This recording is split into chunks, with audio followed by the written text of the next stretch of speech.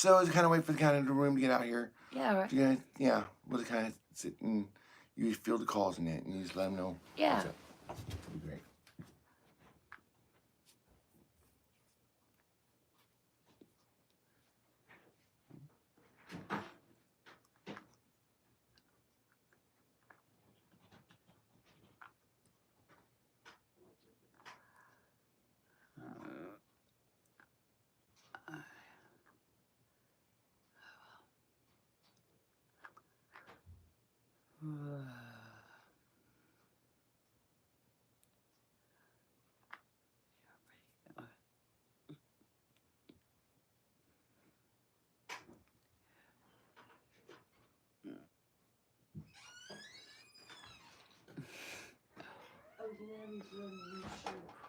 Where is it?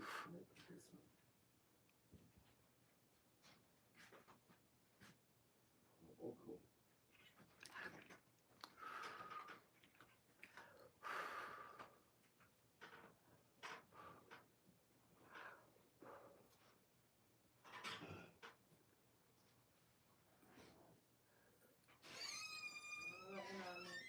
Okay, let's the little guy out.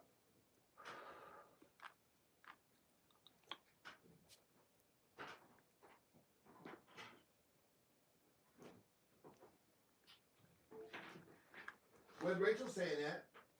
Huh? What did Rachel say? Oh, Rachel? Did she say something? No. Didn't you write anything? Oh, there we go. There we go. Some coming in. Yeah. Good morning. Good morning. Hi. Let me give you a microphone. Oh, good.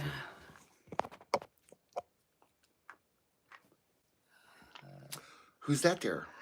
Oh, hi. That's Shay. Oh, hi, Shay. How are you? No, she's my sister. She's awesome. Oh, hi. Are you fine? Thank you for coming in this morning, everyone. Nice to see you guys.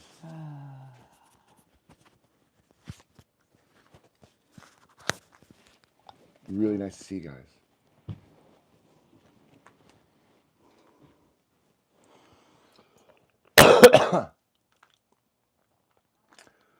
How's everybody doing on a Sunday morning, everyone? Well, hanging in there.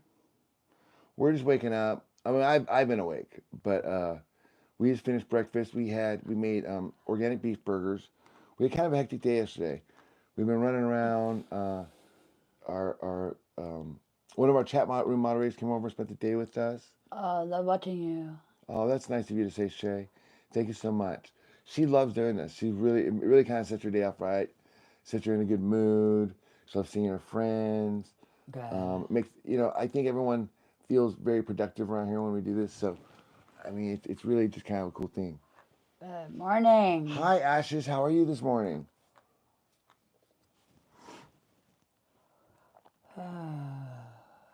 So good to see you guys. Oh. Welcome. Welcome, everyone. I'm glad. Yeah. Ask Shay what she's up to. Annette? I'm glad. Ask Shay what she's up to. What are you up to, Ashley? Good.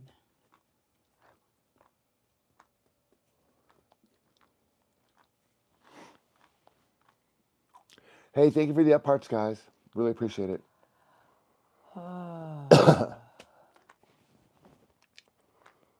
Cooking some shepherd's pie for Sunday brunch. Oh, good. Shepherd's pie, that sounds good, doesn't it, Annette? Mm-hmm. What do you have planned for today? Oh, just at work? Just to work. Good. Yeah. Good. And let everybody know where you work. American government? Yeah. Yeah. Neo Love says, hi, Annette. You look great. Oh, good. We love you. I love you too. Thank you guys for being so positive. She loves seeing you guys. Gives something to look forward to. You know, when you live way out here, you spend a lot of time by yourself. So, kind of nice to be able to reach out to people from all over the world. Isn't that nice? Yeah. See over here. Oh, wait. Yep. Hi, Annette. Great. How are you? Good.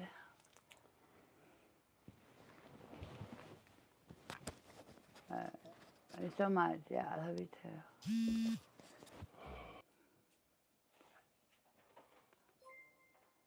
Good morning. Gorgeous. Good. Having fine. Oh, good.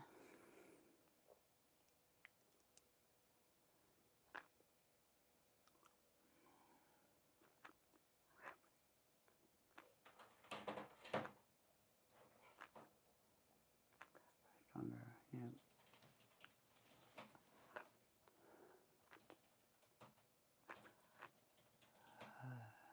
Hi, how are you doing? Good. Good morning. Happy Sunday. Yeah. Oh,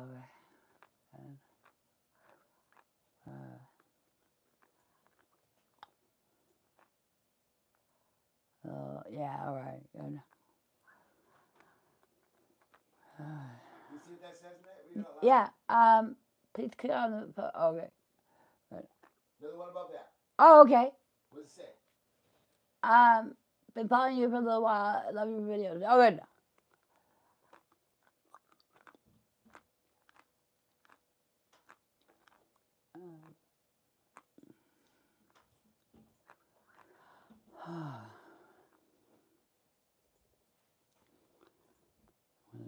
All right. Annette, did you go on a walk this morning? Yeah. Morning, Rich and Joy. Good. There's one real one. Good. That person had one real one.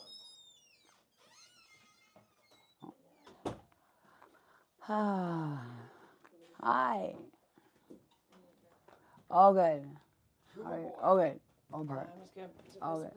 My boy said, I sent you 3 t-shirts.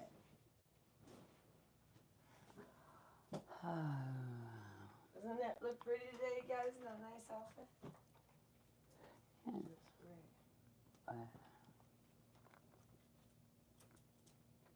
Do you see what Kuma Boy says? Yeah, What yeah. did it say? Read it out loud. It says I sent you 3. Oh, good. T-shirts. Oh, good. 3 t-shirts. I hope Oh, you good. Oh, It should wonderful. be here soon. Wonderful. Thank you so much, Kuma Boy. Oh, that'll be great. And I need some t-shirts. Fun as that.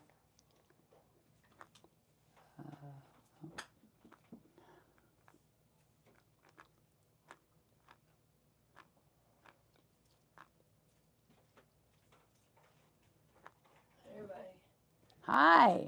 Tammy says, good morning from Oh, Nebraska. oh, good. Oh, wonderful.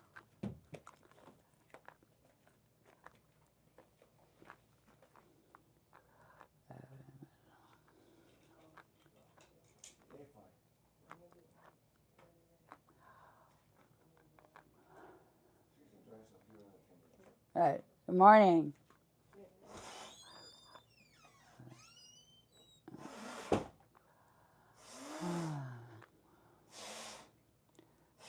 What? Yeah.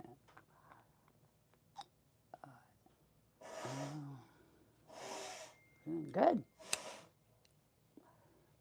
Much love from Cincinnati. Oh, good. Alrighty.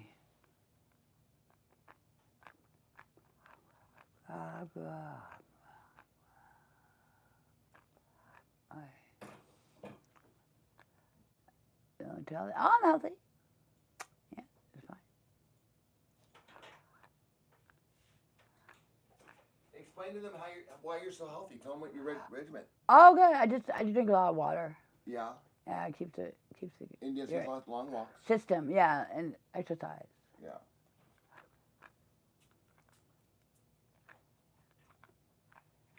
Oh, great. Oh, good. Thank you. Yeah. Hey, there's Daisy. Oh, Daisy. Good. Beautiful. Good morning. Good morning. Hi, Jamie. Hi, Jamie. Good morning. You're great. Good. How's the weather? Good. Is it hot in it? It's really hot. Great day. As the crow fly says, hope you have a great day. Yeah. Good morning, y'all.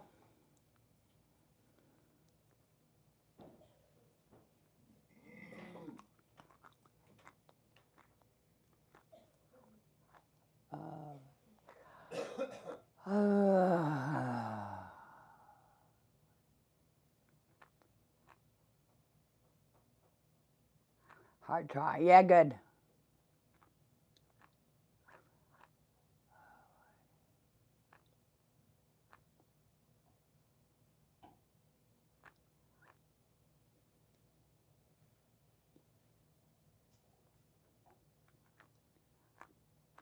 Too happy. Yeah, right.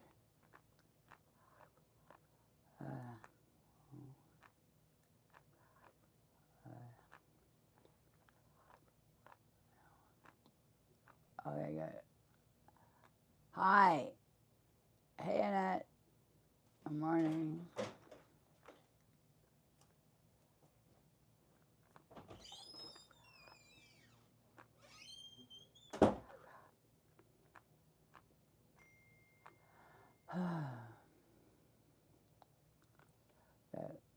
It's a peaceful day. Yeah, all right. Thank you. All right. We're good now. All right.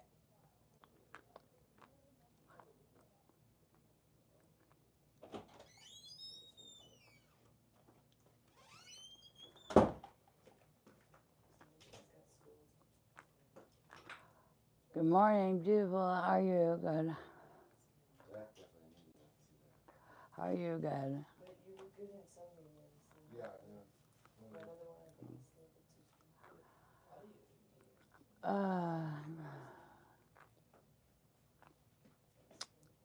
Gonna walk. Yeah, right. Probably gonna walk right now. And I'm ready when you guys are.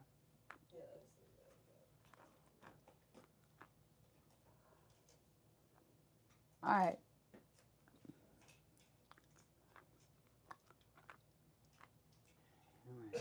Annette, what are you going to do today? I'm gonna go. Get ready. I'm ready for work, I guess. Yeah. All right. I love you. You're leaving now? Yeah. Yeah, now. Wait 5 minutes. Okay. 5 minutes. Okay. Keep talking to your fans. They just got there. Good. Yeah. Good. All right. Wonderful. Beautiful. You are. Good.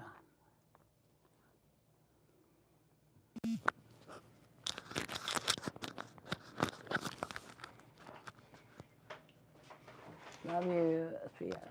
Yeah. Love sweet Nettie. Yeah. Yeah, everyone loves Nettie.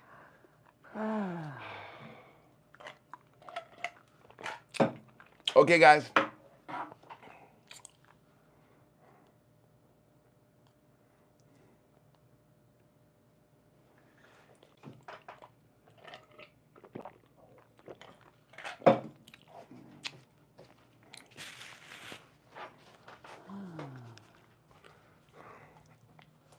All right.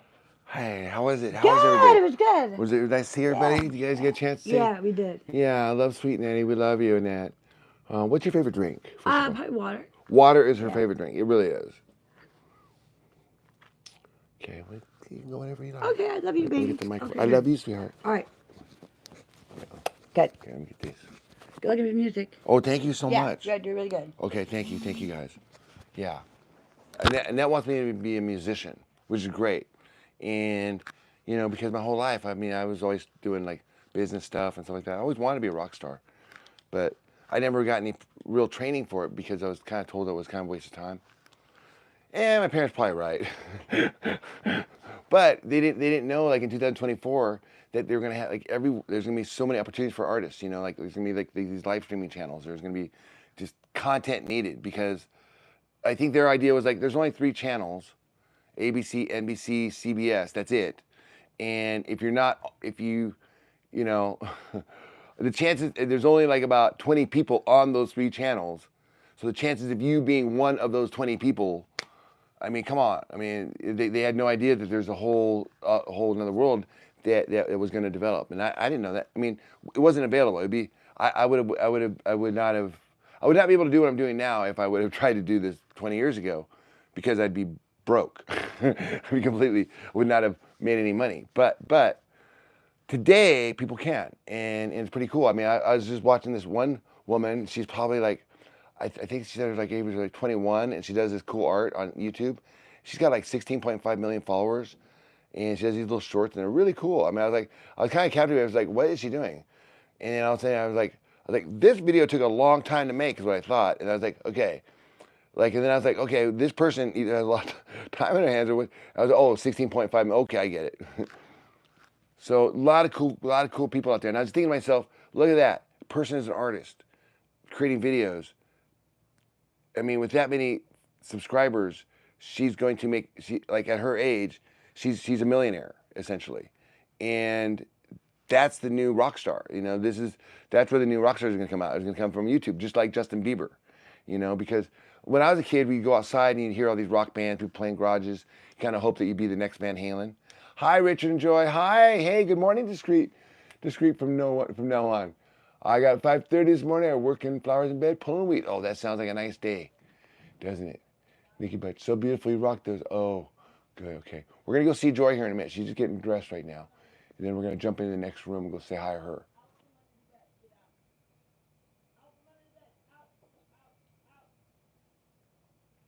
She's yelling at the bunny right now. I can hear her.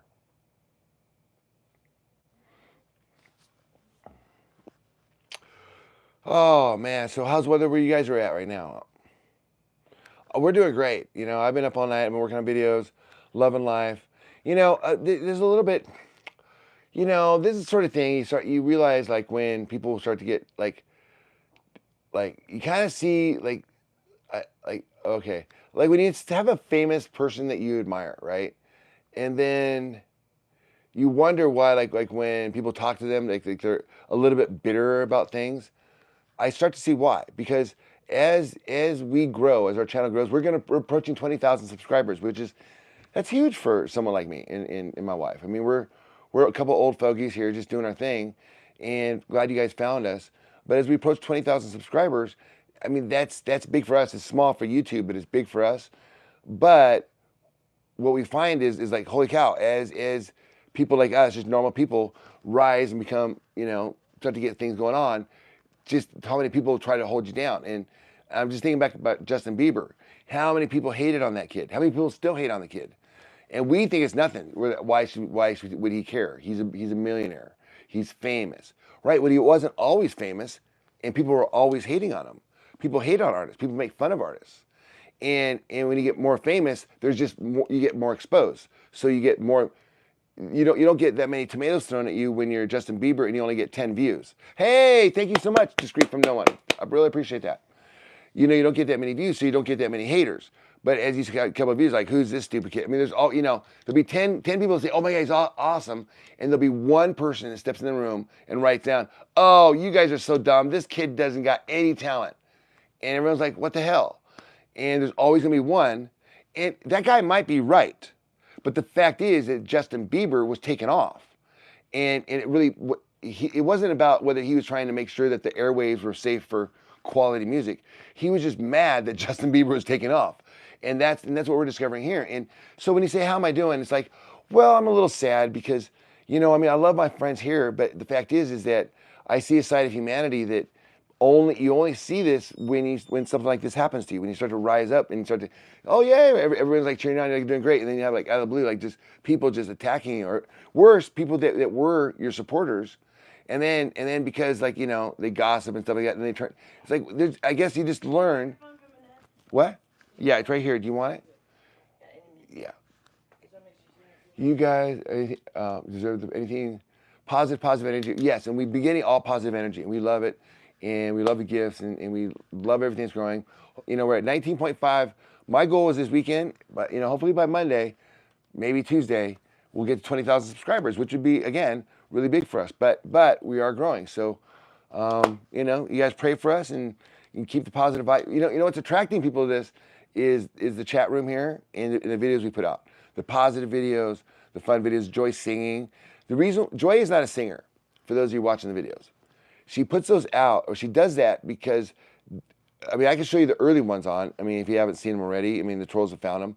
But we put them out there when she had never sang a song at all, like never before, and I'd never recorded anybody before. We were just practicing. We were just learning. I was learning how to record, and she was learning how to, she wasn't learning how to sing, but I was like makeshifting a person who can't sing to be able to sing some songs. You know what I mean? Like, oh, okay, if you do it this way, you can probably do it. And anyways, she really got into it. It wasn't about whether it sounded good or not. It was about that she felt like a rock star, even though it was just like me and her. And she really enjoyed it, and it really helped her because she was afraid. At the time, she had lost her vocal cords. She'd lost the ability to talk without a rasp. And so what? Yeah. So from bulimia. So she couldn't. Hi, Emery. Good morning. It's good to see you. So she lost her voice from bulimia, and she hated talking on the phone. She'd always text. If anything needed to be called on the phone, I had to do it because she just was so self-conscious of her voice. So she handled that by the carpool karaoke you guys see, the singing that it turned into carpool karaoke. At the time we didn't have a car, so we just did it in our apartment, and she would just sing these covers, and she loved because she loves music, but she never occurred to her to sing along with it, like to learn the words and sing along with it. Just never occurred to her. So now she does that, and it brings her a source of happiness. We create a little art, and ideally, sometimes we have a little fun with it. And so we put it out there, and you guys see it, and it's just kind of like to send a positive vibe. It's not to be like, oh, look at me sing. No, it's like, hey, I mean, everyone has a car. I mean, most people have a car. If you don't have a car, most people have a way to listen to music. And if you're feeling down, put some music on, sing along with it, do the carpool karaoke, and lo and behold, you feel better.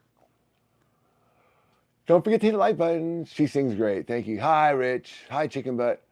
You are such good people.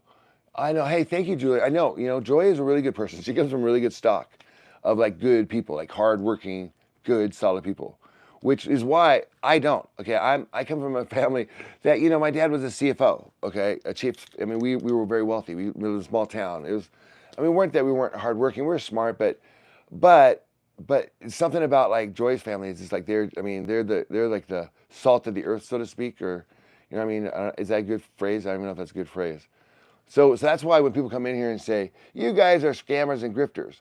Now, if I wasn't married to Joy and I was still back in West Lynn and my dad was still around as a CFO and, I was like, I see what they're talking about. See, but Joy, I feel, I mean, this is what she wants to do. This is what we're doing. And she's solid. And so you can say whatever you want about Joy. You can call her all sorts of names. There's no way, no how that anyone, especially God, would ever consider Joy greedy, a thief, a grifter, someone who's taking advantage of people for money. That'd be the last thing she would ever do. She hates money. She would prefer to get rid of it. The people that accuse Joy of doing this channel for views and money are the people that were, if they were Joy, would do that. They would, if they had suddenly had 20,000 people watching, they would figure out a way to scam the people for money. That's why they think like that. So that's what they see Joy doing, because they see themselves. Like one of our moderators, that she was so greedy. I mean, she was so bad. We had to put the kibosh on her because, I mean, I've just never seen anybody. I mean, it's like, wow, you give somebody a little bit of power, and you really see what happens. And I think that's what God does sometimes. God says, here's a little bit of power, and just see how you do with it. And if you turn your employees into slaves and you're a tyrant, wow, good thing we made you a 7-Eleven, a small one, or like a convenience store. It didn't make you a Walmart, because like you were going to be a tyrant to a lot of people. So that's why Joyce says, like, good things happen to good people. And when people say, why do bad things happen to good people? They didn't.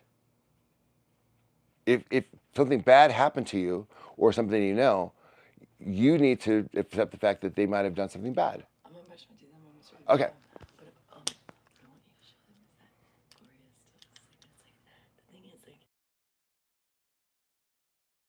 You tell me. You tell me. No, I have to brush my teeth. So Oh, okay. Here, let me get this stuff out of your eyes. Get this stuff in your eyes. Thank you.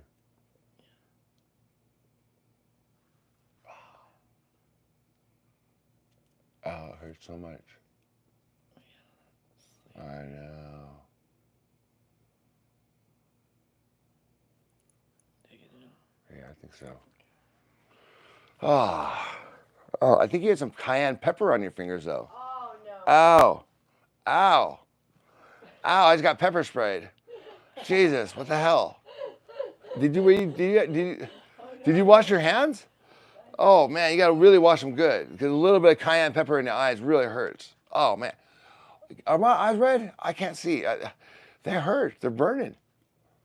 I love Joy though. Are you okay?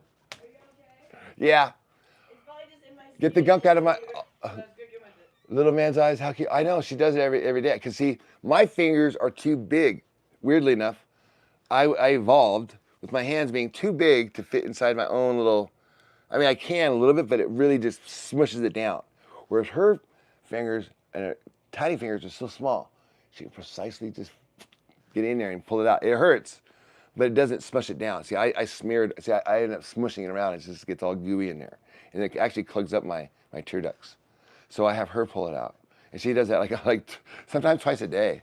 But she's been doing that like every day for like 10 years. Kind of. It's actually kind of endearing. It makes me feel good. Yeah. Do you believe in Jesus? Hi, Faith. How are you? Nice to see you. Good morning, beautiful Joy, says Emery. I love you guys. We love you, Emery, so much. We really do. You're our favorite. It's so nice to see. It's nice to see you.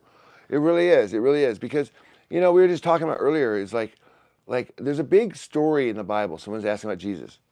Do I believe in Jesus? Well, I believe that Jesus would still be would have lived a full life if he didn't have a Judas in his group of moderators. Would you believe that? See, Jesus was so nice he didn't think to kick any moderators out. So we do. We do. Somebody asked me if I believed in Jesus. Hello, I'm 60 years old and the locals call me Nick Gurr. Well, hello, Nick Gurr. Hey, Miss Tree. Daisy, hello. Love Daisy. Is my cat's name. Daisy turned 18. What? Yes, 18 cat years, human years. Oh, sorry. What mod did you let go? Oh, several. It's from day one. It's not and this is not something new for us. This is ongoing our life. It's a microcosm, but really fast here because we grew up real fast on this channel, and so it was like amplified. But what happens is that there are people in the world. They see you and they see everybody liking you and say, oh, they like you because you're popular, okay? Right? But if you don't love them back, like if you don't, like if you're not, like you're Elvis Presley and he has a fan, and she loves Elvis, wants to marry Elvis, but Elvis like doesn't even notice her, she was gonna get her feelings hurt, and when she gets her feelings hurt, she turns around, instead of loving Elvis, she now hates Elvis. And we get this all the time. And so, and it's not so much, but it's like, it's that they're just, some people are very needy and demanding. And so they have certain needs that Joy and I cannot meet. I mean, no one can, actually. No one can. Like, they come here expecting us to fill the, we're trying to teach you how to fill your needs. We're not here to fill your needs, if that makes any sense. Like, we're showing you how we satisfied ourselves and fulfilled our needs. And so that's kind of what, yeah, promote positivity always. So yeah, exactly. Temperature, holy fire, 43 degrees. April 19th. Dude, are you predicting the future? From what I understand, that's witchcraft. From what I understand, that's like forbidden in the Bible. I mean, it's cool with me. I love it. Join, subscribe, join. But you're going to get yourself fucking big trouble with God. You keep predicting the future. Gia, please stop. Go clean your own house. Thanks, Kentucky girl. You get it. Make America great. It is great, bro. There's nothing I could do to make it great. I got here and it was great.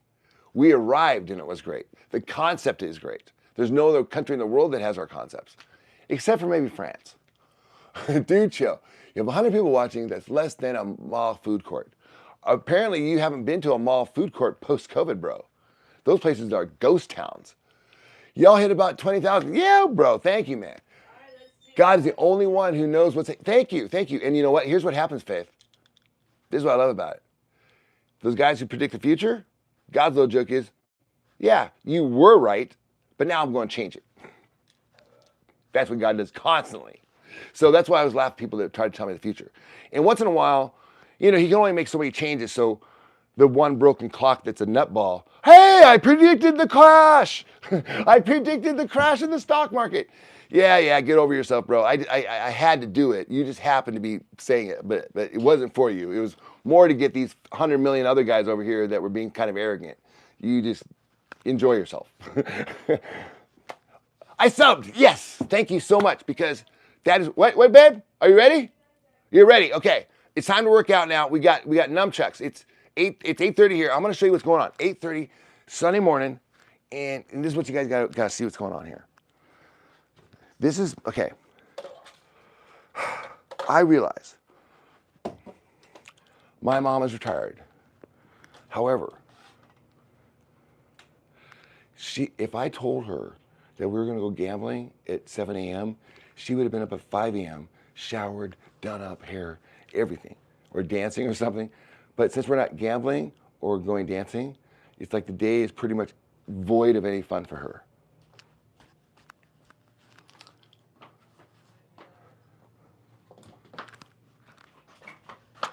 Okay, here's your microphone. Oh, yeah.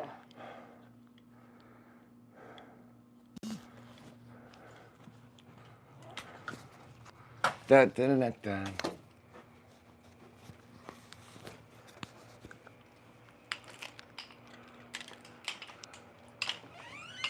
Can they hear the music through my microphone? From my headphones? Okay.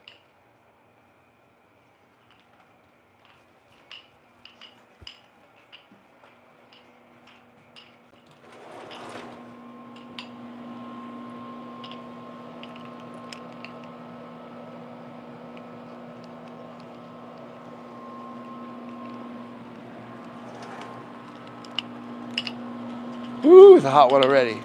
Oh, do you have your other phone so you could Yeah. tweet? Sure. Yeah. Right here. Where you Hold want? on, let me fix my. Let's go this we direction. gotta close the door.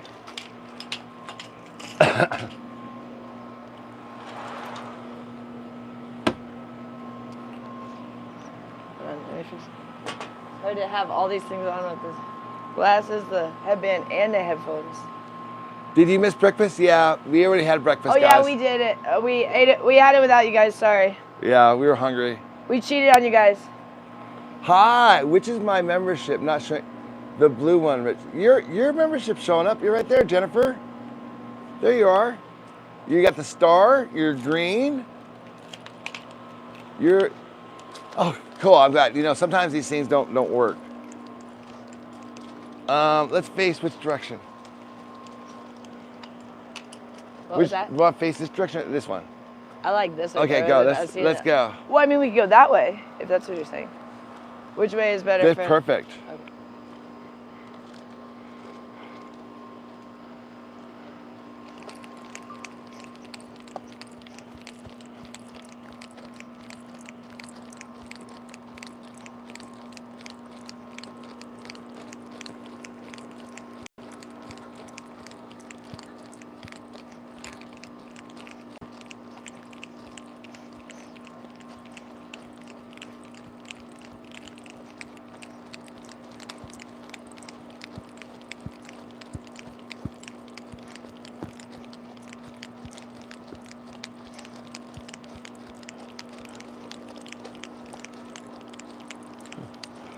Dark uncle.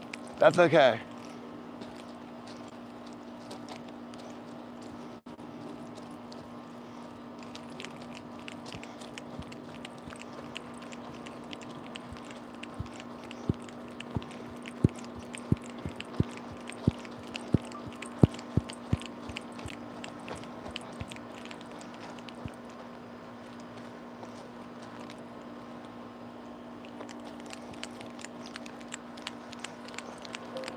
You don't have to delete those comments that are insulting her, period.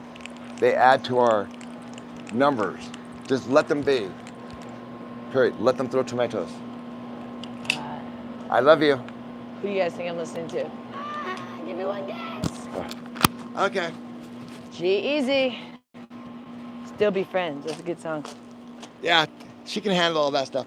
I was letting Emery know that, like, if they say stuff like, oh, the neighbors are going to complain, they don't delete those comments. It's fine. Oh, yeah. If they say you have a flat ass, you can handle that. It'll be Oh, good. flat ass? Oh, yeah. Somebody said you Britney Spears. Did I what? Somebody said you said, oh my God, girl, you're Britney Spears, which I think is an insult now. Probably. Like I'm a So- 4-year-old dancer. So those in are my all home. good, Yeah. Emily. That could be an insult or a compliment. Depends It on could be an insult. which way you look at Britney Spears. Used to be a compliment. I love Britney Spears. Yeah, poor thing though. She's got. They shouldn't have taken that thing. They're stupid fans. Getting them to remove her thing from her dad. Her Hey, dad great was taking job. care of her. It's like saying some people trying to get us away from Annette. She needed someone to care for her. They say she's like, it's bad. She like hurts herself with knives. That's and a stuff. great point. She gets stuck with like. We she should starts do a blog on that. Doing videos with knives. Have you guys seen her do the videos with knives and stuff? Yeah. We Jeez, should do poor a total thing. blog on that. She's schizophrenic or something. She's got something like that. And they had that conservatorship for her dad, and then all of her fans thought her dad was like abusing her.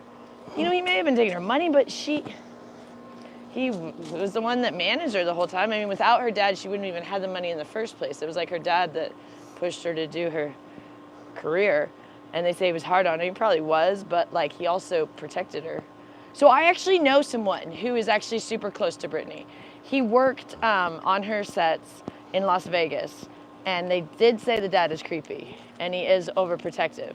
But without him, she's off her rocker. So, and even the husband couldn't handle it. She was only with that Sam guy. As soon as they got married, as soon as their conservatorship was over, that lasted a whole like 2 months of marriage or something. I don't know. It was a couple months, maybe a year. I don't know. But because she was doing much better when she was on her meds and stuff with her dad's supervision. Are you going to go ahead? It's getting a little hot out we're here. going. It's getting hot. Yeah. Let's go. Give us a walk through the kitchen. Oh, okay. Okay. Let's see how it looks. I actually cleaned it last night, but then stuff happens I cleaned like at midnight or something.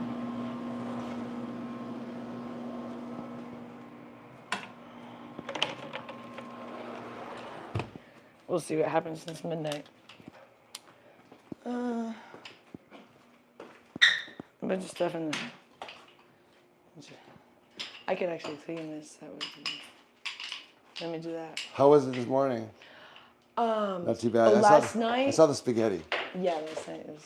Did you save it? They said the spaghetti should be fine. Yeah. I always save spaghetti. Yeah. People don't understand what. We never go look in the fridge. I don't throw out the spaghetti. Yeah, everyone's saying you should save the spaghetti. I always Don't throw it save out. the spaghetti, you guys. People don't understand. They think that she doesn't either. So I'm saying you guys. Okay, so it looks like Joy saved the spaghetti, guys, in case you were worried last night. Oh, I never throw out the spaghetti. This we could throw out. That's probably good. Oh yeah, she's done with that. So there's the spaghetti, another meal for today. Long time.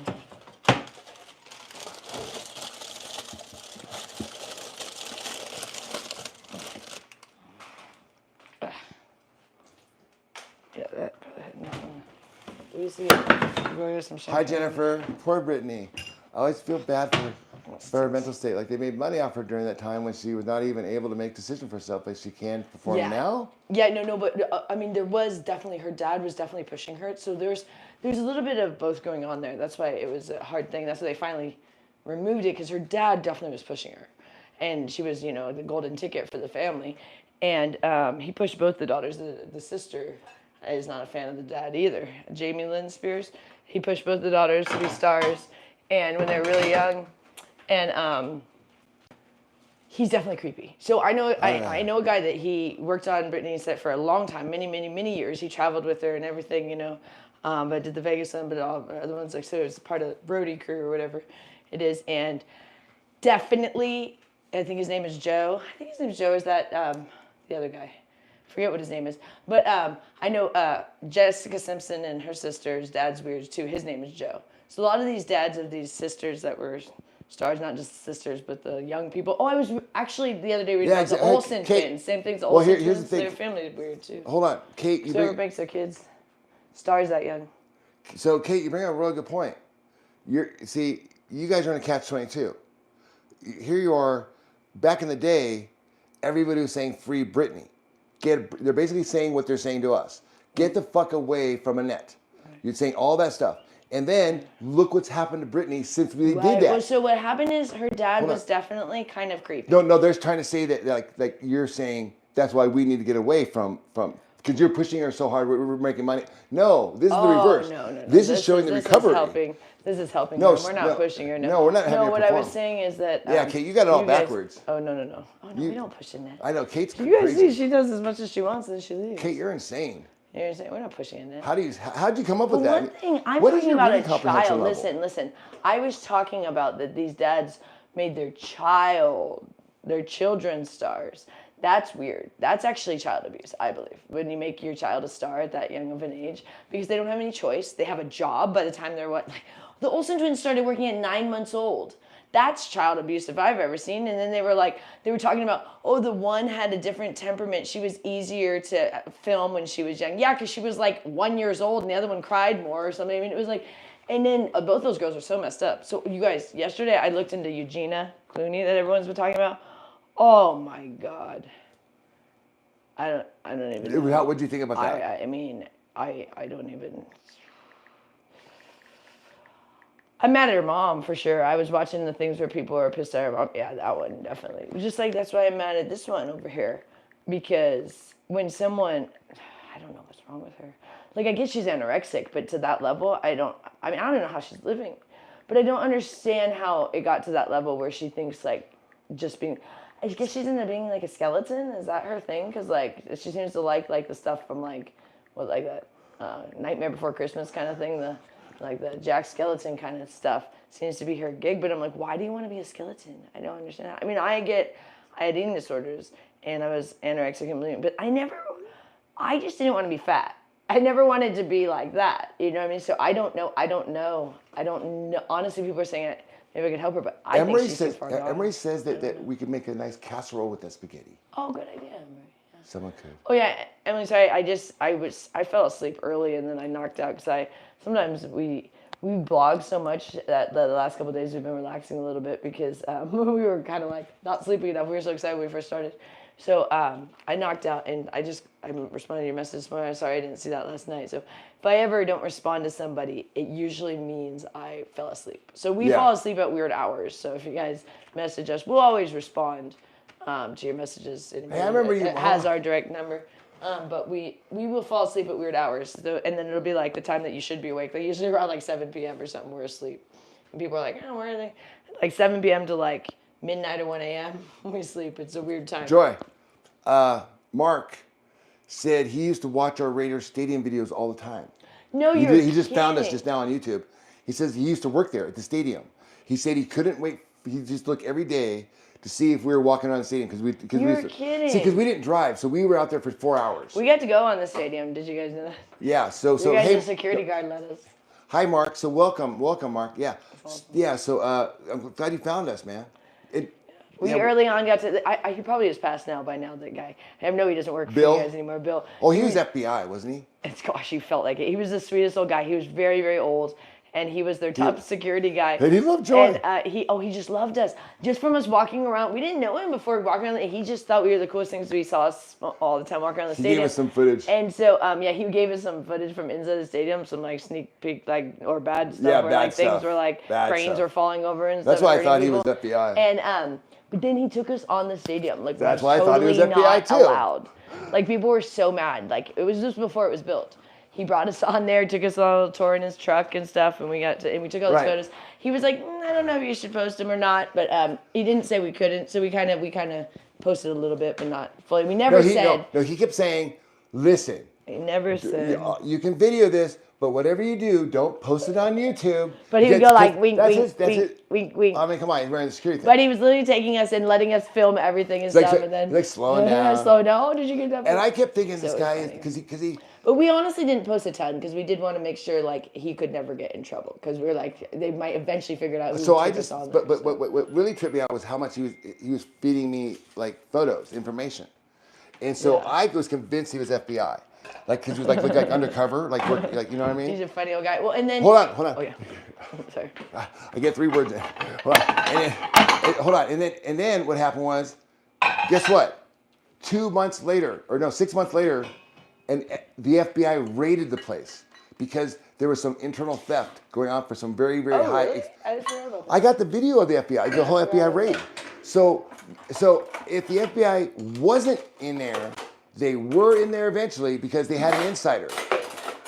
So that's what I was trying to say. So I had the suspicion it's FBI, and the next thing you know, I mean, come on, FBI just doesn't raid construction sites every day. I mean, that's a pretty big There was thing. a lot of fraud going on there. So that's what I want to say. That project was a shit show. Richard, I'm gonna clean these. Do you want to take them, or do they want to? Yeah, they want to watch you clean. Okay, then move them where they can Okay, see. I'm I'm over just here. gonna do this really quick. There's not much. Private Boost, come on, I love you. What? I love you, everybody. Everybody loves everybody. Oh, that's Annette likes to Yeah, say. we love everybody. Annette likes to say everybody loves everybody. Oh, here we go. Wish that was true. We love everybody, but fortunately not everybody loves everybody. That would be nice. I don't hate anybody. So I have this theory: you either love or hate. You can't do both. So people that hate, hate. People that love, love. And those that hate don't seem to know how to love. And those that love don't hate. So, and there is a fine line between love and hate, as they say. So really, like, most people that hate loved you at one point, and then they get mad. Why? That's where most hate comes from. Like, they loved something so much, and then they got mad. It got taken away, or maybe you didn't respond the way they wanted, or whatever. You know what I mean? I mean, that's usually what happens with most things. Like, even, like, think about, like, products. Like, someone will love a product, and then something will change, and then they end up hating that product, whatever, and they get all mad. They feel ripped off. But originally, they maybe loved that product. So it's just anything in your life, or, like, a relationship, you know. You were dating, and then you break up, and now you can't stand each other, or married, or divorced, or whatever. But there was a point when you loved each other, and then it turned into hate. So I always take it a little bit as a compliment when people hate me. I'm like, well, at least you loved me at one point. Because in order to have that much hate for me, you had to have loved me. Because otherwise, you don't focus on someone. Does that make sense? So that's why haters make me laugh. Because I'm like, you really are just like my biggest fan. You really love me more than anybody. You just got mad. Because most people move on with their stuff. But when they get so obsessed, it's the people that loved you the most in some weird way. They don't realize that. I'm sure, oh, there's no way I love you. I do not. Yeah, well, you do. You just don't realize it.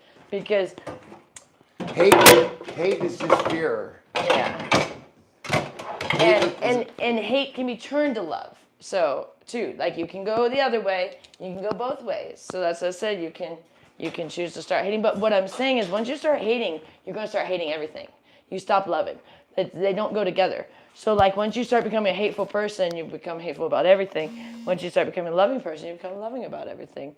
And so you got to watch it, because my mom always said that, like, garbage in, garbage out. So, like, whatever you're, like, focusing on. So, like, the more, and she would say hate is a cancer, because it'll just eat at you. So the more you hate, the more you hate. Like, it'll be like, oh, I hate this, I hate that, I hate that. And so it starts to take over. And negativity, actually, they've found that people die quicker when they are not positive. Literally, like, something about a positive energy can actually heal your body. So you'll have more, like, sickness. Like, have you guys ever been sick and you go, I want to just be sick, I'm going to sit in bed all day, and so then you stay sick? Or you go, you know what, I'm going to get up and I'm going to just get over this.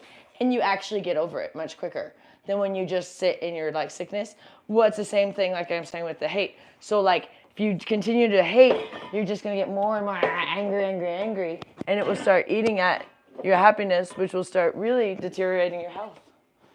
Jennifer says, I seen the pictures before your mom died. I'm so sorry. My condolences to you sincerely. Oh, thank you. Thank you. I appreciate that. And, you know, there's a lot of people on here that have lost loved ones and stuff. So I think that's why we're really all coming together. And I really connect with people who have lost loved ones. That's like, it's hard for me not to. Like, once I hear that, I'm like, oh, dear. Because it's just once you, and, like, I mean, like, really close loved ones, you know, like moms, dads, brothers, sisters. Sometimes it could be grandparents, depending on how close you are. But often more your direct immediate family is who you're gonna be. So that could be whoever you live with. It could be cousins, but, like, not necessarily like the ones you didn't see all the time. The people that, like, were directly with you every day. When you lose those ones, it's life changing, because that was your daily life. You know what I mean? Like, I just the other day, one of my friends lost his mother, and he said, I feel like I have a life that I lived before my mother died, and now this is a new life. Nisa says, it's not the same. Nisa said, I don't even know. I don't even know who my biological parents are. Well, see, then that's a tough thing too, because you basically lost your parents when you were a child because you never got to know them. So even if you have adopted parents, there's always going to be a hole there for sure, because there's something about your biological parents. That's why step parents are never the same. Adopted are never the same. They can be more loving. You can have phenomenal adopted parents, but there's still always going to be something inside of you. You yearn for people that give birth to you, I guess. I don't know why that is. I know that happens even when people don't know they're adopted, that they always feel an emptiness, and then finally when they're told, oh, you were adopted, they go, oh, that makes sense. I always felt a little bit that something was wrong. But then it's hard because then they want to meet their parent, and that's not always an option, or not always a good option. Sometimes it's best to not, because there's a reason. Sometimes it's good too, but sometimes it can be harder because there's usually a reason why they gave you up for adoption. So maybe it's like not going to be the best relationship, but sometimes it works out. But I know often people are very disappointed when they do meet their biological parents if they were adopted. But I do believe that when a parent gives someone up for adoption, that's like the ultimate love, because they were saying, I'm not a good parent, but I want you to have a good parent. So it's not a bad thing, but it is difficult for the child because they yearn for their real parent. But it's not a bad thing to give your child up for adoption. That's actually quite a wonderful sacrifice, because you've realized, I couldn't take care of this child, but I want someone else who could do a better job than me. So it's not a bad thing per se to give your child up for adoption, but anything like that will affect. But that's life. I mean, that's not like, oh, that person is ruined for life. It's just a part of life, It's like that part sucks that you have this, that, and that's, everybody goes through that. But you don't want life to be perfect. That would be so boring. I'm a little bit of a perfectionist, but that's why I end up here, because with on my own, I would just have everything so perfect, and I get bored and depressed, and then I get like eating disorders because I would just make everything so perfect. So here, constantly I'm cleaning because they make messes, which is good for me. So then people are like, why isn't it perfectly clean? Well, that's because I'm always cleaning. But if I lived here alone, it would be spotless. So 24/7. So here we go. Let's go. I'm done cleaning now. For now in here, we're gonna move towards the bedroom. Oops.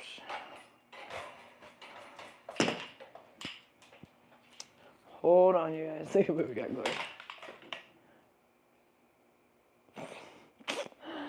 We got her that a long time ago. We used to try to be supportive about the mess, but didn't realize it was at Annette's expense. So, okay, here we go. Oh, thank you, Emily, for the sheets. I don't know if you noticed, Gloria is wearing her sheets. Gloria is sleeping on her sheets. So thank you. Oh, that was so thoughtful. I couldn't believe, I know that, don't even look at that thing above me. Oh God, that's our next project, is cleaning that dang thing. The things that, we need the rejuvenation. You guys ever see that commercial? Rejuvenation for your AC here. But it doesn't help that we don't have a window for Annette, so.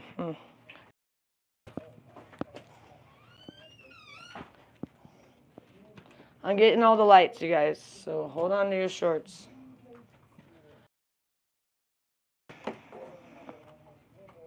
All right. I think locally, you guys only know what I'm talking about for the rejuvenation. There's this local ad here in Vegas. Richard hates it, but they're always like, rejuvenation. And he's like, we need that so much. I hate this stupid ad. This reminds me how much we need it for your AC, because otherwise it doesn't work good. All right, here we go. Getting the lights set up here, guys. Sorry for the being bounced around. Let me go get the other one.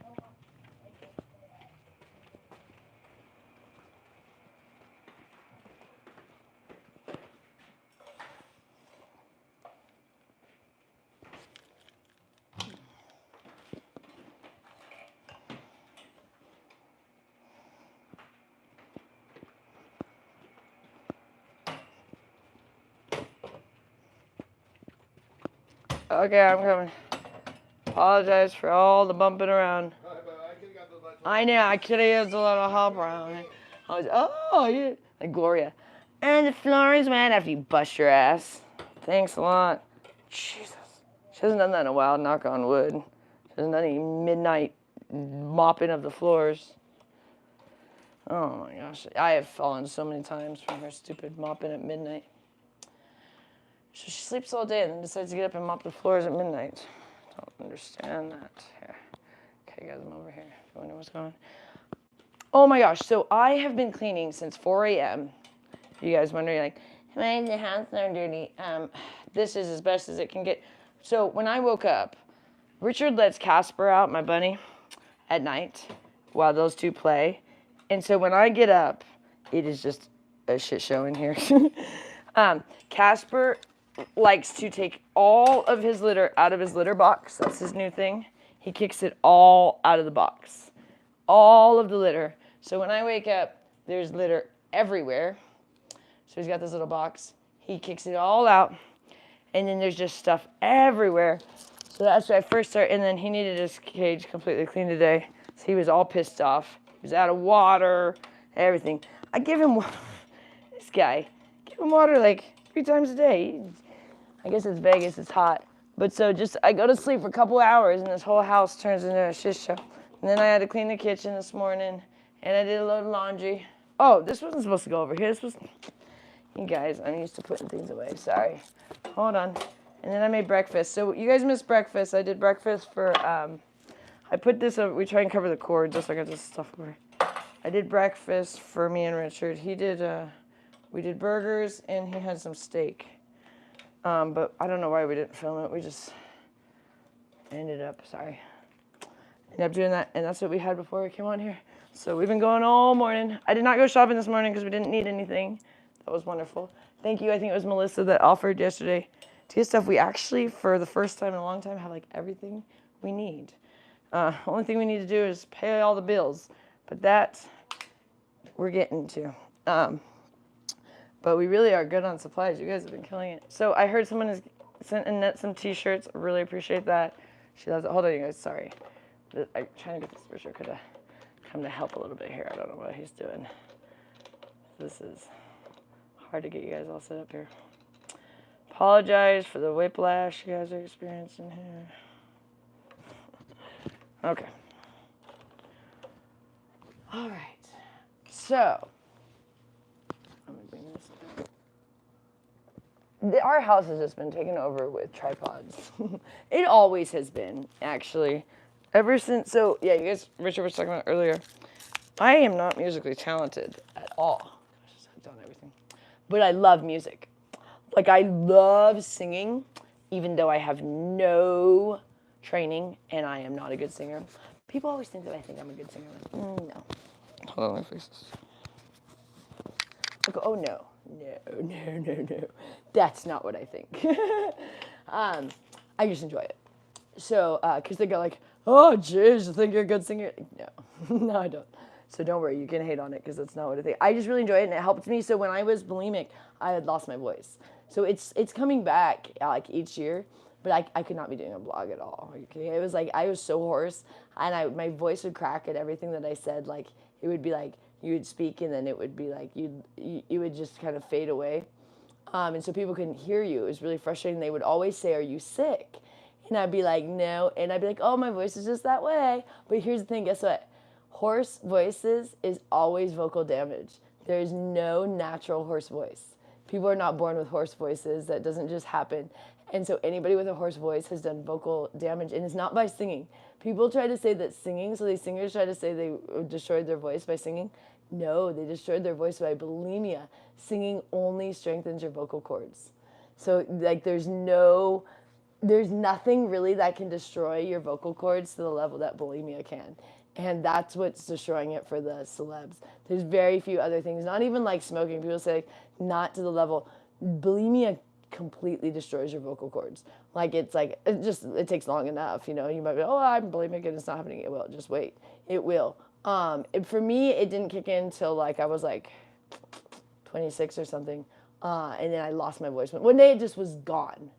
I woke up and it was gone. Like I couldn't speak for a couple of days. Like I had nothing came out. It was the scariest thing. I was like, am I ever going to be able to speak again? Like it was gone. I had to call in sick from work. Not call. I had to text work. I had nothing. Like, it was like I went to speak and there was nothing that would come out. And it was the craziest thing. It was like I, had laryngitis or something. And then it slowly started to get a little bit better after that first day, but then it never, ever came back. It was like it would be so faint. And everyone, I hated talking on the phone. And I worked at jobs that I had to answer the phone, and every day it was like, "Are you sick? Do you have laryngitis? What are you doing at work?" Constantly, because my voice was so bad. And that was from bulimia. And so all these stars will be like, "Oh, I'm losing my voice from singing." That's a lie. Singing strengthens your voice. You're losing your voice because you're bulimic. And most of the celebs are, to be honest. Like, I would guess like 99% of the celebs are bulimic, because here's the deal. They're supposed to be thin. They like to overconsume because they make all this money. So they buy their expensive cars, expensive houses. They do a lot of drugs. You think they're not going to want to like eat ever? You think they really just restrict themselves 24/7? No, they're all bulimic because they're models. They think that's fine. It's so common in the model world to be bulimic. Like, it's just not even thought of as like anything. And it's very, very serious. And it's a deadly disorder. And anorexia too. I mean, that's so sad, that Eugenia girl. I mean, she's literally like, people are just watching her kill herself on YouTube, and that's sad. Or I guess she's on Twitch now. I don't even know. She's on all these different platforms. But that's really sad. I looked into it yesterday, but I'm like done looking into it. Like, I think anybody that continues to look into it, you're just continuing like allowing it to happen, because by giving her views and like subscribing, like you're continuing like the sickness, like, because she thinks it's okay because she gets views and she gets subscribers and she gets paid. But like, I'm upset that the platforms are letting her do that, because literally people are watching her just kill herself, and that's just not cool. She's just starving herself to death. Like, and people are watching it. Like, that's sick. That's really sick to me. And I'm very upset that any of the platforms have allowed her to have like millions of views, because that's sad. Like, why isn't anyone like saying like, this is ridiculous? Like, I get people are saying it, but like, why are the platforms allowing this girl to show herself killing herself in front of everybody? Like, and then I'm not even allowed to talk about like eating disorder recovery, but this girl is like killing herself, and everybody is like watching her, subscribing, and like, I literally hear some people like praising her, like on the things. I was like, what? There's people that think this is a good idea? Like, this is insane. I get there's a lot of people that don't think it's a good idea, and a lot of people watch it as a horror show, but still, like, anytime that you're continuing to watch her, it's encouraging this sickness. I won't look at it anymore, just for the fact that I don't want to give her any more views, but I had to look because people were telling me about it, and it was disturbing. Oh my gosh. I'm very disturbed for her. Like, I don't know what is wrong in her psyche that's causing her to want to be that thin. I don't know if you guys know about this. There's a girl she's a skeleton. There's nothing left to her. She is a straight skeleton. There's no fat on her. There's no muscle. She is just a skeleton. I don't know how she's living. And she's been doing like YouTube for like years, like 10 years or something like that or more, and has like millions of followers. And it's disgusting. She lives with her mother. She's like almost 30 years old, I guess, like 29 or something, or 30. And it is the saddest thing I've ever seen. And people are like watching her just kill herself, just starve herself to death on social media. It's so disturbing. I can't even believe it. I was like, whoa. So I get frustrated that like that's allowed. And then there's another girl that gourds herself.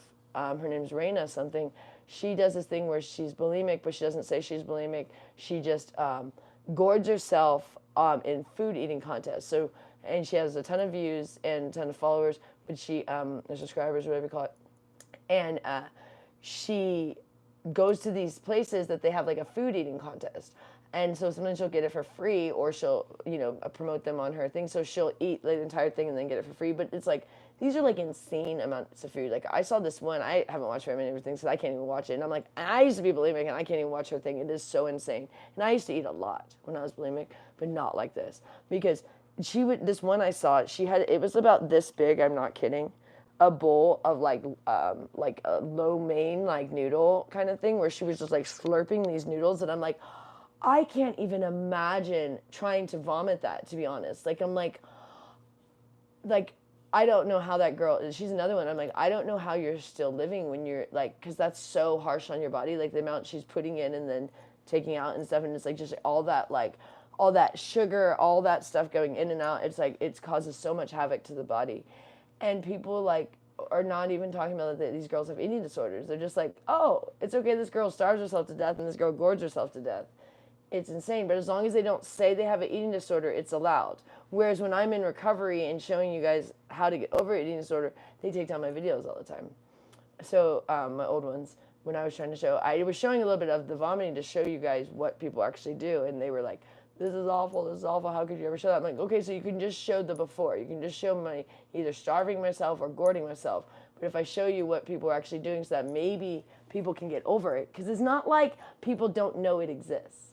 They act like it's like, oh, you're going to make people realize. People know that you can eat and vomit. That is not like something that even has to be told. That happens when you get sick. You realize, oh, wow, if I vomit, like, I can lose weight. I mean, it's just like, you realize that if you get the flu, you know what I mean? And you're like, wow, I lost a lot of weight because I vomited. So people figure that out, and it's known that models do that and stuff. So it's like, the not talking about it is what actually keeps it a sickness and more and more people doing it. Because if we exposed what was going on, then people would be like, oh, wow, I could get help, and this is sick, and I can get, and it's deadly and stuff. Right now, it's like, the secret that no one tells anybody. They don't even tell their doctors, and then no one thinks it's a big deal. And they're like, oh, just a little bit of bulimia, no big deal, you know. But it's the biggest thing is it's the sugar, the amount of sugar you're consuming. So it actually leads to cancer, because a lot of the celebs are dying of cancer because of the amount of sugar they're consuming through bulimia is feeding their cancer. So if they have cancer, if they get cancer in some way or another, which is probably because they're being unhealthy in some way or another, in the amount of sugar they're consuming, but I don't know how they actually first get their cancer, but once they have it, it flourishes when they're doing bulimia, because they're consuming all this sugar, and even though they vomit it, sugar is what stays in, because you end up vomiting the fiber and the protein. So you vomit the good stuff, and you keep the bad stuff. That's why bulimia doesn't end up working out for people, and they end up getting fat at the end of the day. But so, when I talk about bulimia, I'm also saying, you know, you can relate it to, like, if you just have a food addiction of other sorts of, like, you overeat or undereat or whatever. So it's all the same thing. It's all food addiction, and it's all addiction. So whether it be alcohol, whether it be drugs, whether it be gambling, we're talking about addiction, and even caffeine and sugar are the strongest addictions. So a lot of people on here have been starting the keto diet, which that's my cure for bulimia, is to do keto. That's like my only cure for bulimia for me. If I do anything else, then I'm back down the road again. I don't know why. I'm just too much of a sugar addict, I guess, because once I get a little taste of sugar, also sugar turns off the sensor in your brain to say you're full. So one little bit of sugar, So you're Angela back down the says, sugar chain. Angela says that she's been watching your videos for some time slowly, and she's commented. She realized you probably won't see her comment, but want to let you know that she's started kind of like realizing what a great job you're doing. So want to let you know if she's got to go. Oh, thank you, Angela. I really appreciate that. Thank you. I know. So I want you to maybe say hi. Hi, Justin. Yeah,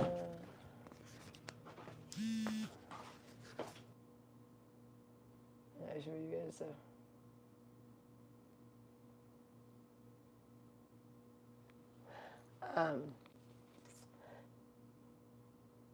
Oh, is it making it hard to read? Is that what you're saying?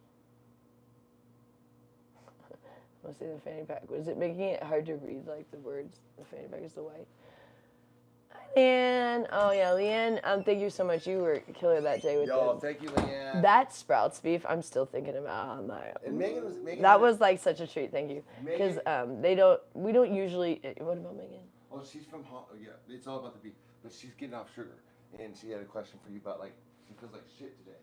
Oh yeah, you're gonna feel like crap. I hate to tell you guys. I hate to set you up, like, to tell you this stuff, but if I don't, you're gonna be like, what's wrong with me? Why can't I do this? But yeah, be ready for not some fun. Like, it is very difficult getting off sugar, and that's why we're trying to say, we're not trying to okay, I want you guys to know, whenever I say something, I am not judging anybody. I don't judge, because I have done everything in some way or another that anybody else has done. You know what I mean? Like, I've been there in some way or another. It might not be the exact thing you've done, but I've done addictions, I've done all these things.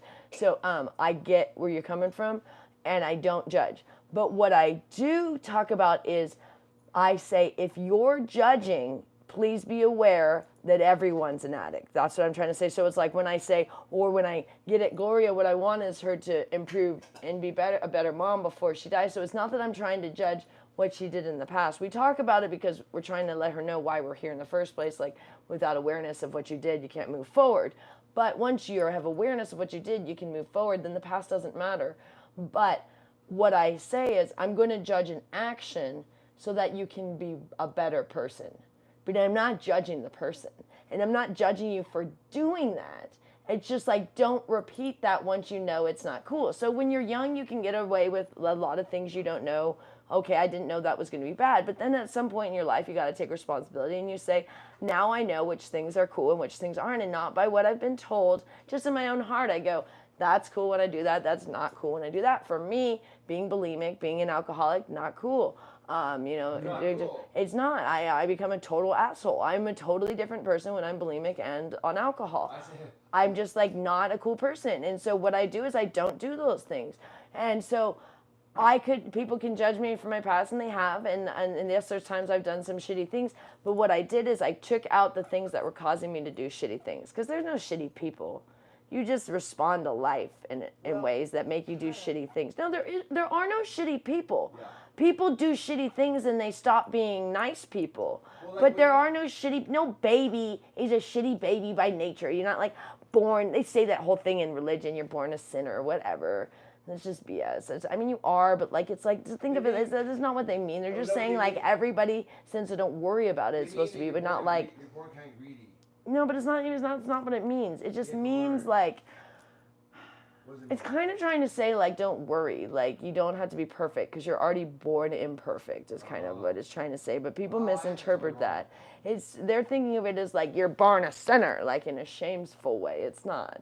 It's like, don't worry about it. You already was where you're born. You already have. Because I had that totally wrong. I was totally tell you something different. I said. Because they say everybody sins, and then there's Christians and I took it a different way. Yeah. Catholics. Whoever, everybody gets on this thing of like, kind of like counting like how many sins did we do and which sins are better than other ones and stuff. But that's where the whole premise is, everybody's a sinner and all sins Nobody's the same. Better than everybody and else. No sin is different in the sight of God kind of thing. Some they say blasphemy or whatever. But anyways, so every religion's different what things they say. But the point is, you're already like not perfect when you're born, so don't worry about it, but then try to do the right thing. But yeah, of course you're gonna mess up. And that's part of life, because if you don't mess up, then you don't know what's the right or wrong thing. Like, everyone will tell you right and wrong, but like, you can't really know everything until you try certain things. Then you go, that's right for me, that's wrong for me. Whereas someone else, they may have been right or wrong for them. Does that make sense? There's certain things that, yeah, that makes sense. No one should do that kind of thing.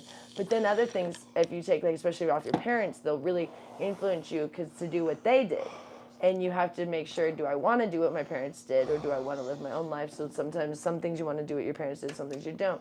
But so you have to, at some point in your age, decide what is right for you. And then you'll know. And so you'll know when you did something shitty, and you'll know, saying that word, but I'm trying to, crappy. And then when something that was like good. And so people always want to say, was this okay what I did? You know if it was or not. So if you're asking the question, then you already know. So not saying to feel bad about it. That's what I'm saying, move on, but don't be like, don't excuse what you did. Say, I shouldn't have done that, but then move on. Does that make sense? So what we're trying to get with Gloria is just, hey, let's just say you did that and let's move on. But the denial, well, you're never going to improve if you live in denial. That's what we're trying to say. Yeah, so that's the only thing, is just having the awareness, the clarity, the awakening, as they would say, the looking at your own life and saying, over here I can have improvements. Over here I'm doing all right. Over here, so you tweak your little life to like where you feel good every day of the things you're doing. And that's why we don't worry when you guys hate on us, and not everyone. We don't worry at all. Because we know everything we're doing is good right now. And there are times in our life that wasn't the case. So we hear you on that, but now we know that we wouldn't be on social media then. When social services come, we know nothing's going to happen, but we don't like it because it upsets the ladies. But also there's a little bit in our mind of like, are they not going to see what's really going on because people keep twisting it? So we do get a little bit of fear. Yeah, they're not stupid. At the end of the day, we know we didn't do anything wrong. So we know that there's like nothing, but like it does get weird when like they come over and they start questioning us when we're like, we're caring for the ladies, you know. It's very disheartening for me because I feel upset that people can't see that Annette's doing better.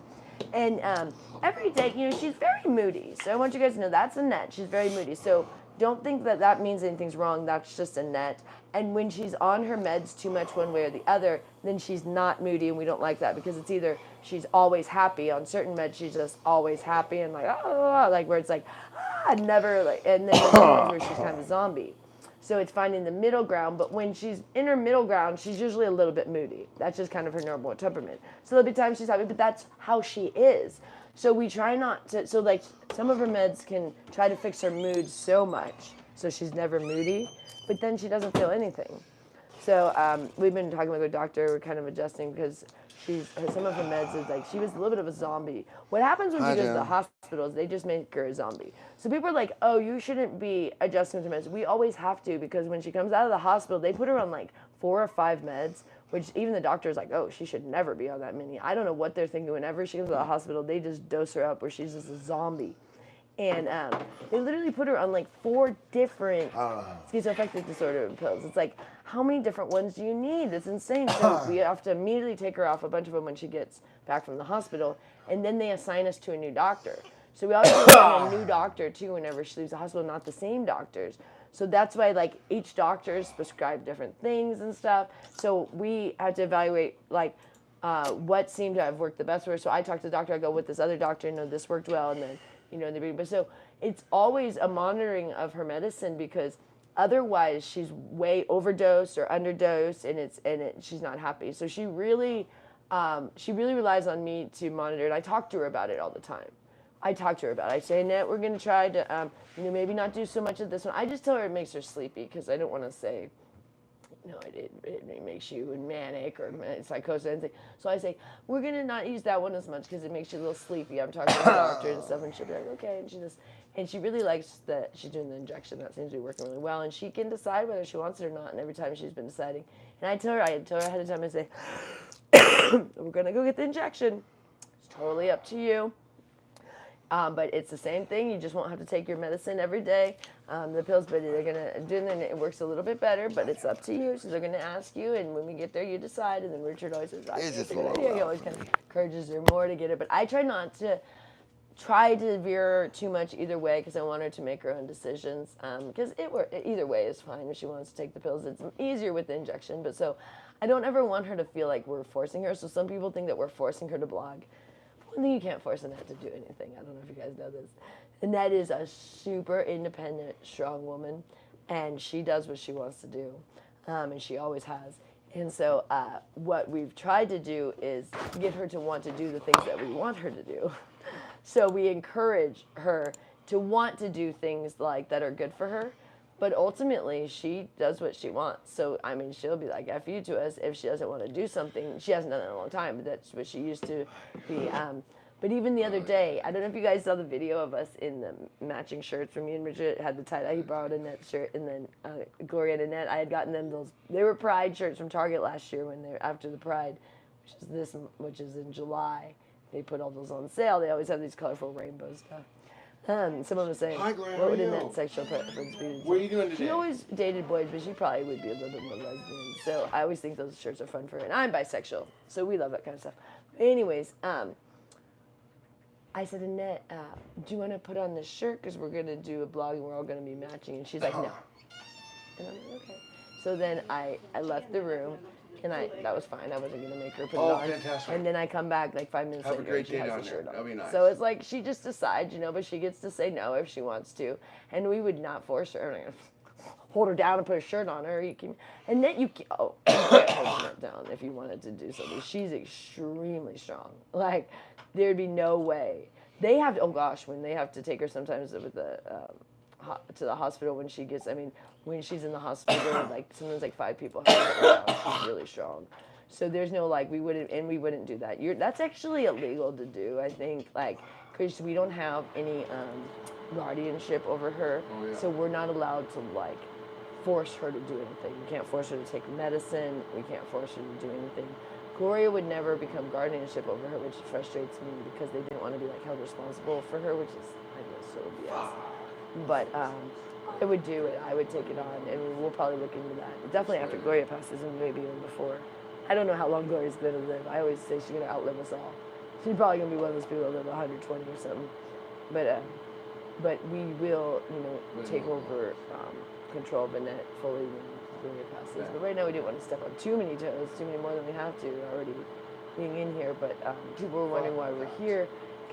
I still sometimes, my voice still cracks sometimes. Did you guys just hear that at all? Where that's how my voice used to always sound. Like, did you guys hear the tiny, like, whisper of a voice? That's what my voice was. And every once in a while, I'll still get that crack, like, from my voice, where it's just like, it's still not, like, I damaged my vocal cords, But luckily, by singing ridiculously all these years and not being bulimic. But, I did dabble, so we started dabbling with the bulimia again. I say dabble because we were trying to go back. We were trying to get off of it the whole time we were on it. So we started to dabble with it in November 2020. I remember exactly. It was Thanksgiving 2021. We were in Manhattan. And Richard was like, he wanted pizza, but he wanted to get some food for Thanksgiving other than, like, our beef burgers.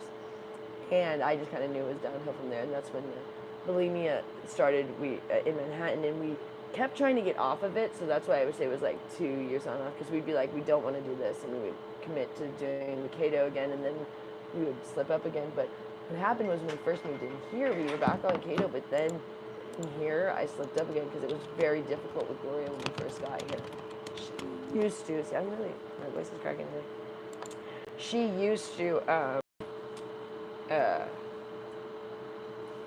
cook all of the time. Like when we first got here. Like it would be like she would cook like 3 times a day, like huge meals. And I was bulimic, so it was like heaven to me. But it was also torture because I was trying to get off bulimia. So there'd be days that I'm like, I'm not going to be bulimic. And then she would do these wonderful pancakes and all this stuff. And I have an obsession with like cereal, pancakes, and like noodles. So like top ramen. Just stupid stuff like that. So whenever those things were around, I just couldn't resist them. Now I'm ready for if you want to take them for a minute. You look really cute. I like your outfit.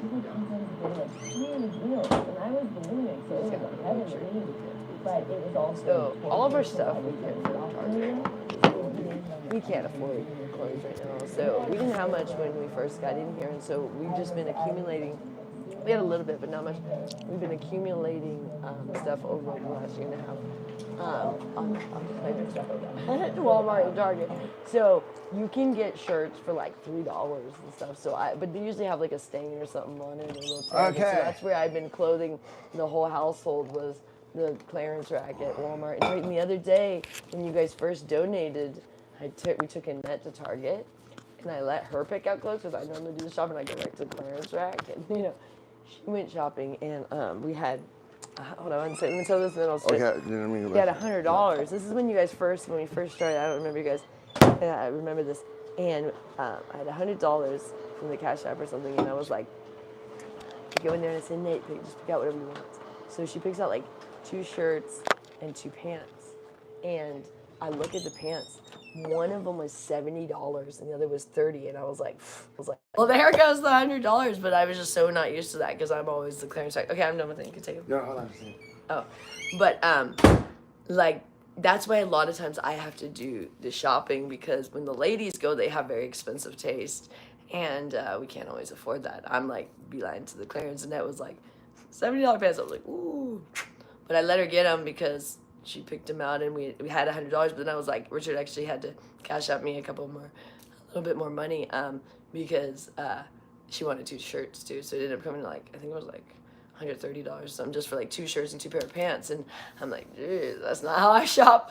We get the cheapest stuff we can get. But thank you guys, that was sweet. She's been wearing those pants like crazy, so they were worth it for sure. But yeah, I am such a cheapskate when it comes to clothes. I hate spending more than like $20 for something. Like seriously, like for clothes. Above $20, I'm like, I don't know about that. What is that for $20 above? And Richard's like, you can't get nice clothes. But I'm like, I don't know. My grandpa used to tease that if you gave my mom $20 to get a whole wardrobe, because we used to shop at like thrift stores and yard sales when I was a kid. But now I just hit the clearance at Walmart. So Walmart's already cheap. The shirts are already like $10 regularly. And then you get them on the clearance rack. It's like $3. So And so then you guys have been sending us much nicer things. Thank you. So I guess I found out that thing is a chair cover. I'm gonna use that today, that leopard thing. And someone told me that they're sending me a pair of these, which I could look at what my bunny. Okay, for not only were they dirty, I wear them all over the house. But Casper is obsessed with chewing on. I might give him this dirty shoe to chew on in his cage. He likes it so much.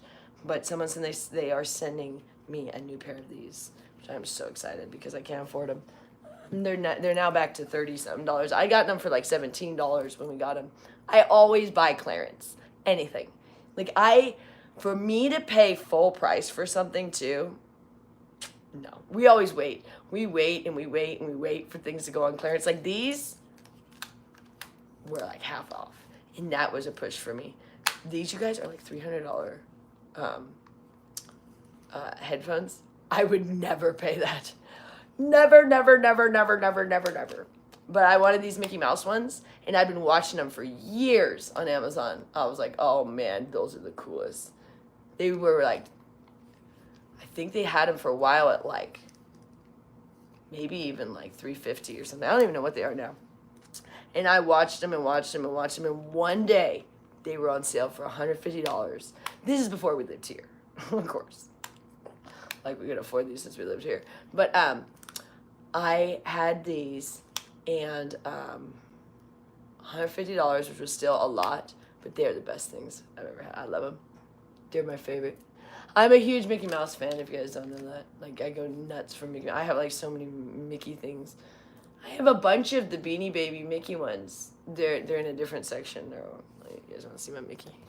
Let's go see. I'm about to give you guys to Richard. But someone said they might be sending me Beanie Babies. Oh, dear.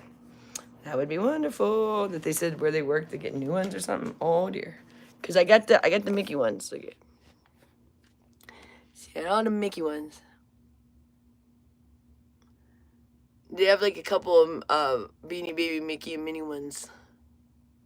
And I got like this little one up here. They're not just tied, there are different ones up here.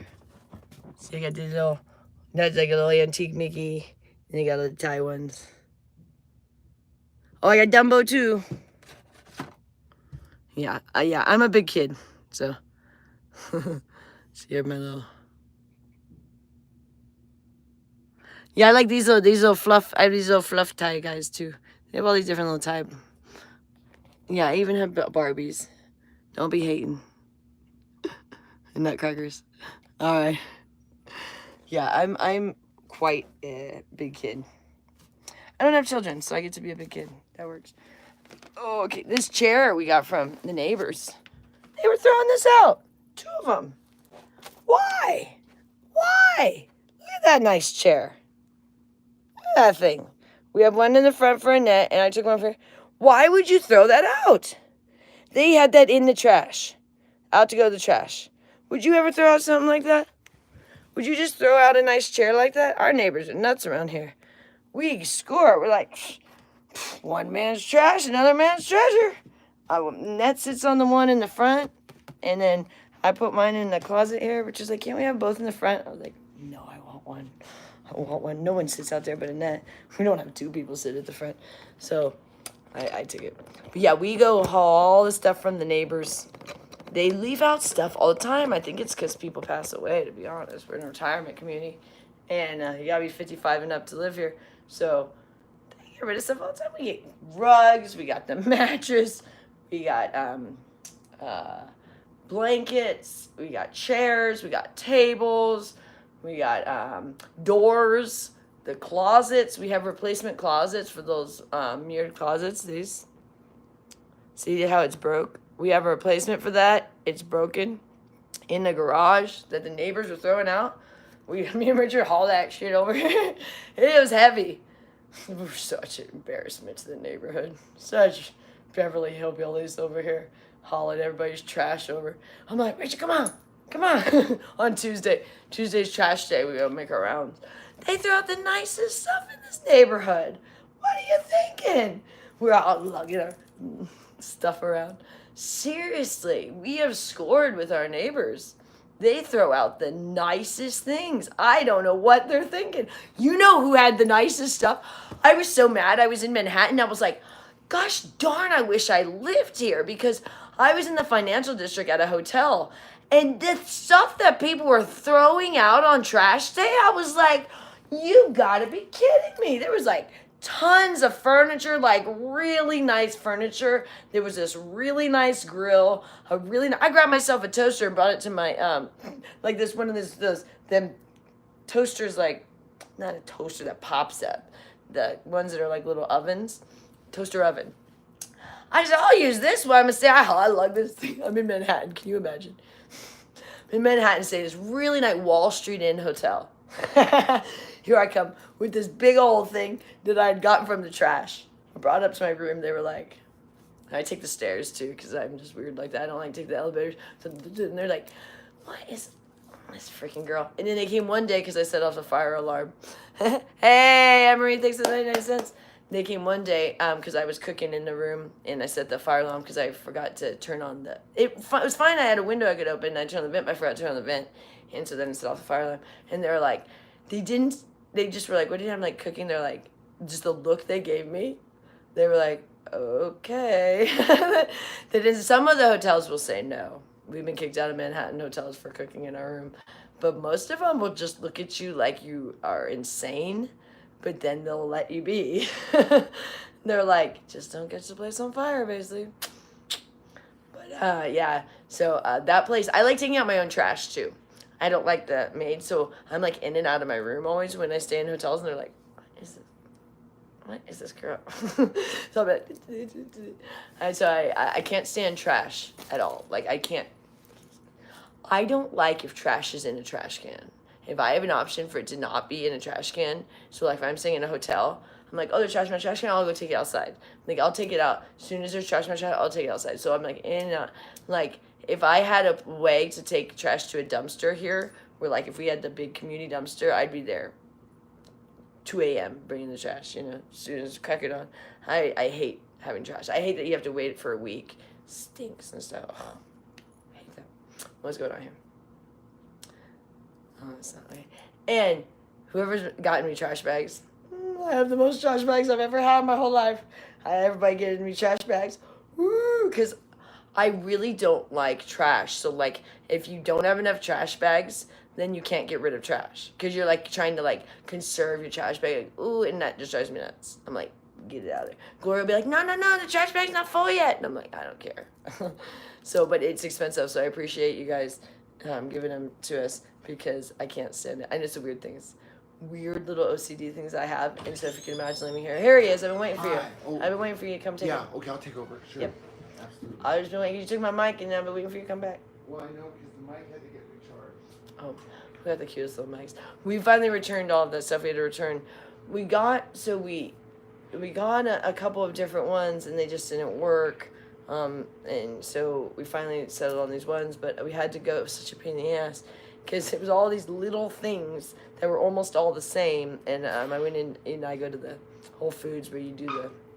I don't like to deal with people, so I just do the little box where you drop it off yourself. But I was getting so confused, because it was all these little cords, all these little splitters, and I'm like, which one's which? So, anywho, Hi, guys. Got it going now. We got it going now. Got it going on now. All right, we can take the whole thing if you want.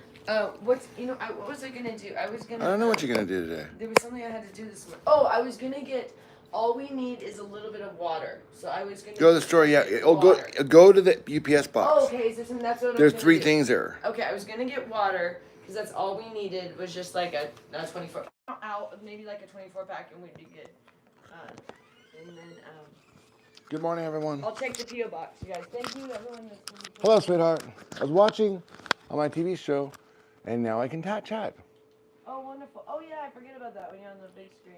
Oh, right. Okay, yeah. We used to do that. Joy, thank you for reminding me. Yeah, we used to do that. We used to watch the live streams, not on this platform, they didn't have it yet, but on an old platform, and we would watch on TV, Periscope, but we couldn't comment. We could just read the comments, and it was kind of nice to have a phone. Come on, so welcome. And also, there was questions you guys were asking about the tappity tap tap hearts on the side there. YouTube just added that feature, I don't know how long ago, in their last update, about 6 months ago or so.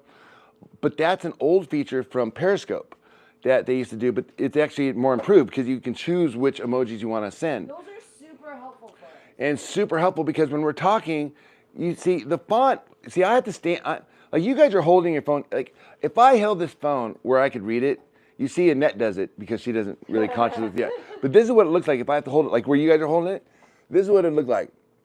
That's why How is the car doing? Don't forget to hit the 3 dots. I mean, would you guys like if I just did the whole show like this? I mean, would this be cool? Then I mean, call you Jacob Orth. So, yeah, I mean, that's the size of the thing. So we have it. We set it back so that way we give you guys a little breathing room. You know, so I'm not up in your face. Okay. And Can I say my little thing about no, hold on. You have me to come in and take over. So what that thing does is you turn around and you can hit those heart things on the side, and then I kind of get the sense like you're like, oh, you agree. You know, it's like you kind of basically like applauding. So I said one thing. I'm gonna go get the groceries, or the water in the. So I was just there's this guy, Jacob Orth. I always see he's a blogger here in Vegas. He does a great job, but he always films. I always feel like his head is too much of the video. I've been saying that for years. I'm always like, I always call him big head because his head is. He films where his head takes up a lot of what he's filming. I feel like. Don't you feel like, Richard? I don't know. I mean, it's fine. He's a good blogger. We tried to do the Vegas thing.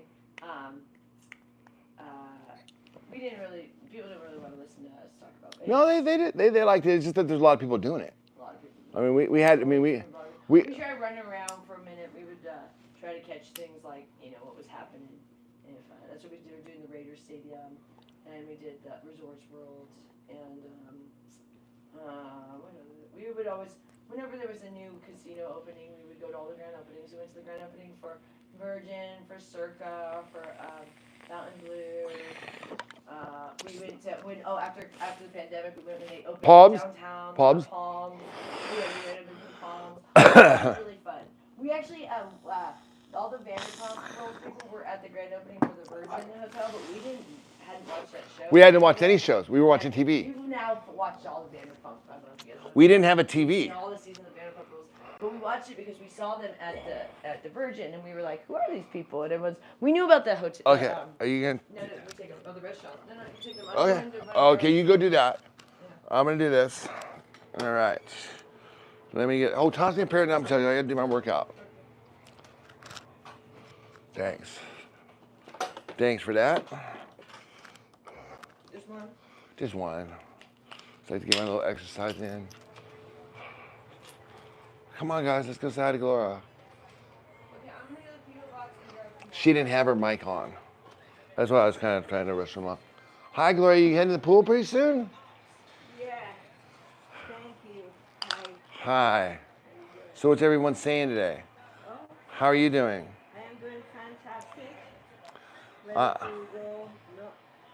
No exercise today, but I just go to the water. Cool Yeah. myself. Okay. Hi, Gloria. This is Country Strong. Hi, Kristen. Woo! Oh man, it's gonna be a hot day today. I'm feeling stupid. I looked at my cousins at Facebook. My mom is comping her birthday at the casino. Oh, that's so funny. Oh, cousins at my cousin's Fountain Blue. Is that Fountain Blue or Facebook? My mom was comping her birthday at the casinos. That's great. Okay. Good afternoon, good afternoon. Good afternoon, good afternoon. Good afternoon, good afternoon, good afternoon. Are we going out? Yes, we're going outside, Daisy. Been hot here in New Jersey too. I got to get a little bit of a workout in, so. And I like to do it outside because then I can get my suntan on at the same time that I can loosen up my joints and my wrists, my fingers, and then it works these muscles on my back. I can post you a picture of what my back looks like because it really does just get your back going. There's a lot of force in these things. It's a very simple device, but the amount of force that comes through is amazing. It's pouring rain here. I don't know what to do with myself. I'm restless. Megan suffers from ADHD. Can anybody help her?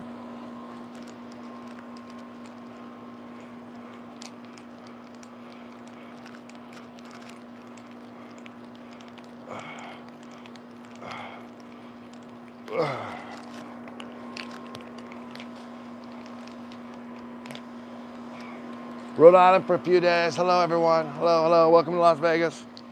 This is the Healthy Family Force. And my name is Rich, and I am doing a morning workout, which pretty much is talking to you guys and then doing these dumb chucks. Woo! That's about good enough for me, man.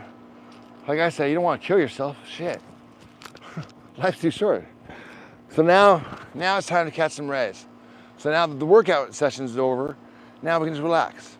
And that's the best part about the diet, is I get to spend very, very little time at the gym. Hey, great day, Rich. Hey, thank you, thank you. By the way, guys, if you want to support the channel, it's 99 cents a month. I mean, we said it, when Joy and I, when we were, you guys all know that we were like homeless for about 2, 3, 6 weeks. And when we were homeless, we always could find 99 cents. So I figured if you guys have 99 cents to support the channel here, we'd really appreciate it. Hashtag count all the great comments. Thank you so much. Great, yeah, great way to get your, I know, I almost kind of want to do it again. I got winded, but then now I want to do more. You know, that's the thing. It's like, once you guys get off the sugar, trust me, I know the first 3 days is gonna suck. But then what happens is you start to enjoy that pain. You start to enjoy the withdrawals because you know you're getting healthy. So it's like, oh, I'm sweating. We wake up sweating knowing that you're sweating out all those toxins from all that sugar you've been eating. So he's like, the cold sweats I'm talking about. Cold sweats in the night are the worst. Anybody who's giving up sugar, Megan, you're asking what it's gonna be like. It's gonna be terrible. In fact, I was just reminded of it. I'm making a video right now, and I took it because what happened is Amanda came over. And Amanda started asking questions about like weight loss, because her boyfriend, you know, she wants him to lose weight too, and he's a vegan, although he's open to eating meat, like he's starting to eat eggs. So she started asking me questions like, oh my gosh, she was very curious about it, and so that prompted me to, after she asked the question on the video, I clipped in. She's like, oh well, how did you do it? You know, blah blah, and then I'm showing basically my struggle, like 3 years ago. I was eating pizza and I was obese and I was very, very depressed and I was very struggling. And so I know how hard it is to get off the stuff because I was so arrogant at the time. I said on the video, I said, it will take, I don't know, maybe 30 days to get off sugar for me. Like I'll quit in 30 days, maybe 60 days, who knows, maybe as long as 6 months. And that was in 2022. It took like over a year and a half. I mean, it was like trial and error. It was like, man, every day. And you guys know how that goes if you're trying to do it yourself right now. So, but what we did do was Joy showed me, videoed me, which I didn't want her to do. I remember it was like she was kind of you guys see all the videos I do of her and Gloria, and you guys are like, why would you film her? Wait till you see what she's filming me in New York. Like going through my sugar withdrawal. She's like, oh my God, he looks like Santa Claus. He looks like a really sick Santa Claus. It's so sad, you guys. I'm like, Joy, in my head, I didn't say it out loud because I was just like keeling over, just like so sick and fat. I was like, this isn't helping. Calling me a sick Santa Claus right now when I'm going through the sugar withdrawals is not helping. But I was just doing everything to hold myself together. I'm only laughing now because it's past and I'm over it, but at the time I just remember how mad I was, how painful it was.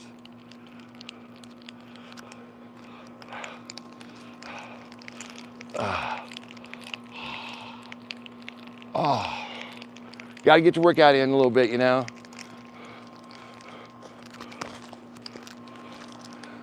Also, if you're gonna work out, why not work out with something that, like you can defend yourself with, you know, weapons training or something, or martial arts or self-defense classes. It seems weird to do like aerobics, just dance around. especially this day and age. With all the hooligans out there and all the shenanigans. Okay. Faith, you like me close up like that, huh? Okay. Well, we'll see how much of that you like. I'm gonna catch some sun right now. Like, let me get my dose of sunshine.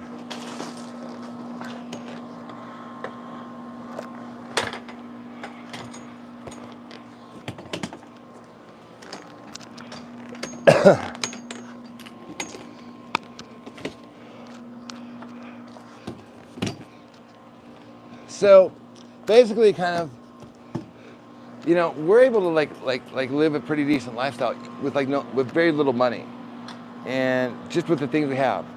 So what we're trying to show is, like, when you switch your diet, when you get off alcohol, when you quit doing the caffeine, and you quit the sugar, you're gonna save a lot of money. A lot of money. Your consumer brain's gonna go away. You're gonna be more like Joy, where she's like an anti-consumer. Yeah, that'd be great. Hold on, I'll be right back, guys.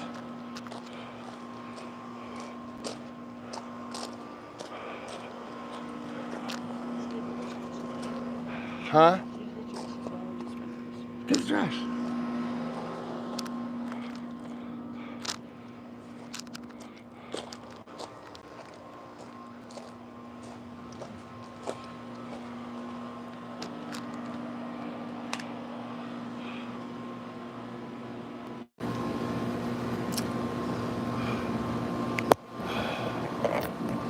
Hey Karen, how's it going?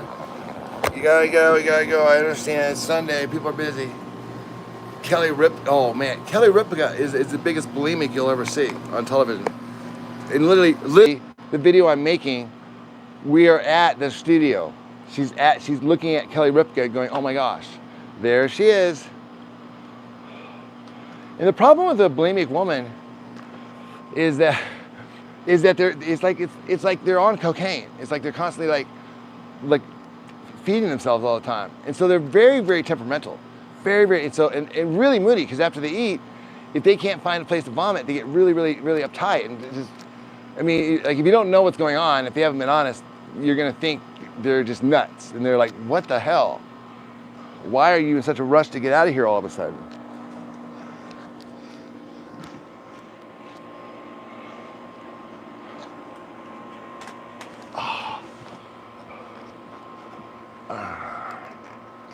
Joy just went and brought me some water. So I was here watching bed bugs and mental illness, and I did a message. So please find a way for me to donate some money. Oh, Cash App, PayPal, or Venmo. Thank you, Jennifer. And we could use it, because really, we could use it. I mean, this is what we're doing now. And so the Cash App address, and somebody wants to post it up there, it's $ AnnettesClubLove. Thank you so much for offering. That's really nice of you. AnnettesClubLove. And that's Venmo, PayPal, or Cash App.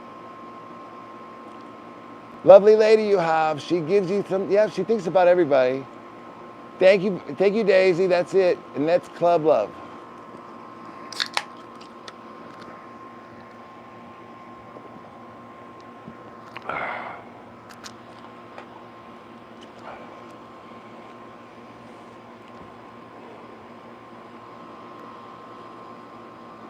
Hey, don't forget, be sure to join. Yeah, thank you, Jennifer, so much. That's very generous. Also, if you'd like, join. Oh, wait, are you a member already? Yeah, I think you just joined. Thank you so much. Yeah, it's really helpful. We love you. I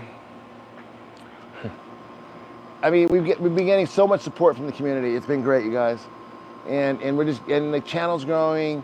Annette's excited every day. I mean, she literally wakes up waiting to getting online. I know she only comes on for 5 or 10 minutes, but she has very short attention span. But it's part of her day now. It's part of her routine, and she just loves it.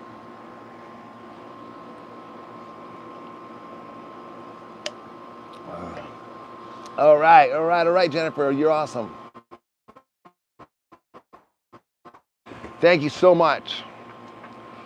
I'm just gonna catch like 5 minutes of rays out here, just to kind of.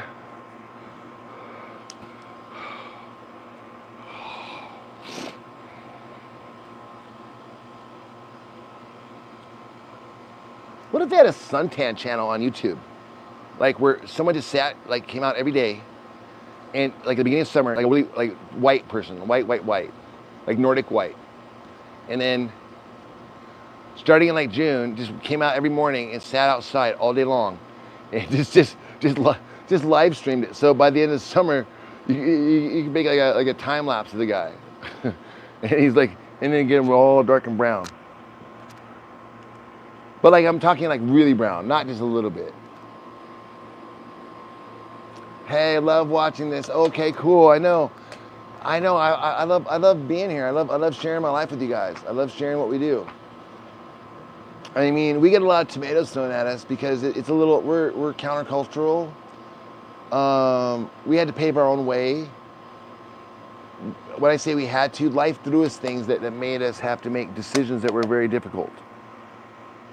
So, you know, both Joy and I, when we met, we both were suicidal. I don't know if you guys knew that. We both were suicidal. Like she was suicidal. Like she'd been in the hospital like twice, and I wasn't actually in the hospital. Man, I just thought about it like all the time. I was like, you know, I'm not sure why I'm even here right now. And so, when Joy and I met like 12 years ago, so we started talking. So that it's like, you know, they say like two wrongs don't make a right. Well, two negatives make a positive. I don't know if you knew that. So when you take, we were both very negative energies, huge negative energies. We put us together, and well, here we are 10 years later. And now we're teaching you guys how to get out of your depression. Can you imagine that? If you would have seen us 10 years ago, you know, here we are depressed as whatever, and now we're teaching other people how not to be depressed. It's just too funny. Life has a way, doesn't it? Well, I'm glad you guys are here, and I'm glad that you guys are learning, and we're all feeling better every day. Oh, Joy, when I go back to work. Okay, cool, Heather. That'd be great.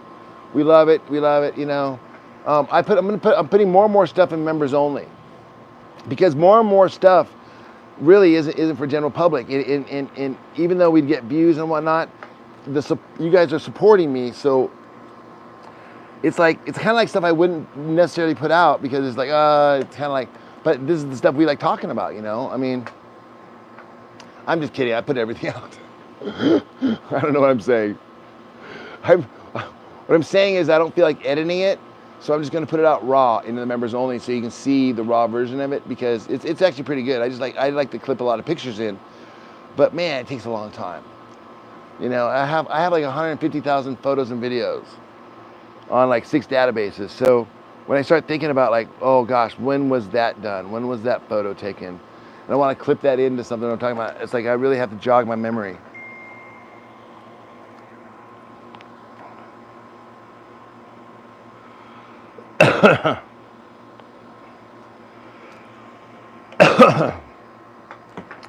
Okay, I'm starting to sweat. How are you guys feeling? Is that enough suntan for today? Okay. There you go. In case you wanted to know what a CEO workout looked like, there it was. That's it. I'm a former CEO, and actually, my first channel I was starting was called Weight Loss for CEOs, because it had to be something where it could be like you didn't have to go to the gym, basically. Dude's rocking a skullet. I don't even know what a skullet is, but I like that, some jerk. That's someone deep. So yeah, so thank you for joining us, the memberships. Really appreciate the support. Come on, let's go inside. Now it's time to play some music. Now, because we gotta, it's hot out here. And it's only 9:45. It's not even noon yet. You know how much hotter it's gonna be by 2 p.m., 3 p.m.? It's gonna be so hot. We are all rocking the Sun-Kissed Boss. Thank you, Faith. You're such a sweetheart. I love you. I bet you swallowed. Well, it's against my morals to spit, bro. Yeah, Rich. I wish I could tan. Jennifer, I think YouTube gets a portion of it. Yeah, they get a portion, but YouTube is also providing the platform for us to even interact. So it's like, hey man, I don't mind paying the toll as long as they let me drive on the road.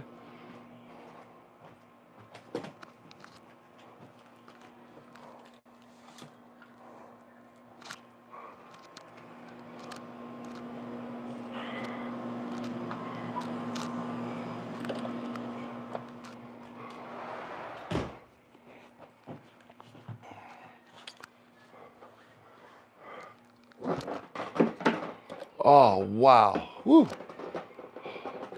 It was a workout though, huh? Holy cow. 30s and 40s. Are you in Australia? Is that like Celsius? Annette, I think she went for a walk. Karen. Gonna be cloudy all day here. Oh wait, hold on. Oh, there's that one. Hey! This is your very, very first super chat sticker. Thank you so much.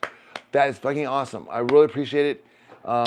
It's like I said, what I was trying to say is that my idea was that we set the memberships like $5 or $1 even, or $5, but rather to set it like closer to like $1, like 99 cents.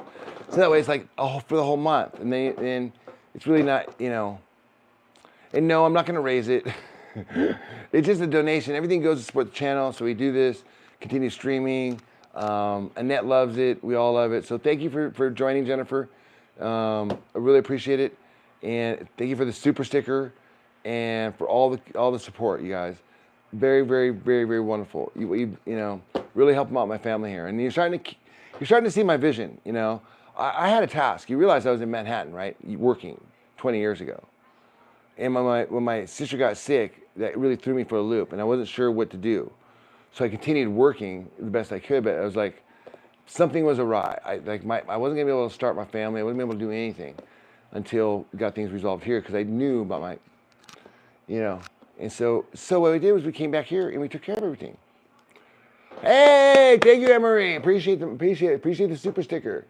Super check can boost the channels regardless of it. Yeah, I know it does. It really helps. So we prefer the super stickers. If you want to give us money today to go get something, then Cash App is. That works too, or Venmo or PayPal. But we prefer everything kind of going through YouTube. It just works for us. It's fine. It all works out.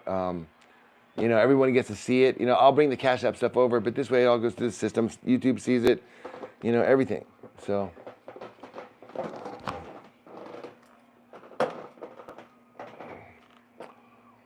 What type of work did you do in Manhattan? I worked for a company I worked for Fiserv. Anybody here in banking?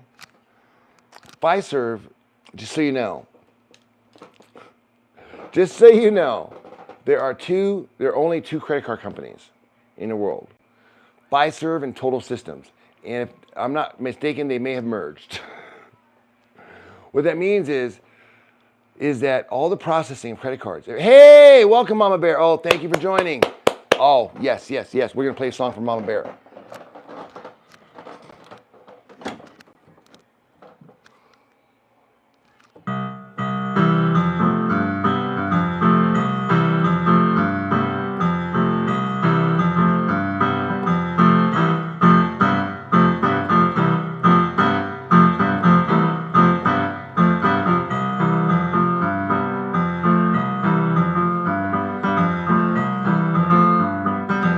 Yes, thank you. That's my happy song. Thank you for joining the club. Thank you, Mama Bear. Thank you for joining. Look at all the club members there. It's nothing but club members and mods, and the mods are already members. Woo!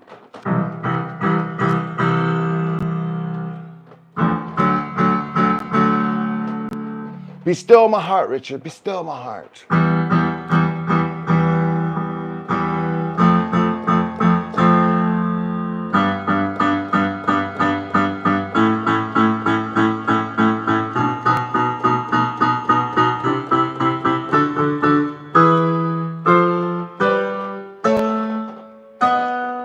Yes, we have a new member.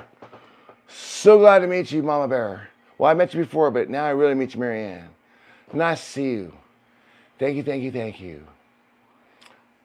Hey, green looks very good on you, Mama Bear, I must say. You're a funny guy. I love your upbeat person. Hey, thank you, Karen. You know, they used to call me a funny guy. I know. But here's the thing. I wasn't always a funny guy. I was a funny guy when I was a kid. I was a funny guy in college. I was a funny guy at my first job. But somewhere along the way, I got lost. And by the time I was 45, I was no longer a funny guy. In fact, people called me Eeyore all the time. I'm not kidding. My old girlfriend used to call me Eeyore. Can you imagine? I said, Eeyore? I hadn't seen it because I didn't have a reflection of myself. So what I did instead was I listened to what she said, even though I hated it. Just like the people here hate it when we say what they might be doing. But it's a reflection because it's too late in life. By the time you're 45, man, you got to hurry up. And that's what I thought. I was, Eeyore, what the hell? How could I be an Eeyore? I have all this money. I have all these alcohol, drugs, girls, everything, a condo, etc., etc., etc. How could I be an Eeyore? Well, what happened was I was depressed and didn't know it. And in fact, Joy married me and knew I was depressed because her mother killed herself from depression. So I married her, and then she taught, because, you know, she had experience. It was kind of one of those things like shit, like they're like, why did you marry this loser who doesn't have a job?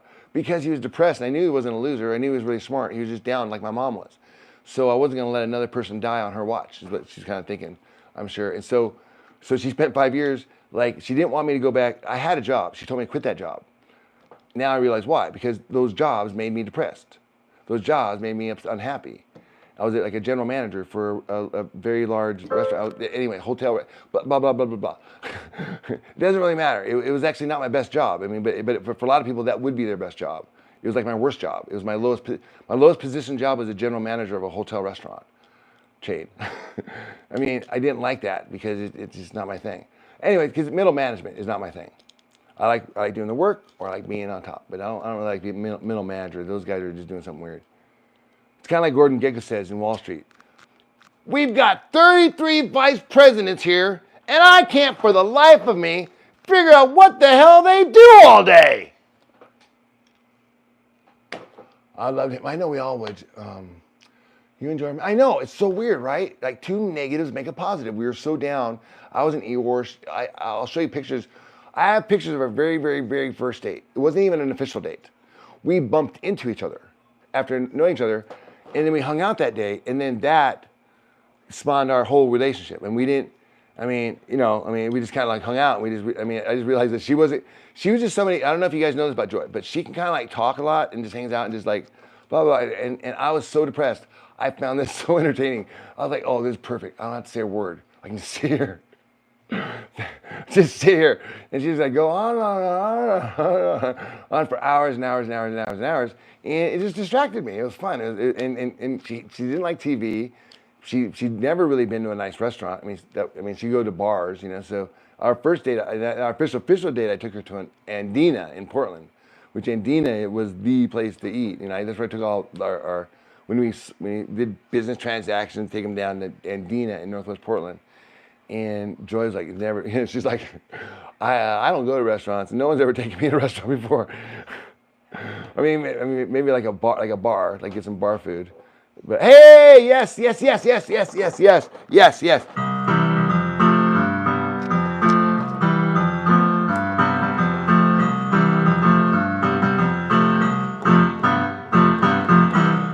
Welcome, Mr. Monk.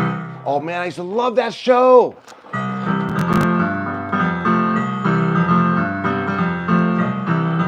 Because I related him to so much, because he had this mental illness, but yet somehow I just figured out if there's a way I could turn my mental illness into some way that would help people.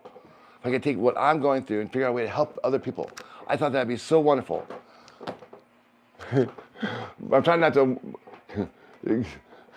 well, he's trying to watch a show, so I'm trying not to annoy her over there. But hey, welcome, Mr. Monk.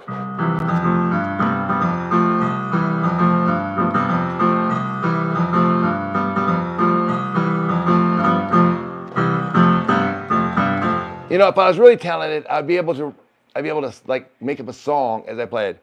Welcome, Mr. Monk. You know you're not a punk, and you know I got some funk in this house of junk. So thank you for joining the show. We all need the support. And if you ever need a friend, just promise not to report me like those other guys did. You're very, thank you, Mr. Monk, for joining. This is a great day. Anybody else wants to join? I tagged it there, hit the link. It's 99 cents a month. That's all we gotta do. I'm really pushing this weekend because I don't know. I'm just fired up about growing the channel. And Joy, she doesn't care. I mean, she of course she wants to support the money. She like loves them doing this. But man, it's like there's no way I can okay, if I was like, listen, I got this huge sponsorship deal. If you just say what I need you to say right here, we're gonna get like 100,000 followers, subscribers right away. They promised me that. So I just need you to say this thing. She will go out of her way not to say that.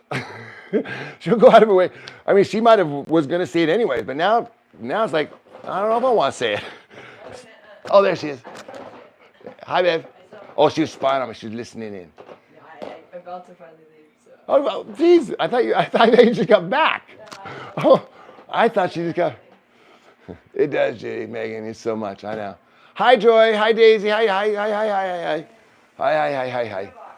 We're going to the P.O. box. We're going to get the presents. If someone wants to post our P.O. box address, please do that right now. Joy, come say it right now. You need the microphone, though. Here. Joy L, 1930 Village Center Circle, Suite 3-354. That's the box number. Las Vegas, Nevada, 89134. That's Joy L, 1930 Village Center Circle, Suite 3-354. That's the box number. Put that. Las Vegas, Nevada, 89134. If you don't put the box number, they might send it back to you. If you put Joy L, it might make it to me, though, because I think they're starting to get used to me. That's why we put my name instead of Richard's. We couldn't put Annette's because she doesn't have an ID. No It had to be someone with an ID. But we have both of our names, Thank but you, Anne-Marie. put Joy L because it's more specific. We're not doing the last name, so you have to put the box number. So 354 is the box There you number. go. Pin Thank that you, up there. everybody. I think someone said, I don't know what's there right now. It might be, I think it's from Tiffany probably. I think there's some There's chili three powder. packages, there's three Oh, things. but someone said they sent Annette t-shirts. I don't know if that's there yet. Coming soon. I'm hoping there's something for Annette, but if not, I mean, I'm thankful for anything that comes, but we love when there's a gift for Annette, so she gets excited. And they get so happy when she gets Yeah, it. so I'll see. Sometimes I have to pre-open them, otherwise it's like all supplies and she gets bummed. So okay, thank you Yep. guys. We love you all. Thank you to members. You can give them Annette's Cash App and all that. If they Oh want. yeah, we gave them that earlier. Annette's Cash App is $ Annette's Club Love. So it's Club Love is the membership, and then her Venmo, PayPal, and Cash App are all the same. $ Cash App, not $ Cash App. $ Annette's Club Love. Hey, SJ Puff and stuff. Yes. What a long, strange trip it's been.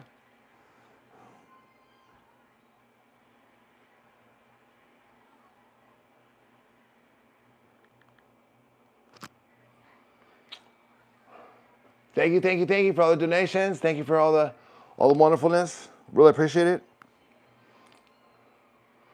Where is everyone? I know it's Sunday morning. It's a new shift. Great, yes, great for you. Okay, we're getting there. We're getting there, man. We are getting there. Watch this.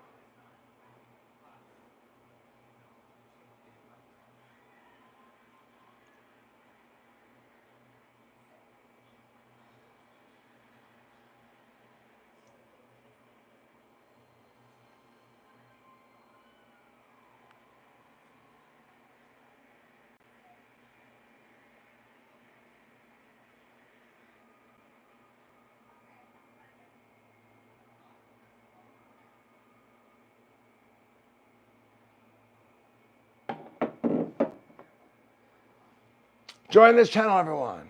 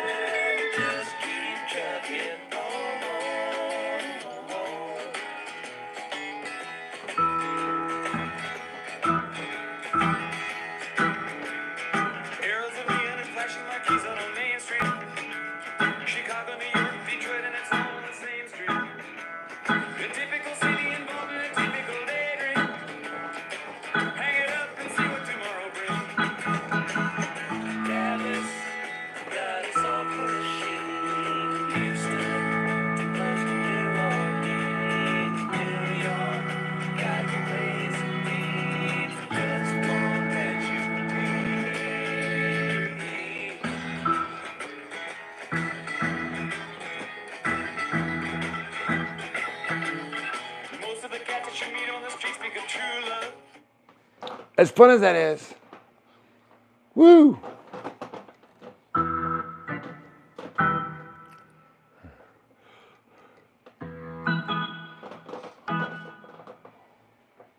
Most of the cats these streets think of true love. Most of the time they're sitting and crying at home. One of these days they know they gotta get going. Out of the door and out of the streets all alone. Trucking like a doodah and keep. Once told me gotta play your hand. Sometimes the cards ain't worth a damn if you don't lay them down. Something like that, huh? Dun, dun, dun, dun, dun. And then sometimes the lights all shining on me. Other times I can barely see. But lately it occurs to. Here we go. What a long, strange trip it's been. Getting by. Hey, getting by. Do me a favor, subscribe. Getting by. Give me a subscription. I work for my subs. I work for my subs. Do you know how many songs I had to learn to get 19,500 subs? That's a lot of songs. Can you imagine? Thank you for subscribing, bro. Sister, brother, father, mother, daughter, friend, cousin. Love you all. Love you all. Where'd you go? I thought you were going to the club. You're not ready to go to the club yet? It's too early for her to go to the club right now, guys. Hey, you crashed into my blue Volvo outside my Target last night. That's weird, dude, because I don't even have a car. So weird. Our car, you haven't been watching the channel, have you? Tell me you've been watching the channel without telling us. Our car, we don't have the fob key. Did you know that if you want a Mercedes fob key replaced, it takes 2 weeks? 2 weeks. And you have to sign out an affidavit, and they have a guy there. They have to get the legal department to write a case, to build the case why they should give us another key for our car. Because we didn't buy it from them, so they don't know whether it's our car or not. We showed them the registration, they're like, they still, they don't know. I mean, they're in Germany. So it's a big deal. $600, $950, bro. $650 for the key, and then another $210 for them to build the case, to write Mercedes, explain to them why it is that we deserve our key, and then $200 to do that. So that's why I said it was probably legal, because I can't imagine it would take more than an hour, and who else makes more than 200 or half an hour really? So who makes more than $400 in an hour in an auto shop is a lawyer. So I'm guessing a lawyer has to write it, and so it's like $200 to the lawyer to send this thing off, but that's okay. I can do. Look, this is what I was trying to say. You guys all laughed at me when I said anything that can be solved with money isn't a real problem. Okay? So if you have problems and your list of problems include things that can be solved with money, wipe them off your list. The things that are your real problems are things that can't be solved with money. Because money you can always acquire, or you can't, one in the way or another. Pray to God, maybe you don't need the money, or maybe He doesn't want you to have it, whatever, you'll figure it out. It might even mean they're turning off your electricity, whatever, you're gonna figure it out. But that's something that you'll deal with. If you don't pay your bills, they take it away. That's not a problem. That's just life. I mean, you didn't pay your electric bill, you didn't pay your rent, well, guess what? You're now living in a tent. That's not a problem. You just chose to live in a tent by not paying your bills. So a problem is this, is when they say, hey, it's $1,000 for the new K. Fuck, that's expensive, it hurts, it sucks, but it's not a problem. But it takes 2 weeks for us to get it. So you have to leave your car here for 2 weeks. See, that's a problem I can't solve with money. So that is a problem. So that was something I had to deal with right away. The money thing, get the money. But the issue with that I don't have a car for 2 weeks, that's a big deal. And that can't be, I could give him $10,000. Well, I imagine there's probably a price I probably would have given them somehow. It would have got escalated. But you see my point. There are just certain things that, especially time. In time, when we talk about time, I'm talking about life. I'm talking about our short time here on Earth. So anybody who's ever lost a brother, sibling, father, parent, and children, you know the pain that feels, that you have very little time here. And those are things, so when you have a loved one die, that's something that can't be solved with money. No matter how much, and you know they're dying. That's the worst. Because you know they're dying. It's like, okay, that's when I grew up and I learned the difference between a problem and non-problems. Problems that are money problems, like, okay, it looks like I don't get to have that car no more. Wah. I'll get over it. I have. But the bigger problems are like, I won't have my dad around. That's a very big problem. So that's what we do on the show. You don't have a car either? Oh, that sucks. Damn, you've been getting a lot of sun. Tell me you just showed up late to the show without telling me you showed up late. Yes, your health is so important, and you can't solve that with money. I know you can't. So, I mean, I used to think that you could. I used to think you could just call a doctor, and they would solve all your problems. But what I found out is that the doctors don't know anything. They don't know. I mean, they know doctor stuff, and they probably can perform surgeries and stuff like that. But I mean, as far as like modern, like what we're doing in modern health and anything about like living day-to-day life and staying healthy, they really don't know, because all they know is like when there's like, oh, you have a clogged artery. They know how to fix a clogged artery. But when it comes to like why it's clogged, they know why it's clogged, but their solution, they don't have a solution.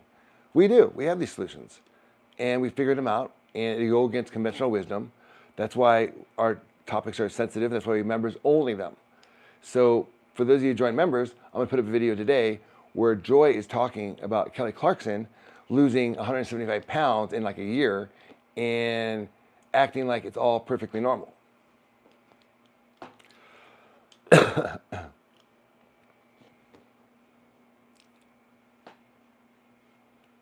Megan, 15,000. I'm going to put up the raw. I'm going to edit it later, but I'll put up the raw right now. Brother works at one. I felt lost. My mother passed away too, Eric. Oh man, it was tragic for me.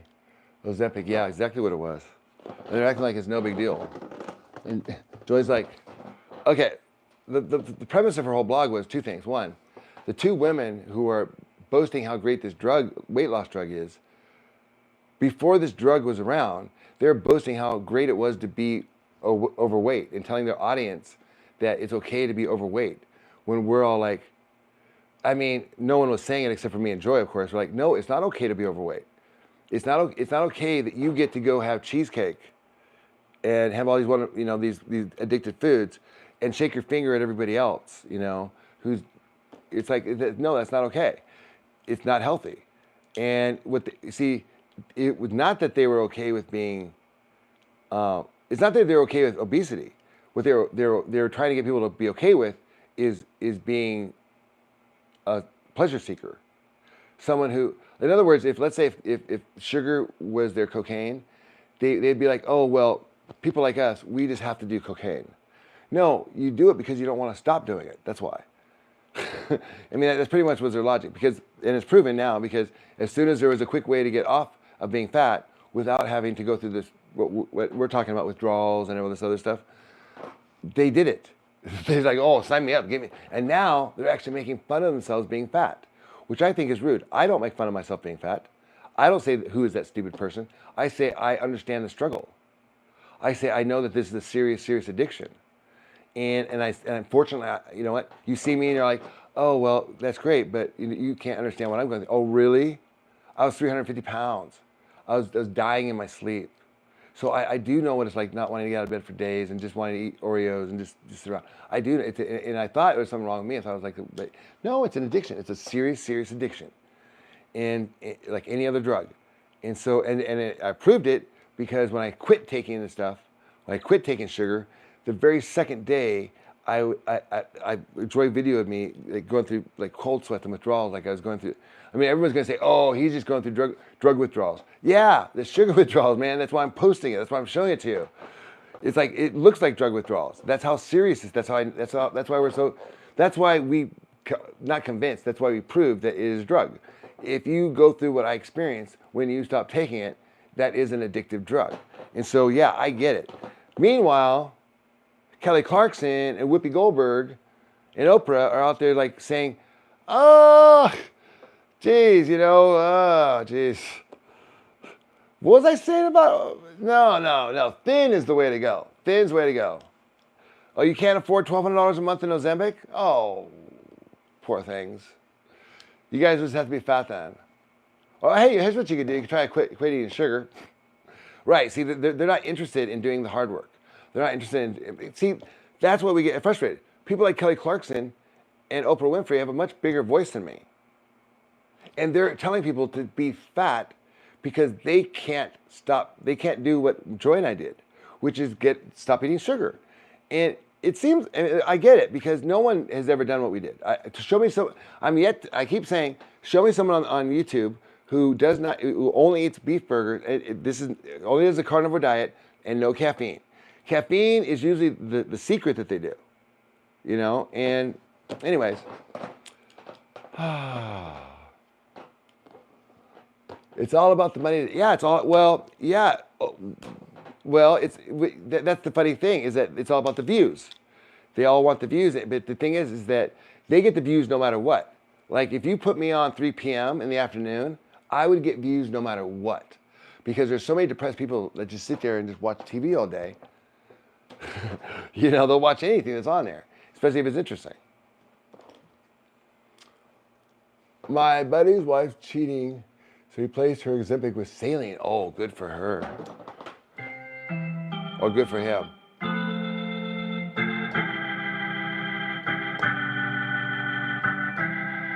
Emery, beef burgers for lunch. I know. Hey, man, love it, love it, love it.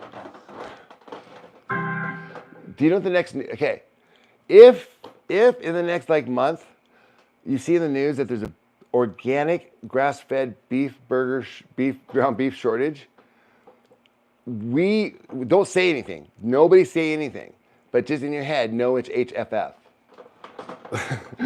That's the power of HFF.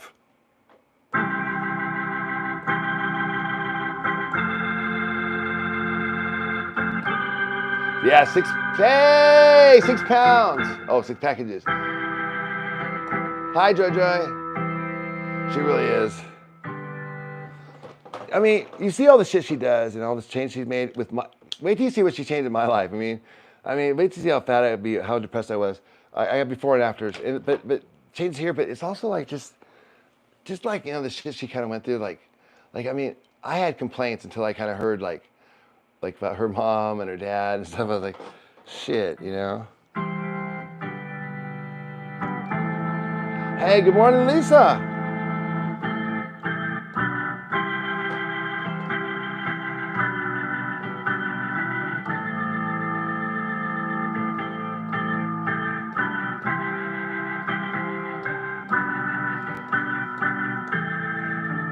How old are you?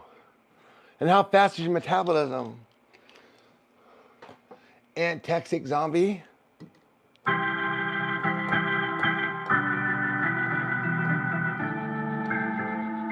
I don't know if you both turned out to be the biggest scam artists I've ever come across. Oh, really? How's that so? Hey, guys. Tammy wanted to let us know that she's canceling herself because we're scam artists. Well, you can watch the videos, Tammy, and you can look at my sister from last year, and you can see how she was practically dead. And you can see how this place was in foreclosure, and it was a disaster. And please tell me how we scammed my sister or anybody by saving my sister's life. I'd like to know that. I'm 20. Right, okay, so antaxic. You're 20 years old now. Your metabolism is gonna slow down, okay? So, and you're gonna get frustrated. So when that happens, keto's the way to go.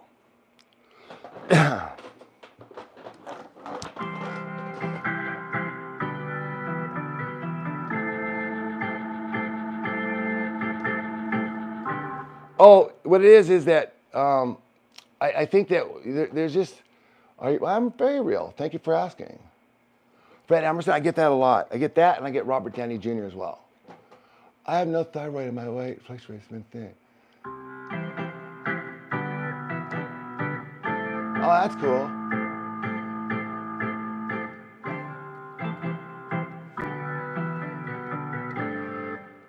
Hey guys, do me a favor. If you guys are enjoying the show, please sign up for the membership. We'd really appreciate it because there's a lot of there's a lot of hate out there towards me and Joy, and it comes from people that loved us, but we didn't give them enough attention. And I don't know if you know this, but if someone loves you, like she was our biggest fan. She was a member, giving us all this money, and now she's calling us all these names because she didn't get the attention that she wanted, and neither did her friend. And so they're so mad that they're not moderators anymore, that they want to go around trying to bash us. Well, you're not bashing me, you're bashing my sister. And we built this channel, this channel rose for my sister. She's going to take the channel. So by you unsubscribing, you are hurting my sister. And that's fine you don't like me, and that's fine you don't like my sister. But the fact that you come in here and you try to tell other people not to like us tells me that you're an awful person. Because we've done nothing wrong. I mean, we stream 8 hours. Show me another channel that streams as long as we have in the last 30, as soon as they came out, 30 days. We're showing you everything. We're transparent as fuck. So for you to come in and call me a scam artist is not only insulting, but it actually makes you look like an imbecile. And I also know where you get that, because you get it from a moderator here who was so mad because she hated Joy. She literally hated Joy because she loved me. It was the weirdest thing. She was texting me. Oh, somebody asked about Ginger and the other moderator. They were texting me Ginger was texting me behind my back, behind Joy's back. And that was just not appropriate. And she hated Joy. And she was talking shit about Joy. She was doing the thing that girls do. They kind of like, oh, they're trying to like get you away from your girl and like make you like them. I'm like, what are you doing? That's insane. I just pretty much ignored it. But the problem is that, the more I ignored her, the madder she got. So the madder she got, the meaner she got. And the more hurt she got, the meaner. And then one time I just looked down, she was hitting me like 100 texts a day. And one of them, like the one was the final straw, is like this like long psycho text about how she's destroying things in her house because she's so upset about Joy.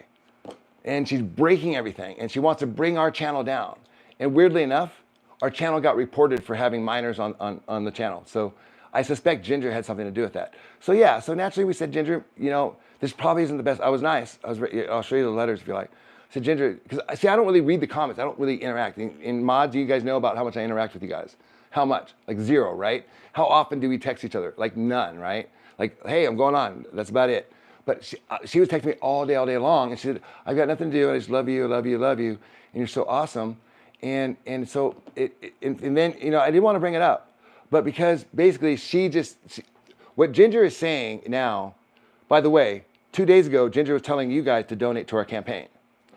So what she's doing is she's trying to backtrack by saying, oh no, I'm not the betrayer. I'm not the Judas. We are, us and our 20,000 subscribers are the scam artists. Not that Ginger was someone who was trying to take someone's husband away from their break up a family and got shut down. I don't think she's used to that. I don't know if you guys knew that. Did you notice how flirty she was? She was very flirty. Did you notice that? I mean, come on. I'm not I'm not an idiot. I'm 56 years old. But I just roll with it, whatever, having fun. But when you're texting me 100 times a day and telling me all this stuff, and then telling me that you're hurting, you're destroying things in your place because of something I did that I didn't even know. What I did was I didn't respond. I didn't respond directly to her. It was literally, Joy and I were dreading coming on here because every time we looked down, it was like, you guys weren't talking, asking questions, or even talking to each other. We're all talking about what happened to Ginger and her friend Jamie Sunshine, the other one. But really what happened is that they hated Joy. They were so jealous of Joy. I mean, Jamie said, I found your channel. Here's what happened.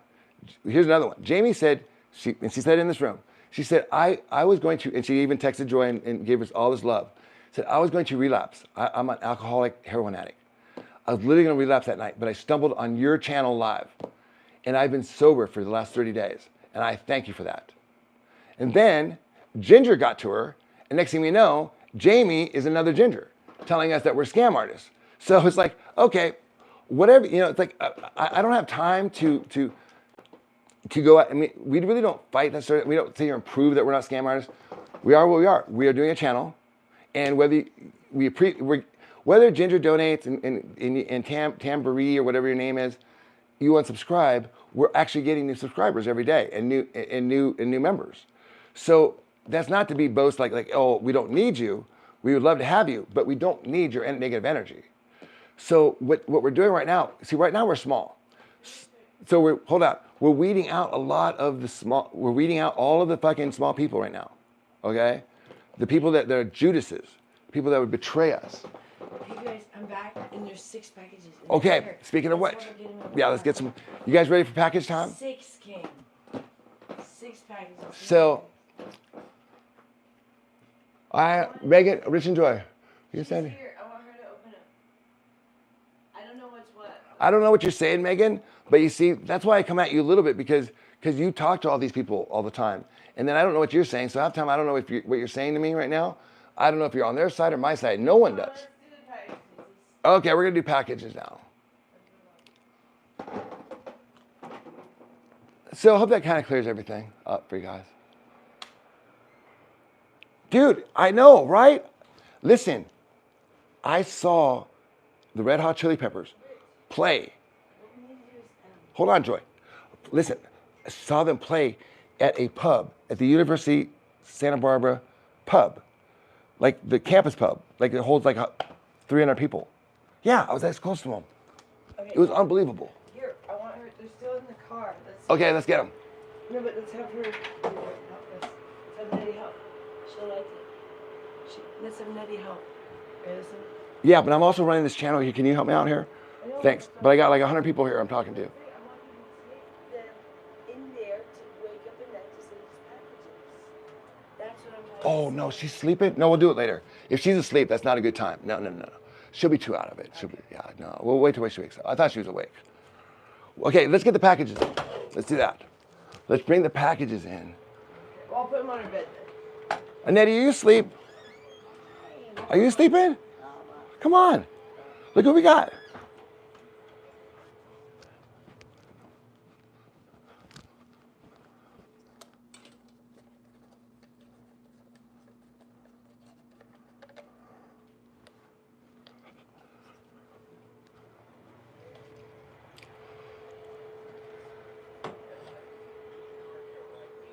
Did you want to come get him?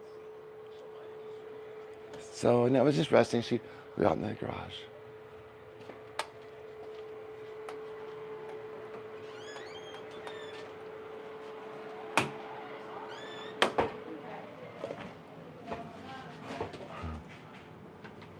Are you getting him, Joy? Here, why don't you guys come grab some?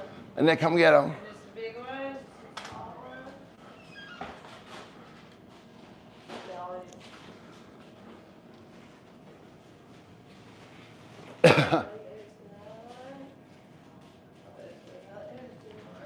one. Miss Hemptress, I think in her senior, when she went to Boston University, senior year at Boston University.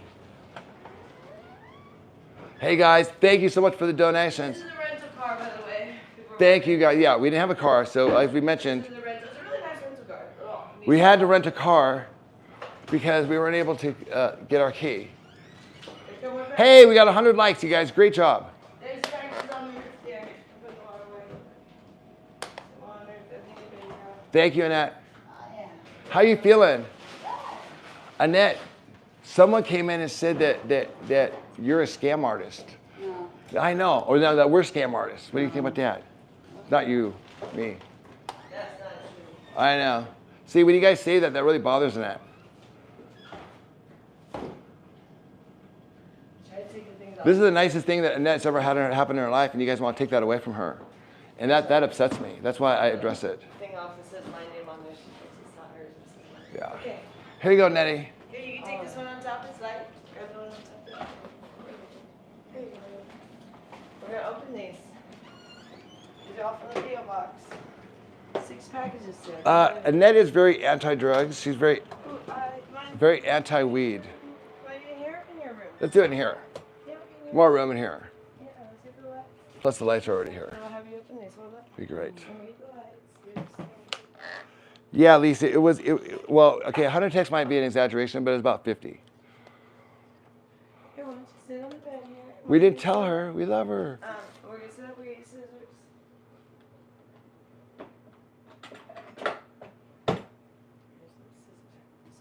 Yeah, we do get a little overwhelmed by all the drama. Don't open it yet, 'cause we're gonna wait till the lights are here. But I'm just gonna So yeah, undo so they'll be ready. You're gonna go through these boxes. I'm not sure what these things are. Might be some supplies for the house. it's okay, Megan. I love you. But some things might be good. Some things might be supplies. I love and support you guys. You're doing what we can. Let me open it. Let me just- Hi, I'm sorry. Yeah, sorry. People come in here and say things like that. They're trying Let to. me get the lights. Let's get the lights. Yeah. Let's get the lights. Okay. And that's ready. You ready to do this, Nettie? Yeah. She's ready. Okay. And that's ready. Lights on there. All lights on Nettie. On the star. All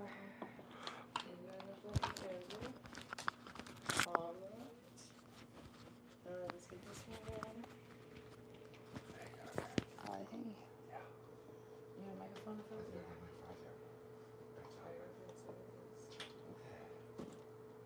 Alright. Now, we're not sure what these things are in it, so some of it might just be house supplies, but some of it might be just for Megan, you're doing amazing. So we'll find out when you open it. Yeah. Oh. Hey, everyone. So for those of you just joining, you've been watching me this whole time. This is my sister, Annette. Yeah. And she's the one that everyone's kind of arguing about, and she's the star of the show, basically. Oh, nice. I know. So, I don't want to break bad news to you, but someone said that they're unsubscribing and canceling their membership because of me and Joy. Oh. Yeah. How does that make you feel? Oh, I mean, they can do what they want to do. Yeah, you can do what you want to do. So she says, whatever, fine with her. Enjoy yourself, but Alright. anyways, thanks. Let's get to the gifts now.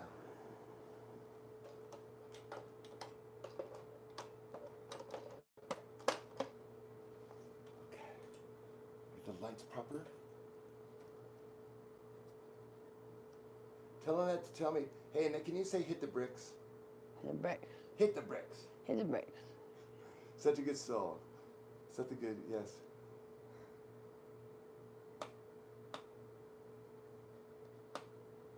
Oh my god, look at this. Thanks. Hi, Robert. How are you, bro? Emily did my beef burgers. Oh, yeah, I saw that. Yeah, I'm gonna post Yeah, that. we're all getting on the beef Post burger. that. So excited. This is so great. So Emily made some of my beef burgers, my famous beef burgers. So I don't know if she liked them. I don't know how they tasted to her. They're kind of acquired taste. You gotta get used to it. Do it? I'll see. Okay. But I love it. I'm gonna post it to Twitter just because they're so excited people are trying the diet. You know, 'cause it works good. Oh yeah, well we got a lot. Hey Robert, thanks for being here. Good to see you again. This is not an airport. There's no need to announce your arrival or departure. Well, what they're trying to do is they're trying to obviously either get attention. What I was saying before is that it's not very good to tell her about that. Not really actually, because I want to let you guys know what you guys are doing. So someone just said that I shouldn't let you know that someone unsubscribed because they didn't like me and Joy. Do you think that we should keep that from you, Annette? Oh, I hope they do like you sometime. I think that Annette should be she's part of the family. I'm not going to keep secrets from her. All right. See, you're a person who belongs in another family, Ugg. See, what we're teaching her is that you be open. You talk about everything, even the hard stuff. Keeping secrets, that's the whole issue. And that's what everyone else does. We're very open. And that's why, the reason why these other people have all this ammunition against us, which is because we put it out there. They wouldn't have it unless we gave it to them. And we want it out there because we're not crafty people. We don't hide anything. So, yeah, okay, good. Okay, no need to hide things. Okay, let's go. Right. What's first, friends? Honesty is always best. Not just honesty. You have to make an effort to say the things that people don't want to hear. Listen, okay, I became an expert at delivering bad news. That was my thing. During the 2008 mortgage scandal, that's what I did every day as a CEO. I delivered bad news. There's no soft way around it. Okay. Okay. Oh, perfect. Oh, toothbrush. Oh, What is good. Your nails, good. Isn't that nice? Yeah. Who sent that to us? Do we know?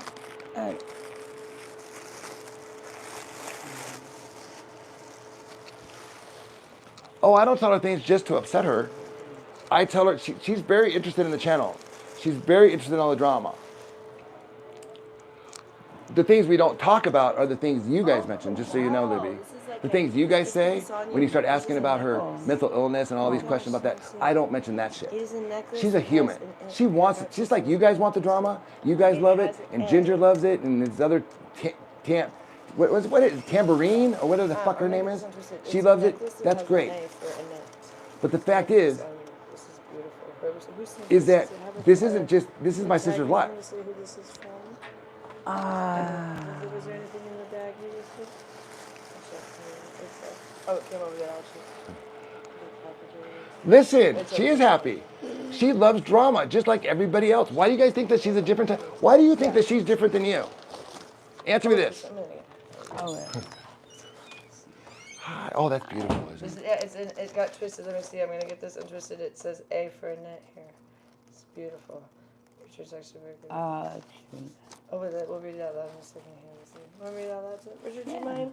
And you're really good at this. Richard's actually really good at this. Getting necklaces untangled. You got a little knot in. Maybe I may have misfound it. Hold on.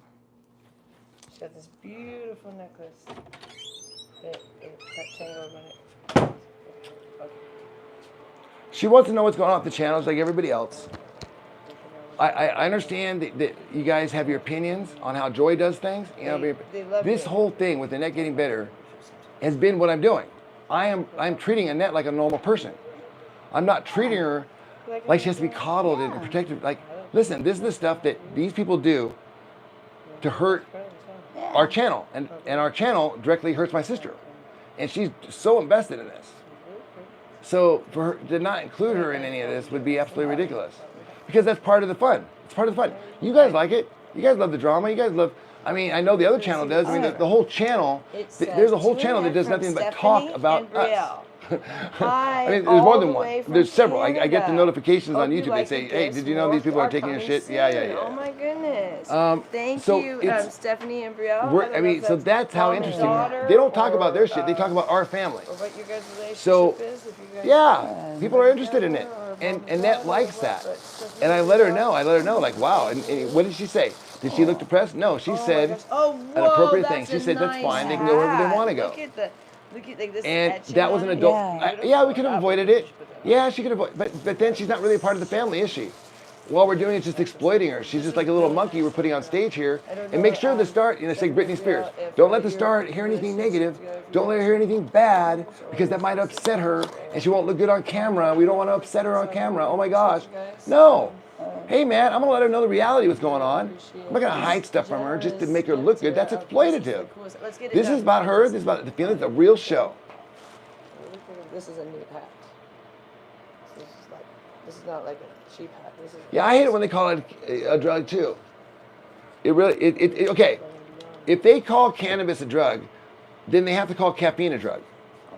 But the same people that call cannabis a drug don't call caffeine a drug. They both are technically drugs, right? But not like the drugs we're talking about. So cannabis is like the drug that caffeine is a drug. You know, you can put it in food if you want to. Put it in some drinks.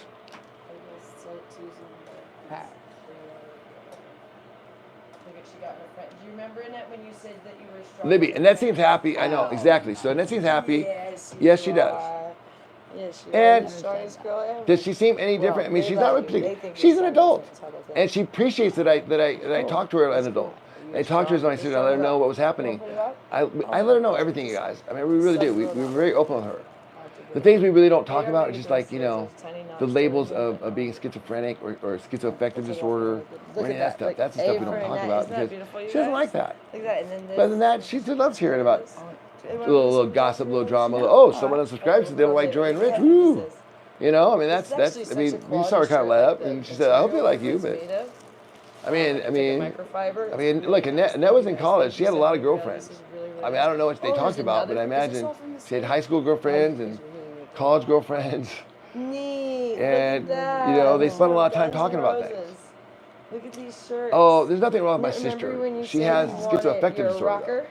Yeah, cool. Yeah, they got your rocker shirts. Guns N' Roses. It's those schizoaffective awesome. disorder, Leo. That'll be great. Look at this. This is a really Schizoaffective nice disorder size for is you, a, too. Perfect, it's a perfect. severe condition. It's Perfect. a Say combination it's a very of good size for you, too. schizophrenia. Like So you have that. hallucinations Yeah, like that. and She audio can visual wear her hallucinations Paris shirt and a combined with Canada hat. See? like extreme Like- mood disorder, like You're bipolar. recording. I love it. So it's bipolar and Alright, that schizophrenia was combined. really, really nice. Thank you, Stephanie Brielle.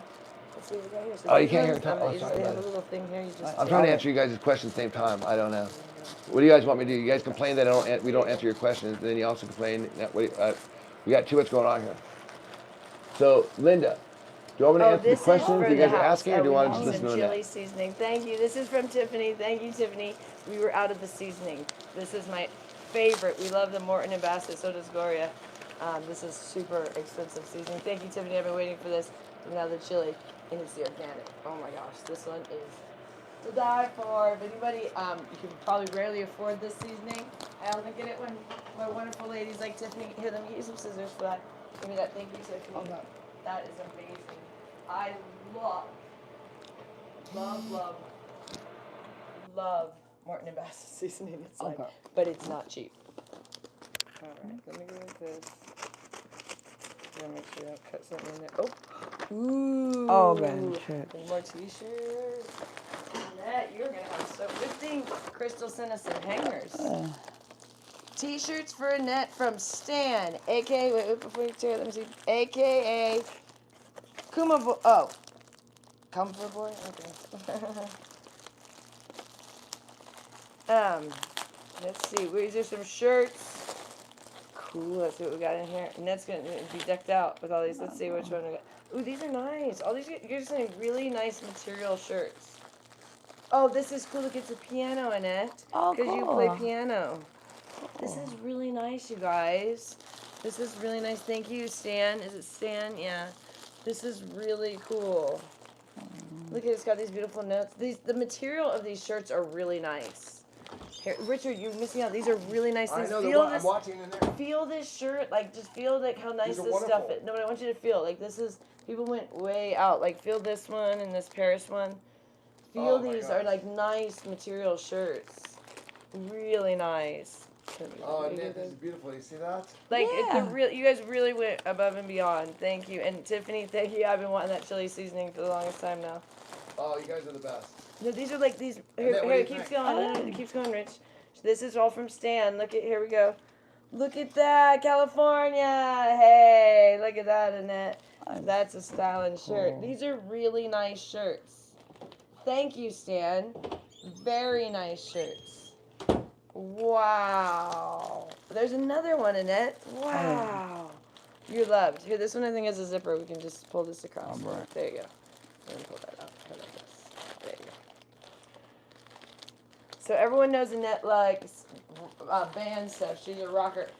So I think this is another rocker shirt we got coming here. Okay, show me what we got so far. I'm gonna get off. It's amazing. I mean, Show me this this is shit. Just go through like it. look. This is from Stan. This beautiful California shirt.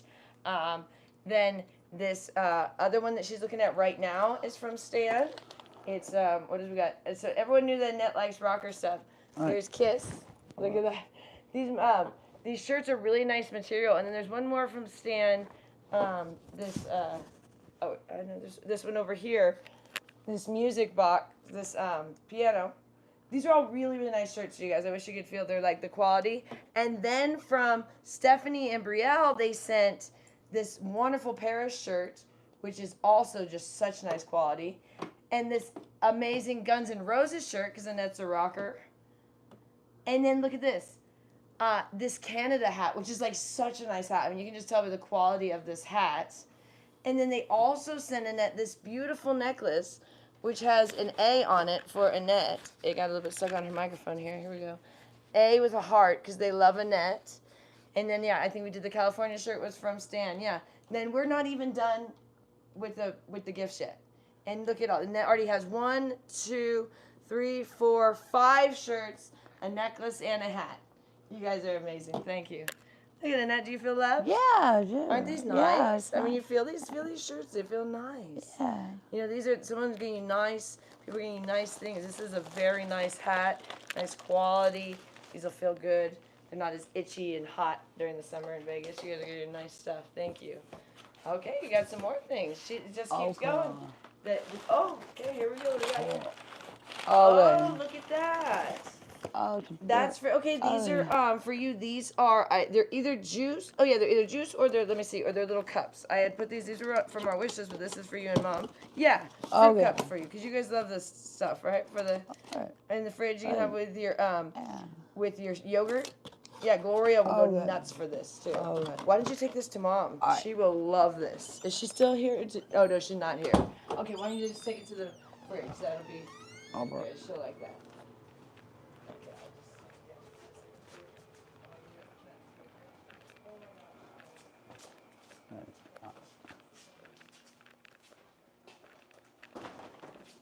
All right. Okay.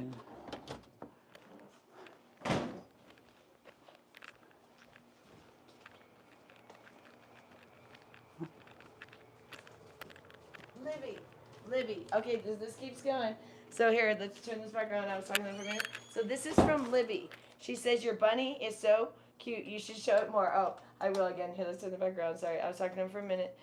So Annette, there's something else in this package for you. One of the things is for Casper, but there's something else in here for you. And this is for Casper, but that other thing is for you there. So this is from Libby. So that's for Casper, for the bunny. Thank you. We can always use this. Thank you, Libby. Oh my gosh, you know I always need bedding because then that means I can change his cage more. And he wants his cage changed all the time. Sorry, I'm trying to get my microphone on. Here we go. And what slows me down is the amount of money it costs to change his cage because the bedding costs money. So thank you. This is always appreciated. Casper will love that. Okay, and did you get the other thing in there? That's for you. Because you love organic peanut butter. Oh, good. Thank you. Yeah, and you were almost out. This is a really nice one. That Maranatha, whatever it's called, is a really good peanut butter. You're going to love it. So we'll put that in your room. And there's one more package over here. We don't know what it is, so here, you can sit here. Let me bring it towards you. Oh, good. What's about it? Oh, so more bunny stuff. Thank you, baby. Oh, that's for the bunny. Okay, it's for the bunny. This is for the bunny. But Annette, look at all this. Why don't you take this stuff to your room and let's show everybody again. Wait, what was this? There was one more thing in here. Oh, this is for the nails. This is either for you or Gloria. Oh, good. You can give it to Mom or keep it yourself. It's up to you. Thank you. Why don't you guys go in Annette's room? I'll get those hung up. You guys can just go check it out. Those are Annette's brand new shirts. And you guys go. Thank you, whoever sent all the bunny stuff. Let me see who sent that last box. You guys come on. Annette's got her new shirts. Thank you, you guys. Thank you. Let me see who sent the last box. Is Libby. It's Libby. All the bunny stuff is from Libby. Thank you, Libby. This is so much appreciated. Casper will love this. And I'll hang up all of Annette's shirts. Thank you, you guys. Wow. You guys went above and beyond. I'm so appreciative of this stuff. And Casper will love that I can change his cage more. And he's going to like trying the different hays. He'll like that because the bunnies, they eat the hay. So, of course they eat the hay, but they eat the bedding stuff, I meant to say. They eat the bedding and the hay, they like all that stuff. So, he likes trying the different stuff. So, I have this one bedding that he just likes eating it. And then, I don't even know the difference. There's bedding and hay, and there's someone's we have this alfalfa hay for him and we have bedding, but, he likes to eat both things. And so, he'll be excited to try the different stuff. Bunnies are funny. They'll eat things he's eating to the wall and stuff. So, I don't know. So, thank you, guys. Thank you, Libby. Thank you. That's so sweet you guys are doing. Thank you. I'm really excited. Yeah. Hey so guys, this thank you is so much. Wild Meadow That's real hay. work, and that is going to remember it. Yes. So this one it'll be his hay, but I think the other one. But he eats both. I'm new to the channel. It's nice to see. Yeah. See, this one's bedding. Yeah, there are great people in this room. Thank you so much. Yeah. I really appreciate all the See, positives. he'll eat both. Casper will eat his bedding and he eats his hay. He eats both. He likes them both. He's a funny little guy. That's probably what all bunnies do, eat both. But because they eat drywall, so they like their bedding and their hay. But thank you, Libby. I like holding on to you guys' little Hi, things. Marie. Where's the other little, all the little goodies? Someone sent a note. Oh, here it is. Here we go. This is from, we gotta hold on to these notes. Put them in Annette's room. Thank you, everybody who's been sending like little notes and things too. That really means a lot to us. Thank you for the wow, cards, you guys. guys. I am overwhelmed with just like appreciation and just like I feel the love. Like I thought there was only like one package, and Richard said maybe two, and now it's like, oh, keep this. This was like wonderful. I couldn't believe it. I think they're a little bit like not annoyed, but just a little bit like, oh wait, there's more stuff. Hold on, we didn't finish. Okay, let me go get it. We'll find out what it is first. I know, because if it's another thing, she gets irritated when it's. Thank you. Oh no, this is for her. Okay, Annette. Here we go. Hold on. Come, we got one more thing for you. Hold on, these go together. They sent you more things. Oh, then. Yeah, Wait, the these go community came together. through. You guys are so great. Okay, so here Thank you go. you This so was much. with your. This is your other gift. It goes with this. Okay, so this is part of this. So this is part of this. So, explain what's going on, Joy. Okay, so this is Tiffany No, sent. explain, just gifts, just like Okay, good we time. got gifts today from the P.O. Box. If you want to send to our P.O. Box, you can send Joy L 1930. It's for Annette, but you have to send my name just because Annette doesn't have ID right now. But it's Joy L 1930, Village Center Circle, Suite 3-354, Las Vegas, Nevada 89134. That's where you send all the gifts for Annette, okay? And right now, she's opening up some gifts. This is from Tiffany. Tiffany the other day sent these colored pencils, and then this is the book for them, Annette. So you color in this book, but it's a really, like, it's just really good for, just to practice. You used to do a lot of art, remember? Yeah, thank you. All right. Isn't that nice? Yeah. That's from Totally Tiffany. Oh, no. I'll get him. Don't worry about it. Oh, yeah, sorry, thanks. And now we played 50, what is that? 50 card pickup? 52 card pickup? Pickup sticks. These are really nice colored pencils. Thank you, Tiffany. These are really nice. Like, these are not cheap. She got you really nice ones in there. Yeah, these will be really nice to color with. Beautiful. They even smell nice. They have a beautiful smell to them. It's interesting. Richard, do you smell it? Those colored pencils smell nice. They're wonderful. No, they have like a aroma to them because they're like really nice wood. It's weird, interesting. Very nice. Thank you, Tiffany. And then this is just how it goes around here. Like, remember Crystal when I opened the first package from you and I opened the teriyaki everywhere. Oh, that was funny. I was like, oh my goodness. Always something like that around here, huh? And teriyaki all over. I spilled that. Do you guys remember that? If anyone's been around a minute. And you guys are gonna start being like, oh yeah, that time we've been around. Thanks, Daddy. Love you. Thank you, Totally Tiffany. She's been excited about that. She had the colored pencil. She was just waiting on the color book there. So thank you. Thank you, everybody. I'm really happy for the hay and the bedding for Casper. The shirts and the hat and the necklace and all that were amazing, you guys. Those are really nice shirts. I'm not kidding. Like, you guys picked like really quality Joy, shirts. do you ever put vitamins in Casper's water? Do they need it? She doesn't know. Can I put it in his water? Because, someone gave us this thing. Maybe it needs to go in the water. Yeah, duh. Oh. We have this rabbit thing. Good I'll idea, show you Lisa. guys. Great idea. We have this someone gave us. Well, actually not Hi, someone. The Bananimal. guy that gave us the bunny gave us this. But Oh, we Crystal tried said to sorry give about it- the teriyaki. Oh no, that was hilarious.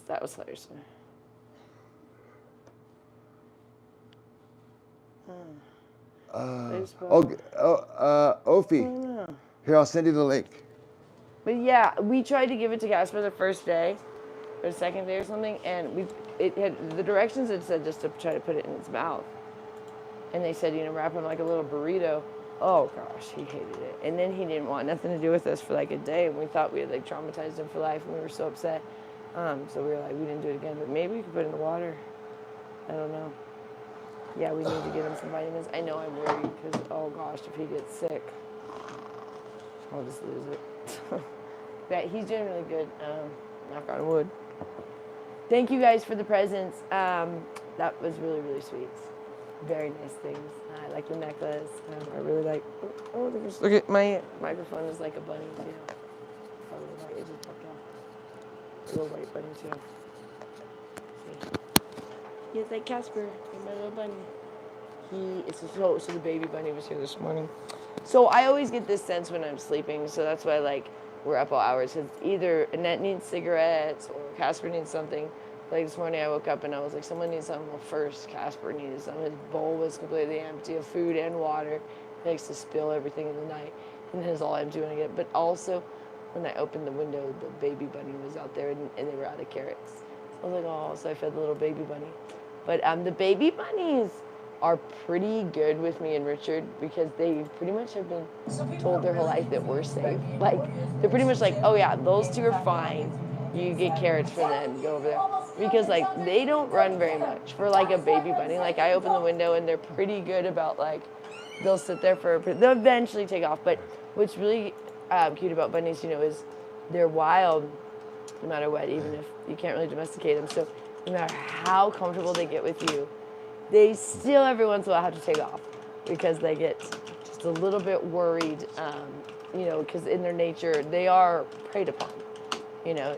So it's funny because we'll see it with our backyard bunnies. They'll try so hard. They'll stay there as long as they possibly can because they know they can trust us. They feel very comfortable in our backyard, although there are big birds that can come in and get them. But other than that, it's safe back here.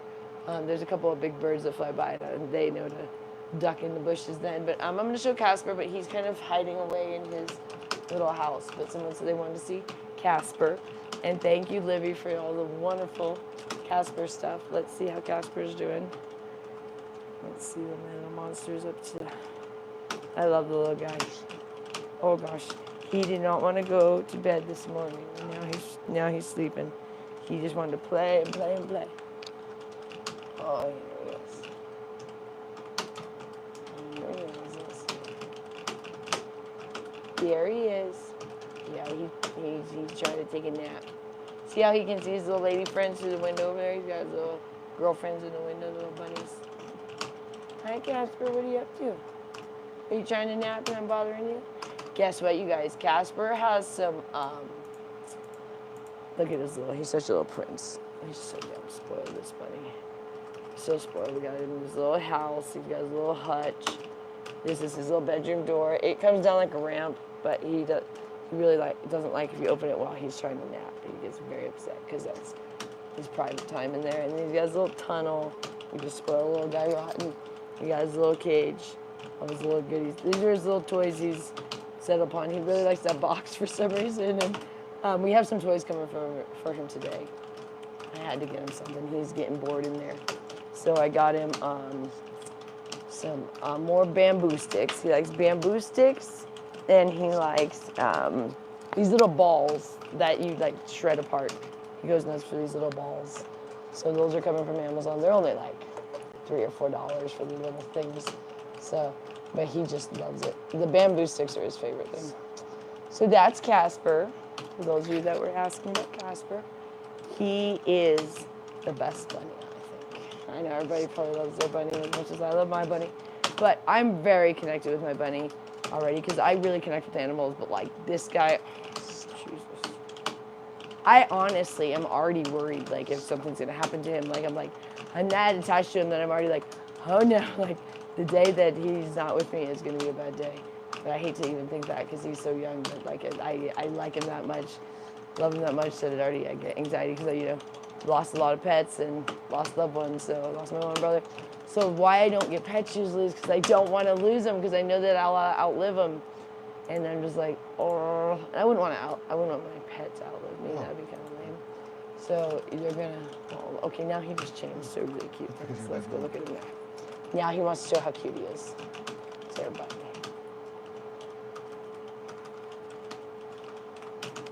Look at me now. You want to come out and say hi? He is relaxed. Oh, not now, honey. Excuse me. Excuse me. I was relaxed, so you open the cage. Yeah, my bunny. I'm not even sure how old he is now. Someone needs to keep track for me. I got him when he was 4 weeks old, and I don't remember when that was now. I could look on my phone because we videoed it, but I don't remember the date. But he's, I need to get him off the baby food. We just, he hasn't finished his bag yet. I had him on like it was like baby rabbit food, but now I want to give him an adult because he's getting big. Let me look at him and see. He gets a little bit hot in here because Oh, hi Casper. He loves his little Please, bear there. proof. I give him the little kibble things and alfalfa hay. I stopped giving him any sort of veggies. I was giving him like organic cabbage and organic celery, but it was making him really gassy and he was putting on a lot of weight. He was getting a little bit fat like right away. Like we were like, I don't think he's supposed to be that big that quick. Because he went from being like really small to like, because he'll just sit there and eat his cabbage all day long. So I cut that out, but it also was making him really gassy. He kept getting hiccups from the cabbage because cabbage makes humans gassy. And I figured out it was him because he kept getting the hiccups when he would have his cabbage. So I stopped doing that, and I don't give him the organic carrots. I give the backyard bunnies, or I tried to change what I was giving them. I tried to throw them out some hay or some organic cabbage when I was giving that to. They didn't want that. They only want the carrots now. But they don't like the orange carrots. I get them rainbow ones. And rainbow have orange ones in them, but that's their least favorite one. Their favorite is purple.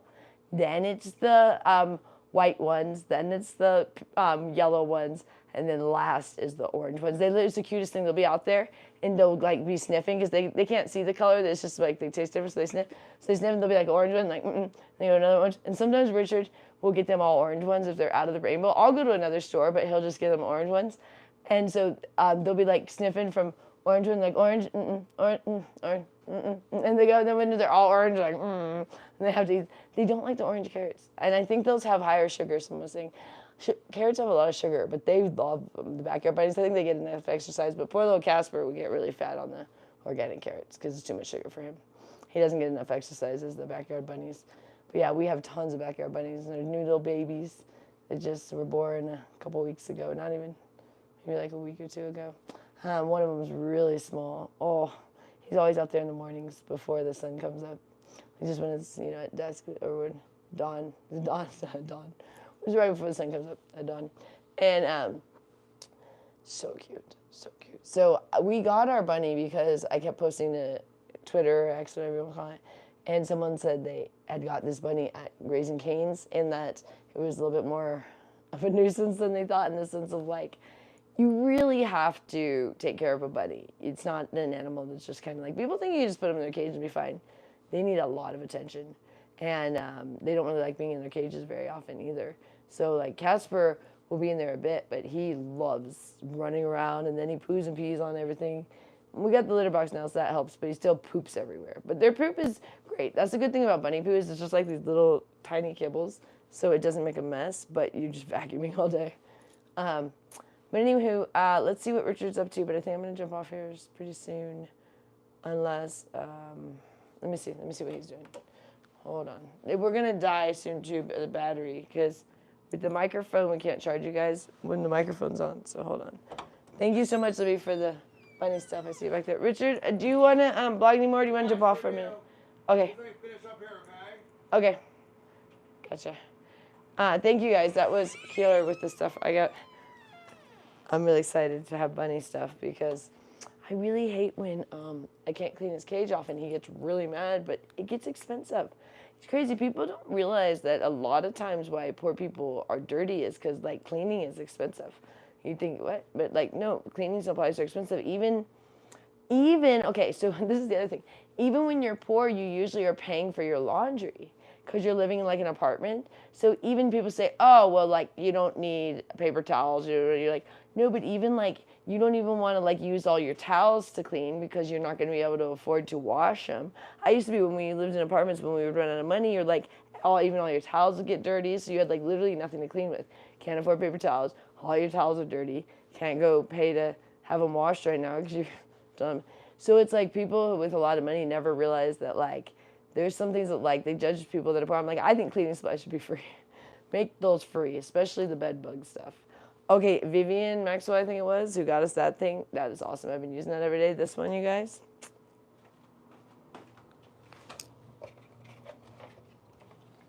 If anyone wants to get us something, get us some more of this ortho one.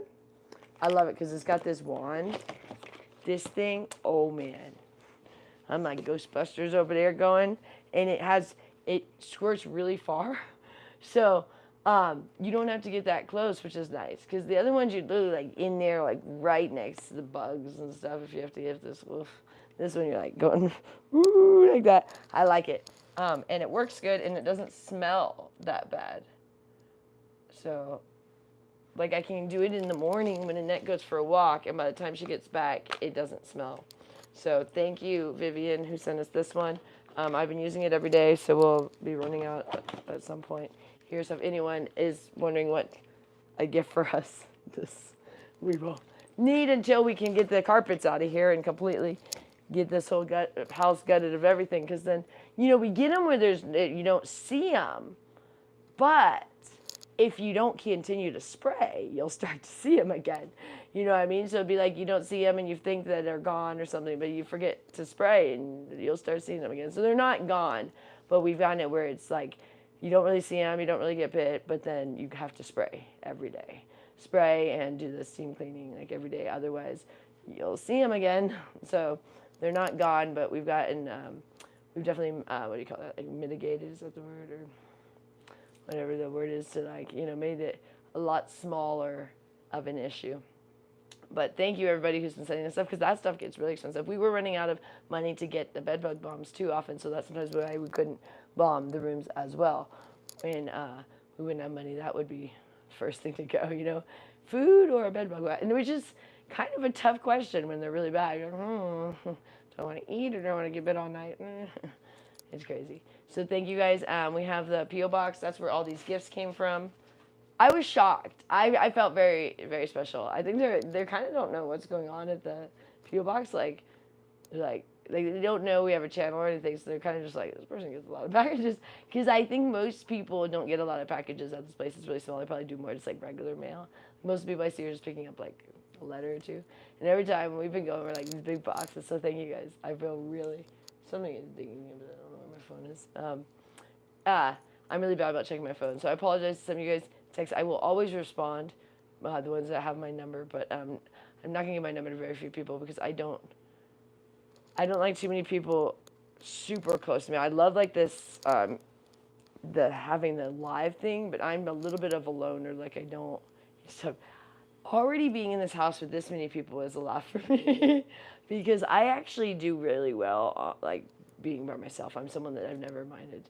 Like I don't know, like but it's good for me to be around people because I will choose to want to times be alone, and so I'm happy. I've been reaching out. It's nice Amanda's come over, and that's been really nice, and I've been reaching out with Emily and stuff, and I've been trying to, Richard's really good about connecting with everybody. I'm bad with that because I have had a lot of bad experiences where people have really hurt me, and I really connect with people. Like once I connect with you, like it's like forever, so I have to be careful because we've already had some bad experiences on here where I was starting to connect with people and then they've already switched to other channels because they got mad at us and stuff. So, and then I feel bad. And so I really try to not, I want to tread lightly of like, because everybody has feelings and everybody, it's got things and everybody comes here because, life has good and bad things for everybody. People are always like,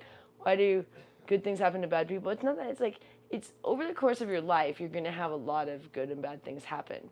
But what will happen is like, this karma thing is like, people don't understand that like, when you're doing a lot of not so good things, a lot of roadblocks come in the way because it's kind of called like going against the force.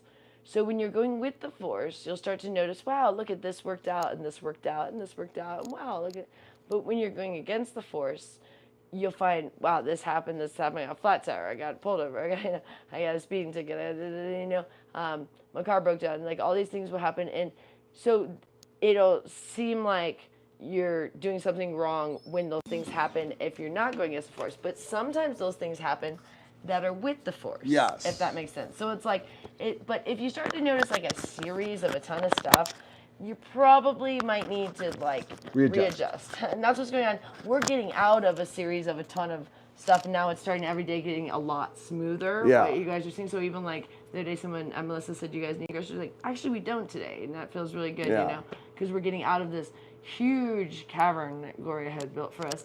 Yeah, it's been amazing what the community has done for us, and I'm just so, I don't know what else to say. I mean, you know. It's awesome. I'll let you take over. Okay, but yeah. I need to get a drink of water and I'll come in.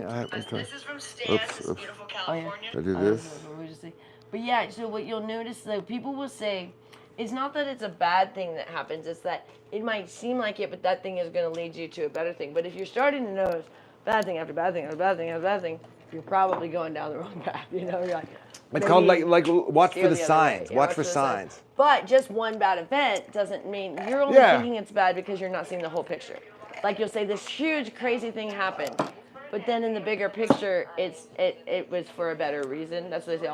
Everything happens for a reason. Can you stop that for a second? It's very.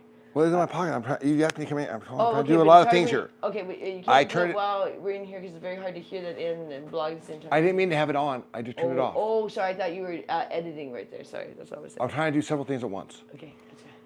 Anyways, so yeah, but it's not that like people misinterpret where they think like they're getting consequences and stuff and punishments. It's often more just that the That makes universe sense. is trying to say steer a different way. It's not like they're trying like the universe isn't about punishment and it's like consequences. It's just more like, hey, if you do this, it might not work out so well for you. So why don't you try a different thing? It's not so as negative as more like more like leading you. Like, hey, when you did that, look, it didn't work out. Like, we're not trying to punish you, it just didn't work out. You saw that, so why don't you do it different this way?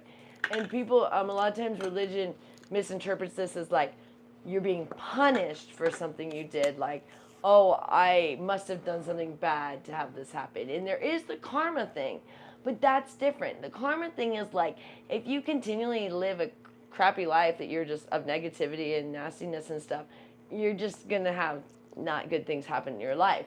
But that's not like punishment. That's just like people want to be around nice people. People want to give jobs to people that are nice. People want to give opportunities to people that are nice. If you're continually rude, you're just going to continually shut down things in your own life. And like it's just going to happen. Like people are always like, I don't get why some people make it or whatever. It's like usually those people are somewhat nice in some way. Even if you don't think so, like, oh, that person's an asshole. But they're like, probably not. That might just be a front they're doing. And like you see some celebrity people that, you know, their thing is to be a punk or whatever. But like, probably deep down a nice person. That's why they're there. Whereas you see the ones that aren't nice don't make it very far. You know what I mean? And so generally, if you're just kind of doing what is good for everybody in the sense of like doing to others kind of thing, you know, you learn that can't say anything nice, don't say nothing at all kind of thing, then it doesn't matter if it's something that you were told is wrong, like where you're like, oh, I feel so bad because I did this thing because I wasn't supposed to do that my whole life because you were told, but you're like, you'll know right from wrong with your own conscience. So true. Yeah. All right, are you taking them? I sure am ready. And Casper is just stretched out. It was like, once we went to go see him, now he's like, oh, everyone wants to see me. Now I'm going to make myself look cute for you guys. Show them before you leave, Casper. Oh. He looks so cute. Put him on- People are put him saying on we're right not now. showing him enough. Put them on right now. People are saying we're not showing Casper enough. I know we lose some of the crowd for that, Well, yeah, because most people aren't interested in the bunny. but some people are. But some people are. There he is. He's just stretched out. He's just relaxed in his shorts in there. He's getting big. Look how long he's getting. He's getting really big. I know, he used to be a little baby. Now I'm going to get him adult food next time we do a food order. Thank you so much, Libby. Libby, thank you. Did I right? It was Libby, right? Let me make sure. I gotta hold on to these things. I know. Libby, yes. Libby, thank you for the hay and the bedding. We love the hay, Libby. Yeah, Casper will love it. Like I said, he likes trying the different ones. So it'll be a treat for him to try the different hay and bedding because he eats all the bedding and hay. Like I put him in his litter box, and the first thing he does, he starts eating it, and I'm like, all right. And then once he poos, he goes right back to where his poo is too, and I'm like, please don't eat your poo, dude. I don't think he eats his poo, but he sure sniffs it and then eats more of his litter box there. They love it. They love it. I guess I did say his litter, the one that I have over there, it looks like granola. I'm like, I guess that's what they do. I mean, they eat like drywall, so I guess they do that. All right, thank you guys. And Thank you, everyone. Annette loves the shirt. So we had just kind of woke her up, you know, and Yeah, she was healthy, asleep. but- That's why I said she was not going to be in the best mood. But I wanted her. I saw to your looks. I did. experience that. I told you to give me a look. Yeah, I woke her up it could anyways. have been several hours before she really It came. would have been several hours, yeah. Yeah, and we really. Oh, don't give him that bed RX stuff unless he's sick. Okay, we won't then. Thank you. Thank you. They literally said, yeah. We only did one time and we realized that was not. He hated it. Yeah, he hated it, so we won't do that again. That was like day 2 that we got him, and we never realized that was a bad idea. I actually have. I ordered yesterday some. He has some little balls coming and some more. He loves bamboo sticks, so he's bored right now because he had ran out of. He likes these little balls that are like little thread balls that he tears to shreds, and that's his favorite thing.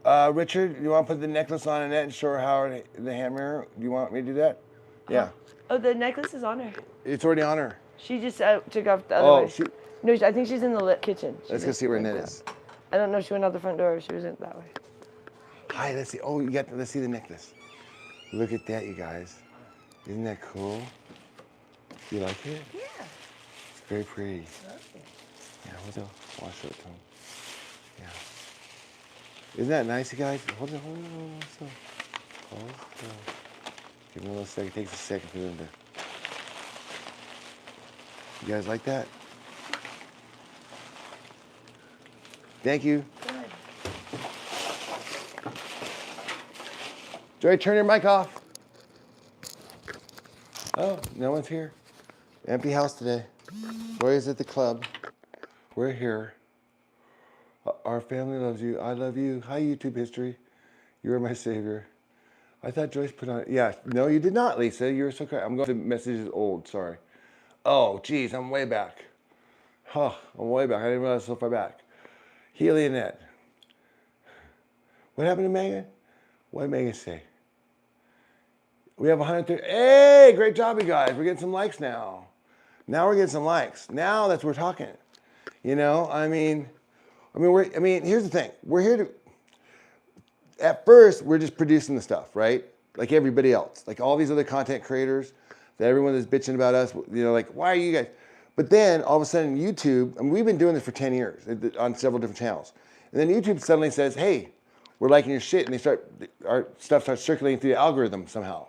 When I say YouTube, I mean the YouTube algorithm suddenly said, "You guys are cool," and I was like, "Okay, great." So as we start kind of going up, now we're getting all this stuff, and it's like, well, everybody gets mad when I say, "Hey, let's get some subscribers, let's get some members." They're like, "You scam artists! I can't believe you guys." Yeah, we're here because this is a way to make money. YouTube is a legitimate job. It's a lot of work to produce this stuff. I don't know if you guys know that. I mean, I am literally up to, it's 24 hours. It's a 24/7 job. I mean, it's like literally, I fall asleep, I wake up, I do it, I fall asleep, wake up, blah, blah, blah. But that's okay because it's a job that I love doing. And so, but every job I've kind of worked like that, come to think of it. But this is what I actually enjoy doing. So that's all good. So I just want to let you guys know how much we appreciate everything. And as we kind of go up, you know, thank you for all the likes, the hearts, everything.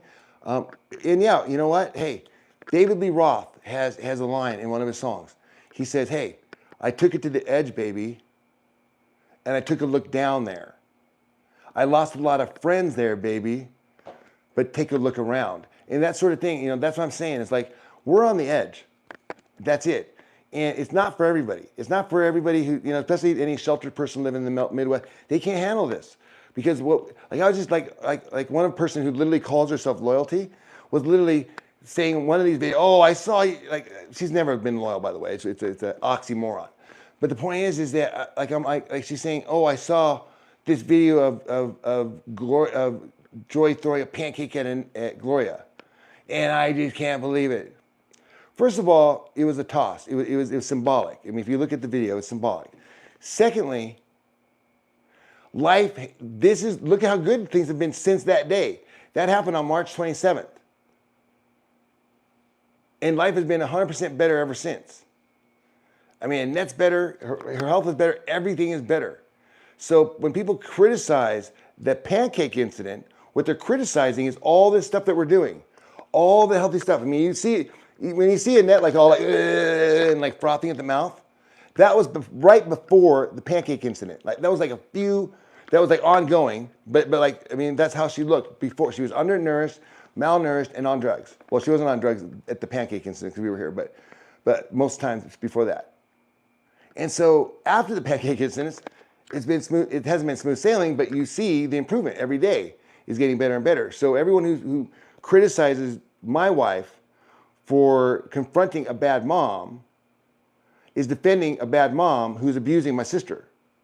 So just like when we were kids, when I was kids, those type of moms, they're really mean to me and my sister. And my mom was too. And we couldn't ask other moms for help because they're like, oh, you don't talk bad to your mom or we'll hit you. Okay, well now I'm 56 years old and now I'm still confronting these bad moms. And they're coming at me online and I'm saying, no, we saved Annette's life. Life has been, if you just hate my wife. There's a difference. And you're finding a reason to hate her and you're using it to justify your pettiness why you're either bashing my sister or bashing our channel when all we've done is shown you how we've improved my sister's life 100%. I mean, it's 180. I mean, no one can deny that. And I don't even know where they come from. And what they just pull up this stuff. And so then they come in here and they insult me. They insult my wife and they insult my sister. And I do let her know. I do let my sister know what's going on there in the drama world because first of all, if I don't tell her that, she's gonna be a little shocked when someone doesn't happen to clear out one of them comments to say, hey, you look like a meth head, where are your fucking teeth? Which come through all the time. I don't know if you know this, but the world's pretty awful.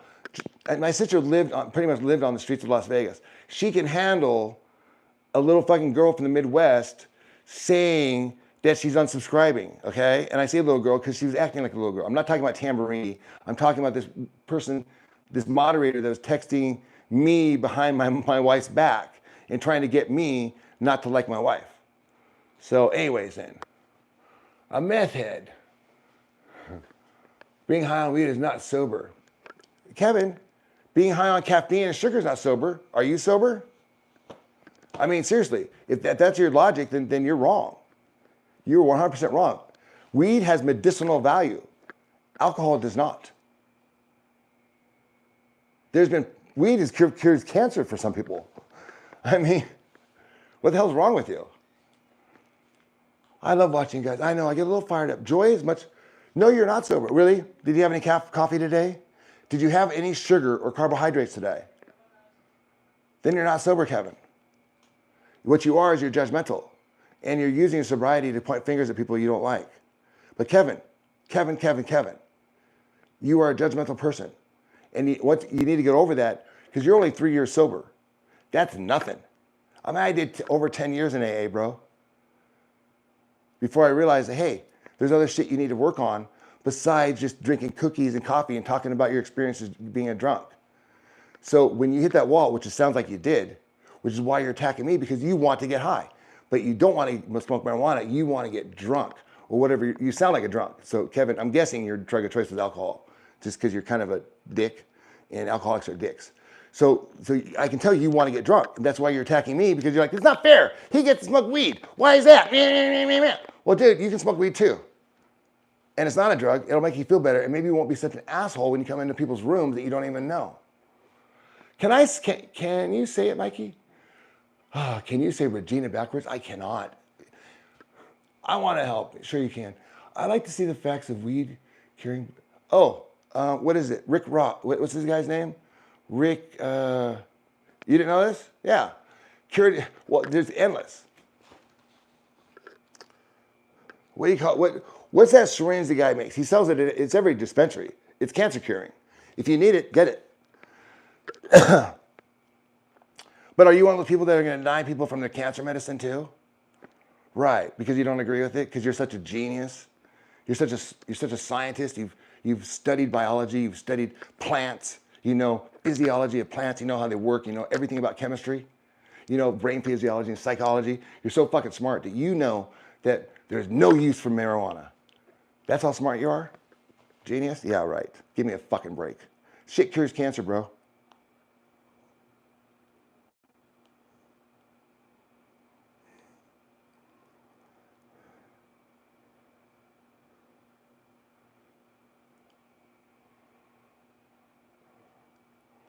Bro, you can't get addicted to weed. You're addicted to sugar. And I'm going to release a video of me getting off sugar for one day. And I'm having cold sweats and you can ask everybody in this room that they have cultivated, and try getting off caffeine. You want to talk about addiction. Sugar will feel like a pancake toss compared to caffeine. When you try to quit going to Starbucks, just the habit and the ritual and your friends and just the smell, everything is so powerful. Not to mention, they fucking feed it to you at your AA meetings, dude. What do you think the pink cloud is? It's amphetamines. It's speed. It's stimulants. It's caffeine. So yeah, you're not helping, bro. I want to help you. You need to start smoking weed and stop taking caffeine. And if those rooms don't have it, get the hell out of those rooms. They helped you get off alcohol, great. Thank you very much, goodbye. They can't help you with anything else. If they did, then why did they keep going every fucking night? Why do they have to go sometimes 3 times a day? It didn't solve shit. They're just distracting themselves for their next drink, just like you are.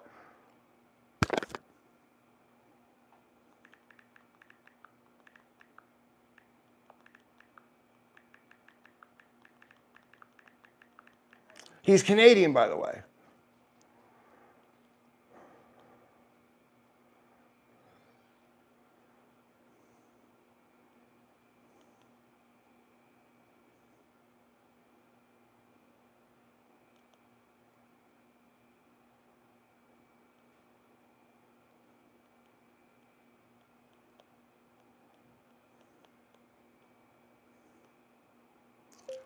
Rick Simpson Oil. Hey man, right. And what I'm showing you here is that I was depressed and nearly dying. And what saved my life was smoking medical marijuana. I didn't start smoking until it was legal. I was against it. I was like Kevin Bonehead over here in AA. I went to AA all the time. I was against weed. You can ask Joy. Joy was against it too. We were against it. We were sober. We were against it. They legalized it, and we said, you know what? I mean, we might as well try it.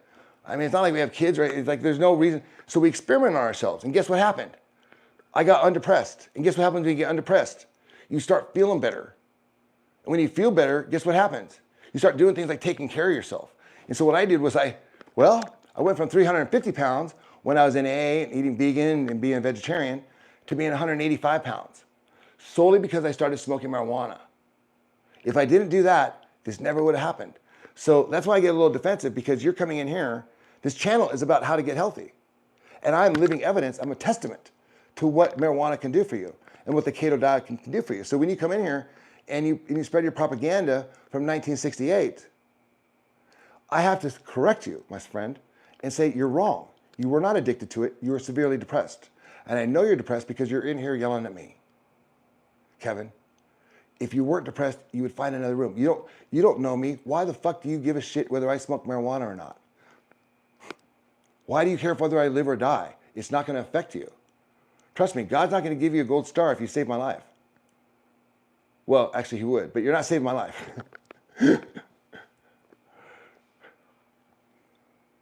Rich, do you like people using different, do you like hosting an echo chamber?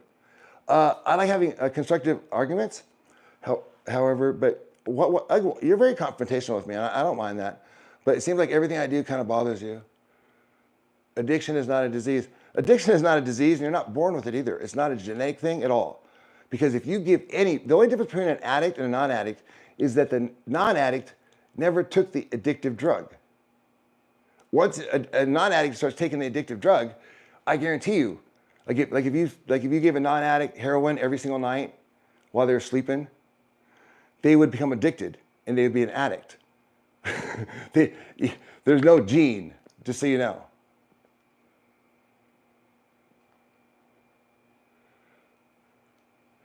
Oh, well, listen, what I don't like are loaded questions. So, spare me, just be direct with me. Hi, Megan, all right, thanks, Roses. Addiction is a choice, a disease is not a choice, right? Yeah, I've never heard of any disease that you can cure by going for a walk. It's like, oh man, God, I'm gonna go drink. I'm so depressed right now. Okay, well, they say to A, I should go for a walk. Come back, hey, I don't feel like drinking. You're cured. No disease is cured by going for a walk. My grandmother now is 96 years old, lived that life. Tiffany, out of curiosity, what race is your grandfather? Because I just have to know. I mean, I want to know where he's from because that is a very, very rare individual. Sorry, y'all. I see what addiction does. Hey, man. Oh, addiction's bad. Trust me. Listen, we are recovering. This channel is about recovering. I mean, Joy and I don't drink alcohol. We don't do drugs. We don't do anything. And weed is not a drug. In fact, we're telling you that caffeine is a drug, and most people don't believe that caffeine is a drug. Most people don't believe that sugar is a drug. Yet it's the cause of all their ailments. It's the source of their addictions. Because when they stop doing alcohol, their drug of choice, they immediately run to coffee and sugar. That's not an accident. I'm addicted. Give me some speed and sugar. Stimulate the pleasure center. That's what sugar does. So what we're saying is, hey, well, as long as you are eating, Kristen, as long as you have sugar and caffeine in your system, you have no stance to tell me that I'm doing a drug. So, hi, Rose Glower. Bass rips. Hey, Jared, perfect timing. Jesus. It's wondering what's going on. Where were you, man? You're a little late to work today, bro. That's okay. You got a flex schedule. We just pay you whatever. No, I'm serious, Jared. When this thing takes off, I'm putting you on the board. And you're going to have your own, you know, like in the boardroom, can you kind of see it? Like this big boardroom when all the stuffies will be sitting around the table. There'll be like a cool little corner office over there, like with not even facing the table, facing the window. You'll be like on your phone. You'll be like, who's that dude? Don't worry about him, man. He's a paid consultant. That's all you need to know. But his job is very important here. I'm about 7 hours. Okay, Megan. So good to see you today. I'm really glad you did great today, Megan. I got to tell you, you did absolutely fantastic. It was a pleasure seeing you. I really liked what you had to say. What you said made sense, and it was on point. It was on the topic. I love you. Thank you. Thank you for coming back. And just, I don't know, it's really good to get to know you.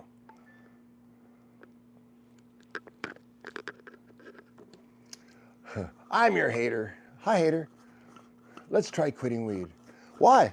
Weed saved my life, bro. Why would you tell someone to take away, like, would you tell someone to take away their diabetes medicine?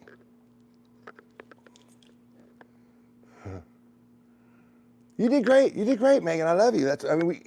Megan and I email each other all the time, so I don't mind 100 texts. I don't mind 100 emails. It's just what's in them. You know what I'm saying? It's like sometimes if they're like super long, and it's like, okay, I'm not going to read that. And then when you don't read it, they send another one even longer, and then you don't read that one. It just goes on and on and on. This dude isn't native. I am not. I am British German, my friend, and Colombian. I tweeted Emily's beef burgers. Emily had beef burgers. Oh, did you, Emily? Fantastic. I'm so proud of you. Can I put that on our channel too? Yeah, I tweeted it. Can I put it on the YouTube channel for us? I would love to do that for you. Thank you, Emily, and I'll give you a little. Did you put it on your channel too? Let me know if you want me to do that because I know it's on your channel. I don't want to copyright you or anything. Hi, Paul. How are you? Oh, you're new. Hi, Kayla. Well, welcome to the community. And no, I'm not native, bro. I'm half Colombian, Panamanian, Colombian. Are you gonna have your for lunch? Yes, I am actually. Half Colombian and half. The steak was a little funky. That's why I didn't eat a bunch of it. That's why I didn't eat it raw. That's why. By the way, it was a little fishy. It was just on the edge. No, I'm not jacked at all. I know. Isn't it funny? It's the opposite of jacked. Rich, you have a ton of knowledge and wisdom. Love this. Thank you, Meg. I appreciate it. I really do. That means a lot to me. Because, most of the time I'm saying stuff and it's like, so my dad would tell me this. He would say, Rich, really don't spend much time trying to tell anybody like real complicated shit because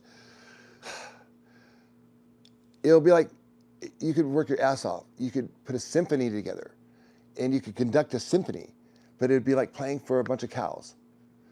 You get the response. You turn around the cows are like, don't even notice. So that's pretty much how it is. So I really appreciate it. It's very nice of you. Bye, Megan R. What is my profession? Well, that's kind of what the channel's about. I mean, that's what this whole channel from the beginning was look, man, you have to stop. Most of us work because we think we need to have all this money, like when we're older to retire, and then we can just sit around and not work. I think that's the goal. Is that the goal? I lost track of what your guys' goals are these days. But when I worked, the goal was to get to a certain amount of money as quick as possible before 65, and then not have to work at all. Just quit working, and then. Well, ideally do whatever guys do. Like most guys golf. Most guys don't watch TV, so golf or water ski or whatever they enjoy doing. That was kind of the goal. But this channel was about, listen, if you retract some of your expenses and you bring it way down, you don't need to hit that huge number goal. You don't have to work towards this thing of trying to be like, I'm gonna like just do nothing all day. Instead, what we try to do, we're showing like we lived in a cave to start off, just so you know. This whole channel started, not this channel, but our show, Joy and Rich, started by the social media, started by going to a cave to show that you don't need TV, you don't need a car, you don't need anything. You can just live in a cave, and we did it for 3 months, and we just did what we're doing here, but in a cave. And basically having the same amount of fun we're here. We were cooking foods, organics, preaching about food and diet, and talking about how important that was. And that's about it. We didn't have a lot of, we were in the cave, and the dispensary was a long walk. So it was, we didn't have a lot of marijuana up there. We had a little pipe, and we'd have like an eighth that would last us the whole week. So we had like a little pipe in the morning, and that would be about it. But for the most part, when you're living in the cave at like 4,000 feet in the air, your body adjusts to, you don't feel this need to like, oh, I need to get high, or it's like I need whatever. You're thinking more like survival mode. It's like, okay, what am I gonna do to survive for the night? You're not thinking about other stuff. Yes, P.S. Thank you. Obviously, their channel is small and producing very little. See a different source of income while you transition to a sustainable, profitable YouTuber profession. Well, yes, bro, exactly. Well, that's why we came on the thing. I mean, we weren't making it. I mean, we barely have enough as is. And so now what we're able to do is the stuff you guys are saying, like the gifts we got and everything else we have, but just, I mean, if you're getting at it, just so you know, I was on Wall Street, bro. I had a lot of investments. One of my investments was a company called Netflix. I was trading it when it was trading at 25 cents a share. I had over like 100,000 shares. And then I forgot about them. I'm not kidding. Because my sister got sick. So I just left that alone. So then in 2014, I heard about this thing called Bitcoin because we were going to porn shops a lot. We were in Vegas and I was checking them out. And there was an ATM machine there and it sold Bitcoins. I was like, what the hell is a Bitcoin? And the guy explained it to me. And he said, how much are, I said, what are they? He said, well, you can buy shit on the internet, but for the most part, it's just an investment right now. And I said, cool. Well, what do you do? He said, well, just buy a little bit each week. Just come in. And I said, okay. His idea was to get me in the store. My idea was I was very curious about this Bitcoin thing. So I took the money from Netflix and then I started buying Bitcoins. Now, Bitcoins, I don't know if you know, I didn't know this because, see, we had the Bitcoins and I was buying them every week, $300 worth. And they were like $200 a piece. And I bought them for like a year. And then I stopped buying them as soon as they hit $700. I said, that's too high. Forget it. I'm out. That's crazy talk. I'm not spending $700 for a goddamn Bitcoin. And so I let it go, and I kind of forgot about it because it was only like, 10, whatever. It was a savings account somewhere. And we were still kind of in the money thing. I had short hair, and Joy was an executive, a CEO assistant, and I was still kind of managing restaurants, kind of thinking about that. But then we decided, hey, let's do something different. Let's go to the caves. What happened was there was a big shooting. 700 people got shot with military grade weapons right outside our window where I used to take photographs every day. And that's when my hair started getting long. And that's when it tripped me out. 58 people died right in front of me. I mean, it was like blood. People were coming back with blood all over them. I saw little girls. Do you know what a bullet this size, these were shooting these bullets were this big, 90 millimeters. 90 millimeters, am I correct? Is that big? 90 millimeters, right? Shooting 7 rounds per second. like this. Right. Do you know that? I saw a little girl's head. It was terrible. So that was in 2017. Okay. So that, I kind of forgot about just like the Netflix, when my sister got her disease and I quit working in things, I forgot about the Bitcoins. I mean, we had them, but you can't really spend them. What are you going to spend them on? So we moved to the caves and we just gave everything away. Whatever we didn't give away, we sold. And basically all we sold was just our gold. And our car got stolen. And so we said, this is great. We're getting rid of everything. Oh, what prompted it was I got UFOs on. After the shooting, I got a bunch of UFOs. It was a crazy year, 2017, guys. I mean, it was a crazy year. It was my transition. It was my awakening, you know? I mean, it's like I was kind of coming out of this. So yeah, so 2017, we move up, and I got video footage of this. It's all on Periscope too.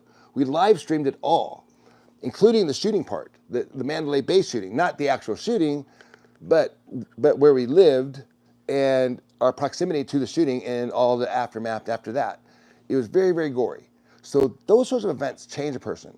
And by the way, what changed me back in New York City, in Manhattan, was 9/11. I lived right next to the Twin Towers. I mean, it was 2000. I mean, I quit in 2003, but man, there was 3,000 people dead right outside my window. So life events changed me and made me a different person. So so instead of, so when you say, what's your job? Okay, my job, what's your job, man? What did you do? I'll tell you what I did. We invented credit cards. Credit card processing. So you could do it in grocery stores and everywhere and online. That's what my background was, in finance and payments. That's why I was very fascinated by Bitcoin. Anyway, so I bought the Bitcoins, and so we just kind of forgot about them. And then we went to go sell our gold, and we're like, my dad gave me some gold coins. And since we're just living in the caves, and we were showing him, but hey, you don't really need much. We was like, hey, these little gold coins. He said, we'll give you $200 for it. I said, what? 200? Last week you gave me $250 for it. And I really felt like I was in the Old West, back in the desert, because we walked there, we were hot, and we had plans we were going to get dinner. It's like, man, that kind of puts a crinkle in things. We needed that $250.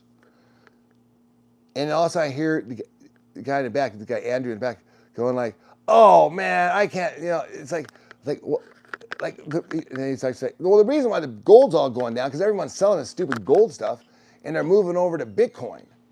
I'm like, what? Who would be selling gold to buy Bitcoin? They said, we are. Everyone is. We'll give you nobody wants it. Nobody wants the gold. Here, we'll give you $200 for it.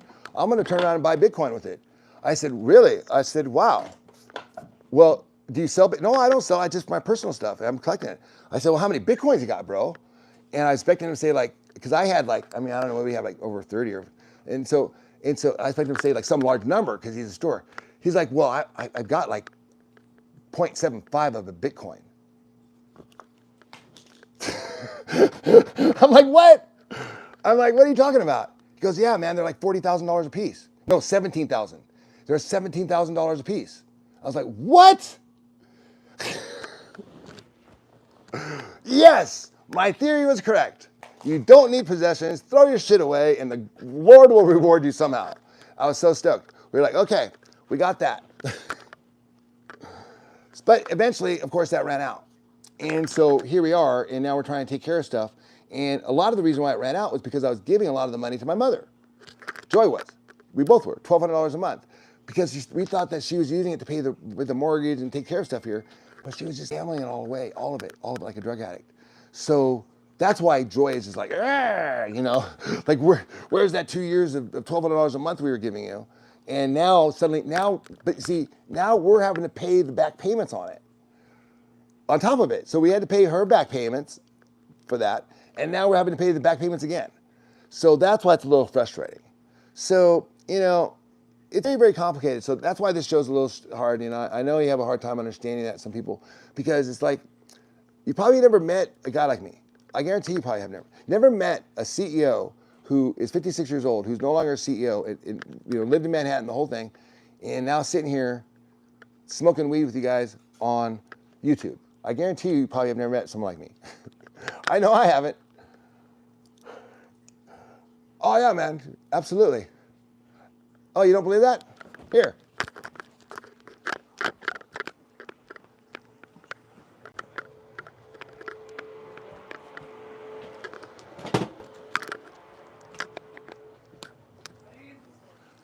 I'll show you in a minute. Here, see what this is? This is what we developed, bro, in 1992. No one had these. All they had was individual devices that went to individual credit card processors. What we did was we went to a gas company and found out who made this device, which is a company out of Minnesota. And we talked to them and we said, what sort of chips do you have in here? Can we program these to have them, instead of using gas, it was for gas stuff, we needed to do hotel credit card processing. And it needs to be integrated for American Express, Discover, JCB, Amex, as well as all these other random diners cards that are going away. So that's what this is right here. So this was the very first one, and it had a patent. And we were the first ones to do integrated processing, which changed hospitality, credit cards in restaurants, grocery stores, everywhere, forever. That's exactly what we did. Anything else?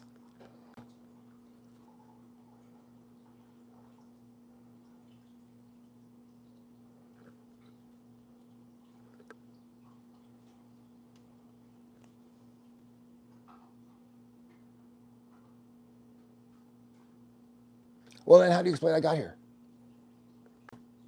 What's your exclusion? Tell you what. Do you want to see articles about me in the New York Times? Guys, do I need to entertain this troll? I mean, can you guys help me out here? Because I'm doing all the talking here, and you guys know my story. Well, everyone is saying the same thing. They're saying that it's a lie that I bought Bitcoin. It's a lie that I own Netflix. It's a lie that I invented credit card processing. Well, those are haters, Richard. Oh, they are? Yeah. Just ignore those people. Oh. Oh, they're haters? Oh, I thought they were in their blues. I thought they were some of our members. I was like, dude, why do I have to argue with my members? I can't believe it. Okay. Well, you don't have to argue something that's true. So you can just say it whether people believe it. Oh, okay. We're supposed to believe that he invented, yeah, we did, 1992. It's called J.L. McKay. Yeah, which got sold to Chase. We sold it to Chase You guys Bank. know Chase Bank? You know that bank? Hi, Rich. that's, Don't let the the... bank that we Thanks, still bank Leanne. at, you know, Chase Bank? They bought Richard's father's company. There you guys are. Okay. Look at this. Look, I have something. Hold on. Oh, I already showed it to him. I got it in my hand. I got it. I showed it to him. Oh. Oh, no, they're not getting to me so much. It's just that, it's more that, like, what bothers me is that there are just people like that in the world. I mean, he asked me a question. I told him my life story, and his only response to me was I was a liar. Look. This is the company that is bought by Chase, J.L. McKay, which stands for Richard's father's initials and his partner. It's bought by Chase. They started credit card processing with these machines. Richard's father. You can look it up. It's acquired by Chase Bank.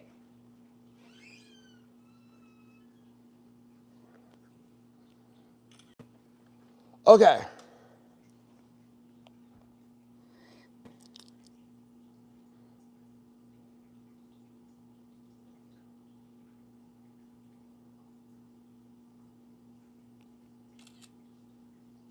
Okay, so when I was 40 years old, I was a CEO. And here I am in the New York Times, and I was discussing this. I was the CEO of a multi-chain True Value hardware store. And as you can see, it's New York Times. Okay, and that pig right there, that's a barbecue. It's a smoker. It smokes wood. It smokes barbecue. We were the #1 wood pellet grill dealer in the nation. Traeger. Not just Traeger, all wood pellets. We're the #1 barbecue dealer in the nation in 2008. So that was me in 2008. Short hair, chubby, and let me share something with you. If this guy came on YouTube, none of those trolls would be asking what I did for a job. All they'd be asking is, why am I watching you on YouTube right now? Because that guy had nothing interesting to say. He was good at business. He did all that other stuff. But you see, I left that. I left that to discover something different. And this is what I become, is a better man. Not some simp like the guys that come in here and say, oh, you're only as good as your job, or what did you do for work? Hey bro, check it out. I was born into a wealthy family. I was born with a silver spoon in my mouth. But I didn't want that. I rejected it. I walked away from it. But I had to come back because my dad was dying. So, yeah. So that's basically the story. I'm not broke. We're not broke. Are you kidding? We have a monetized YouTube channel, Ugh. I'm about ready to time you out. Seriously. I don't know how many, I mean, it's like either you're so dense or you're just a troll in disguise. I can't tell. It's distracting everybody else. Yeah, you're distracting everybody. You're really distracting us, Ugh. You're sending a negative energy. You're making me, you need way too much attention because I keep proving thing after thing. I'm in the New York Times. Here's the credit card machine that we developed. There's J.L. McKay, the bag that we have in 1992. What do you want to see, my financial trades? What the fuck is wrong with you? Hey, Shaybug, nice to see you. Finally, some decent people here. You know, they're just some real, see, here's the thing, is that there are winners and losers. I've learned this because, see, when I've hung out with the winners and I've hung out with the losers because I've been both.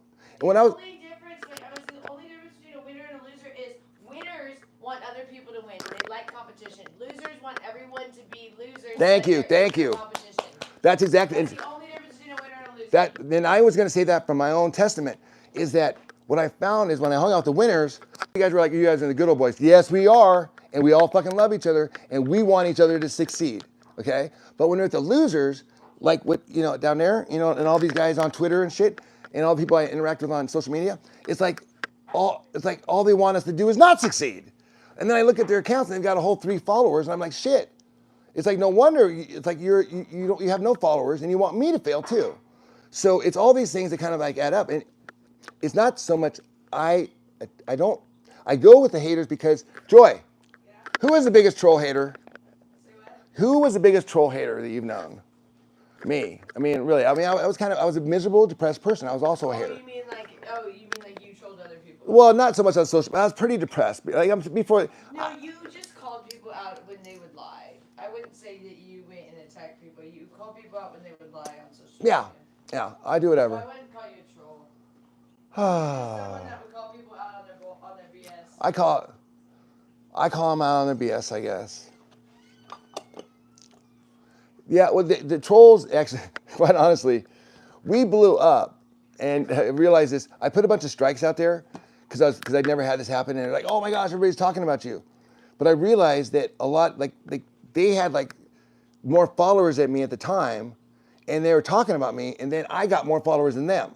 And then the next person, same thing. Like they had more followers than me and they were like, I was like, oh, strike them. I can't believe they're doing that to me. But then Joy's like, just let him do it. So I retracted the strikes and said, go ahead, talk about us. You know, I mean, that's perfectly fine because we have nothing to hide. We've never lied. We don't tell anybody. You know, I mean, I think people are saying like, I just can't believe you're broke after having all that money. Gloria's broke. Gloria burned through the entire family fortune. I mean, I don't know how. I don't know who's in the room. I don't know if these are children. I mean, are we talking? I mean, are these small children that don't understand that money, like you can burn through $1 million in 10 years like that? $1 million won't even last you 10 years. Yeah, you can't expect $1 million in your retirement. $10 million will barely last you. $5 million lasts you about 10 years. I can tell you that. I know that. I know that. Yes, you can, Jerry. Uh-oh, you can't hear me no more. Hold on. Can you hear me now? Oh. Hi, Jam.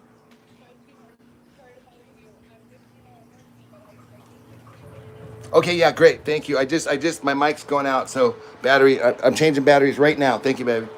I love you. Thank you for calling.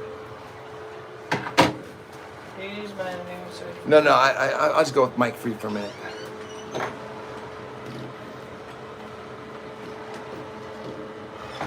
It's still choppy now? Thank you guys for all the feedback. You really help out the channel. And you help grow the channel. And do I like an echo chamber? Hell no. Does it sound like I like an echo chamber? See, I'm the one Joy is the one, you guys are all the ones, like, kick everybody out. Just have the nice people in here. And it's all peaceful and quiet, and everyone loves it. Everyone but me. I'm like, this is nice, but man, can't someone throw a tomato at me or something, or try to challenge me, like with how much money I've made in the past, or do something? Because I really want to show pictures of myself from the New York Times. I was waiting for that opportunity. Then they're gonna be like, you were a CEO. I don't even know what they're gonna say. Sounds good, sounds good, sounds good.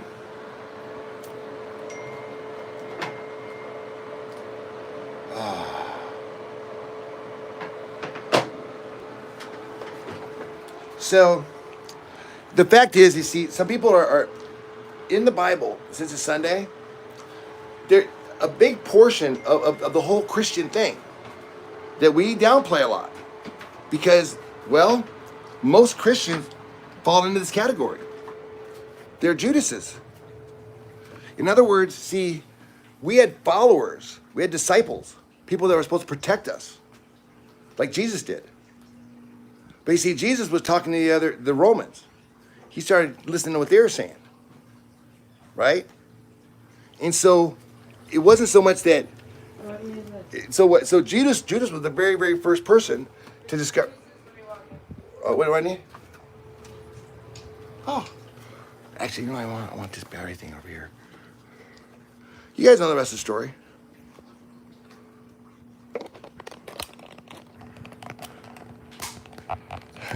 And what I'm saying is, it's not a new thing. What's happened in this little circle here? People like, you know, coming in and then turning against you, but then trying to figure out a way to make it that it's my fault that they're a Judas. Like they're accusing me of something, which is, in my opinion, rude, disrespectful, and out of line, to cover up the fact that they are Judases. I'm talking about, you know, you've seen them. You know what I'm talking about here. Okay. Still choppy. Uh-oh. We're chopping up. We're chopping up. Let's see if we can get it going then. This might just be a sign that it's time to call it a day. Well, yeah, we might jump off from there. This is a pretty long vlog. Then start another one later. No, I didn't hear about that guy. That would suck. Lisa, that would suck. Some guy this guy has millions in his Bitcoin account, but he forgot the damn password. Oh, did you tell me we lost our thing, our key thing? Oh, I didn't tell him that. We did. We lost our key too. We lost our keychain. It's called a keychain thing. Yeah, we lost that key code thing, so that's where a lot of Bitcoins went. We did too, but yeah, we didn't have a ton, but we had some. They have a ton, but yeah, it's hard for people to believe that you'd have Bitcoins because it's like now you guys are just now into it. Yeah, when we first got it, there was all these ATMs in Las Vegas. They can't hear you. Hold on. You guys, when we first started doing it, there was all these ATMs in Las Vegas that you could get Bitcoin. These Bitcoin ATMs, and one of them was at this place called One Kick. It was this like karate place. Another one was at this restaurant at the link that it was Mike Tyson's Bitcoin machine. Yeah, Mike Tyson. And then another one was at this other restaurant. None of them worked good. And you would go there and you'd put your money in, and then it would sometimes just be gone, and it would not work. And you'd be like, oh no. And they'd be like, oh, we'll text you when the machine starts working again. And you'd just be like, I just put $100 and I don't know if I'm ever going to get it back. It was a really risky, scary thing that no one was doing. And we were doing it early on. And we would buy it and then we would just hope that it would show up in our wallet. And then like the one guy, I think his name was Nick, I can't remember. I think his name was Nick from One Kick, something like that. Nick's One Kick, yeah. Yeah, the owner, he would call us. He'd be like, oh, the machine's back working again. He literally calls on the phone. They were really crappy machines and only a couple people were using them. So like we were one of the regulars. We'd go buy Bitcoin from One Kick. It's over there on Sunset. It's right next to the airport. And he had one machine, and then they were very rare. They were always at the sex clubs had, or the those adult bookstores, you know, the Deja Vu had them. But yeah, they didn't work very well. You never knew if you'd get your money. Oh, they also, I think there was one at the V downtown, but it was crazy. We would buy the Bitcoin, and it was so cheap back then. Oh gosh, we had like We had a lot of Bitcoin because they were really cheap. They're only like $100 or $300. So I used $300 for a Bitcoin. Something like that. Yeah. Can you imagine that? Are they way more? Weren't they only like $300 for a Bitcoin then? Yeah. It was like $200 or $300. Yeah, we would buy Bitcoins all the time. Once a week. Oh, yeah. Yeah. We go buy Bitcoin from Nick. We buy like a whole Bitcoin. We buy Bitcoins from Nick's. So what irritates me is when the trolls come in and they just can't fathom anything. They can't see it. They can't see the progress. They can't see what we've done for my sister. See, what it takes to be a really good leader is being able to identify people. Because you need people. You can't be a leader without people. So what Joy and I both are really good at is being able to determine like who's cool and who's not cool. And that makes a big difference. So when guys come in and say, oh gosh, it's like, dude, can you not look?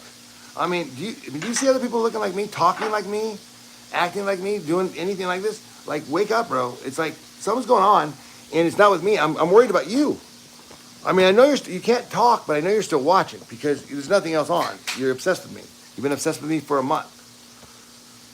Oh, I'm hungry too.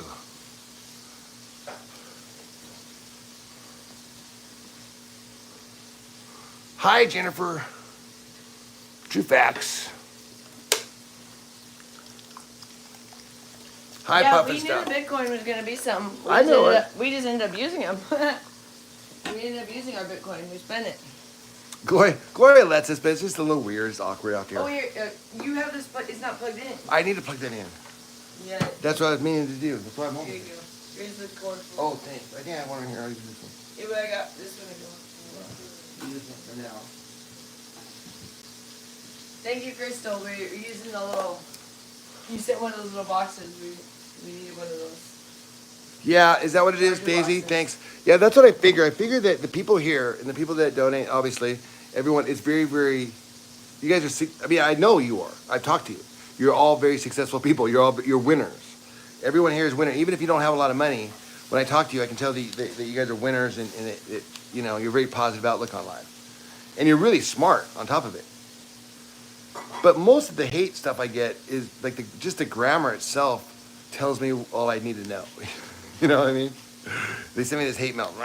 It's like I can't even read it. And, you don't have to use. I mean, when they use the letter U instead of you, you really have to wonder. Hi, Richard. I have many clients that were CEO, whatever.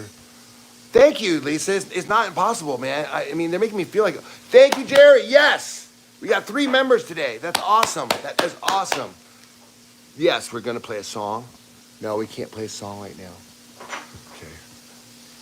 I make cell phone cases. That's cool. Yeah, man, it happens. I mean, it's like, it's not an everyday thing, but it's like, I'm the type of okay. An older CEO, my mentor, told me that there are 3 types of CEOs, and you have to figure out which one you are. You have your minders, your grinders, and your finders, okay? Your finders are your entrepreneurs. They're the ones that are gonna just they're the salesmen. They love selling shit. They're entrepreneurs. Then you have your grinders. So once the finder finds the product or whatever it is, the grinder is really good at marketing. He's gonna grind it in the market. He just loves grinding it. He's the grinder. And then there's the minder. And that's kind of where we are with most CEOs. And that's what I think what most people think when you say, oh, you're a CEO. The guys you're used to, those are called minders. The finders and grinders have left. Steve Jobs is gone. Like the people that built the shit are gone. Now you just need a CEO that's more of a minder type. It's a different mentality. That person is very conservative. He just minds the business. Unlikely they're going to go broke. So that's why, Lisa, see these people that don't have a lot of experience with upper level management like you do, or life, I should say, that they don't understand that just because you're a CEO doesn't mean you're exactly one way. There's all sorts of types of CEOs, and you need a different leader for every type of business you have. Thank you for being so kind. I'm so glad you joined. You look great in green, Jerry Lynn. Jerry Lynn, patience is virtue. Thank you, Alice. I appreciate that. I appreciate you being here. Thank you for subscribing. Thank you for joining the memberships. Thank you for loving us. Thank you for the donations. Thank you for all the wonderful gifts. I mean, geez, I'll post that thing up right now. Oh, who are you, sir? My name is General Richard Lightoller of the USS Starship Federation. And you, may I ask your rank and affiliation? Hi, Pepper Monkey. I've been watching all y'all every Sunday. Cool, Sundays with the show. Rich is very cool. Thank you, Daisy. I love you. And Daisy's hella cool too. She's from Texas. Thank you, Grace. Thank Do you. you ever see Grace anymore? Yeah, Grace is here. Oh, thank you, Grace, for my paper towels. I'm grabbing another. Grace, paper towels. Oh, I love having backup. I got backup in my closet. It makes me so happy. Lisa, yes. Don't you think that would have an effect on a no, not just on 9/11. I was in Seattle, and they transferred me on September. I signed a lease September 1st, 2001, and I was like, I did it. I'm in Gramercy Park. I'm on Wall Street. I've done it. I was like 35 years old, 33 years old. I was like, yes, yes, yes, yes, yes. I was like, I was just stoked. And that euphoria lasted all about less than 11 days because I had to travel back to Seattle to get shit. So by the time I got back there, everything was gone. It was like COVID. It was like, what happened? No one was buying, there's no business, nobody wanted anything. And so, yeah, then my company just laid me off. They're like, dude, we don't even need an office in New York anymore. There's nothing going on. I was like, great, thanks, guys. Transfer me. 9/11 happens, and then you lay me off. Now what am I supposed to do? Which I got another job, but whatever. Welcome to the fam. Hi, hey, welcome to Drug Free. Yeah, I love you too. What about the channel? What do you mean? Are you at Alpha? Like Alpha Bits? I love Alpha Bits. Alpha Bits. Alpha Bits. Say Alpha? Alpha Bits. You ever had Alpha Bits? Alphabet soup? No, not Alphabet Soup. Alpha Bits. It's a cereal. It was my favorite as a kid. It had little. It was like Alphabet Soup, but it was Alpha Bits. Oh, I never had that. It was called Alpha Bits. Anybody have Alpha Bits? No, I don't go to the gym at all. I think that's another point of the channel too. Here's what we do instead. Let me show you. We eat this three meals a day. And everyone in this room will tell you we do because we do it live. That's what we do. We do that and this. Ooh.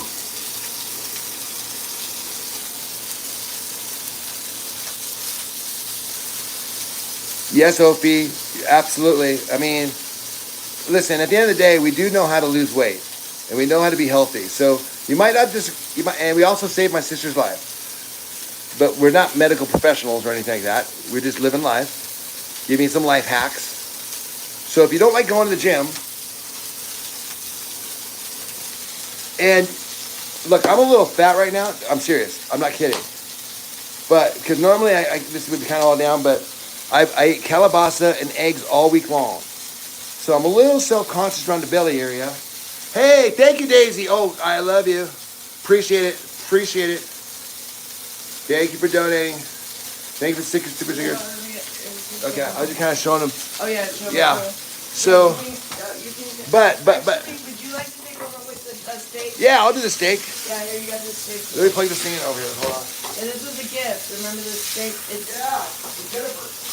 yes, and it's you guys are gonna be blown away. It's a filet mignon, but it's a little bit might be getting funky, so be careful. Okay. Because wouldn't be her fault. That's how they get sent. We love it though. Yeah, well, I'm sure it's gonna be amazing, but hopefully it hasn't turned into. It's the bummer when you get these expensive organics. You gotta get over here so the girls hot. Coming. It is hot to trot. Thank you guys. Oh my gosh. So Leanne, Emily, Jennifer, and even Melissa, I think it was offered yesterday. In the Holy Seasonings.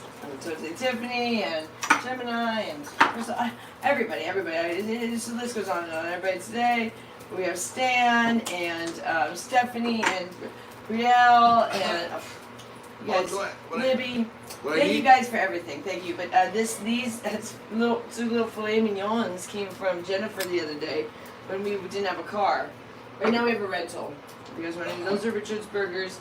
I'll have him make the steak and then I'll do my burgers later. But you guys can work on that. If you want to get this, it's hot, so you gotta get in there. Right now. And it has this, yeah.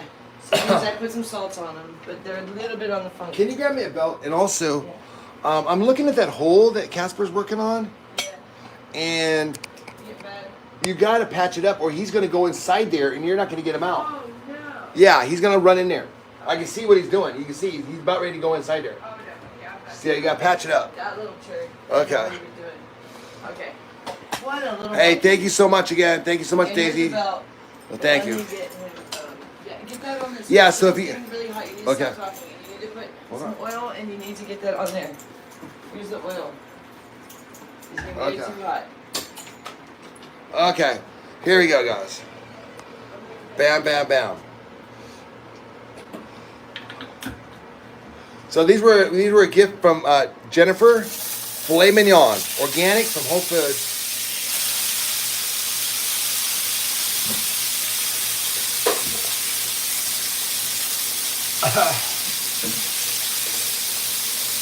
Hi, Faith. Faith, did you see that Joy was using the paper towels just today, just like 5 minutes ago?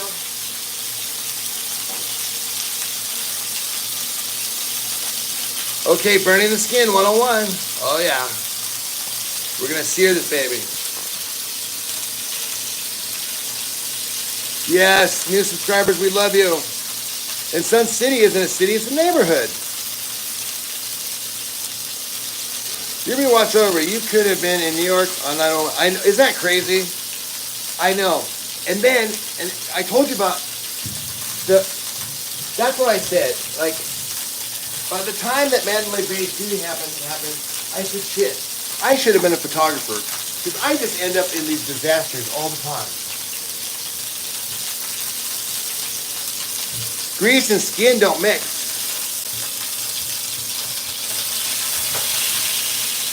Oh, my body? Yeah, I know. But you know what? I'm old. I got scars. Ah. I was going to go outside, but now we're going to do cooking.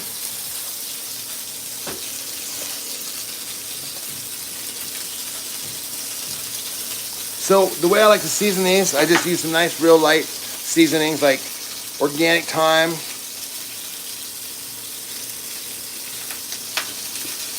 Some of these seasonings came from our viewers. One came from Tiffany, I know, and 3 came from Tiffany. Morton Bassett. These are the best.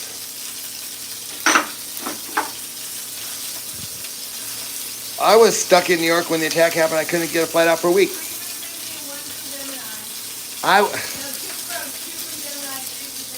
3 from Gemini, 2 from Tiffany. Yeah. Ella Moore, thank you. Hey, Lift follower. Hi, England. How are you? I like your name. Live follower 333. That's cool. Now, this is turmeric. It's from Tiffany.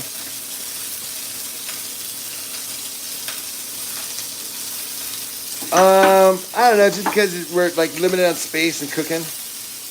That's why we kind of do it as we go.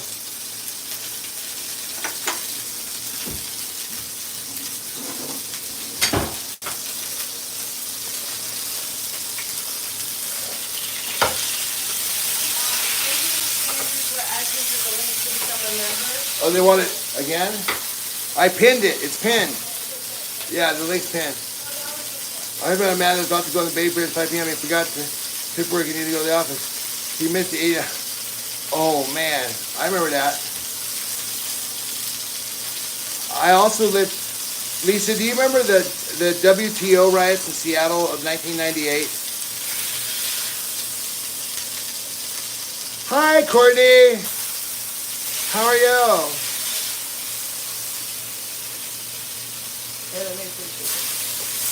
I think that looks good. I got it. No, I think you do. Give me the salt, though. Give me the salt.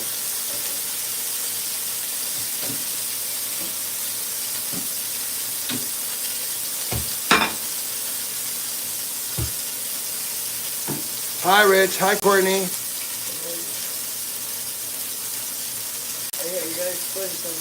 I like to sear it.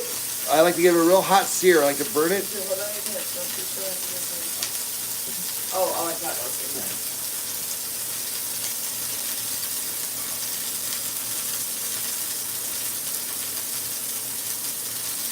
good. We don't do butter, but I'll do some oil.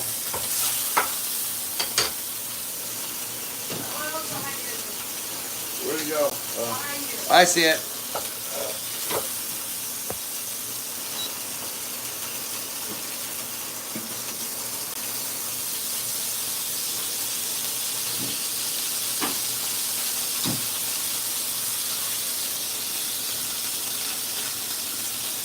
Sea salt. Just a little bit.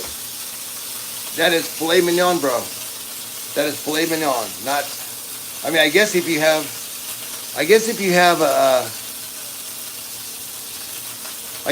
a dog that you want to feed filet mignon, but that'd be a really spoiled dog. I mean, we have a spoiled rabbit, but that would be a spoiled dog if you ask me. Yeah, I mean, I guess you could feed this to your dog, but no, this dog is for me. This meat is for me, not for the dog, bro.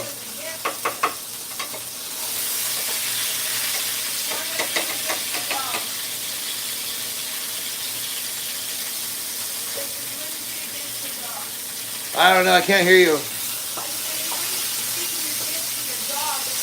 Yeah. I wouldn't pay my gift to the dog. It was for the dog. For us. It was a gift. I love Star Wars too. Hey, new Star Wars coming out. A Chewbacca spatula? That's so cool. I want one.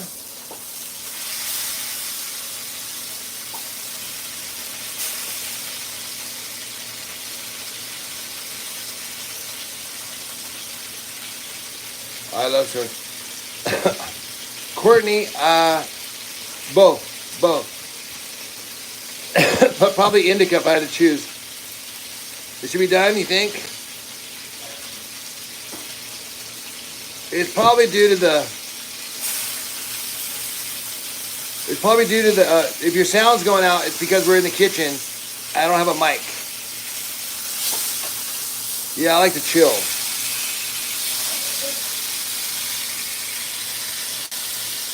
I like to chill. I like to get the edges too. Indica all day, baby. My dog leaves it. Of course your dog would love this.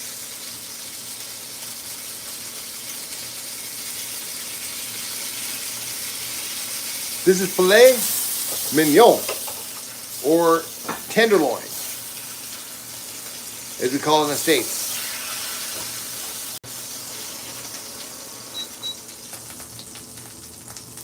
What do you think?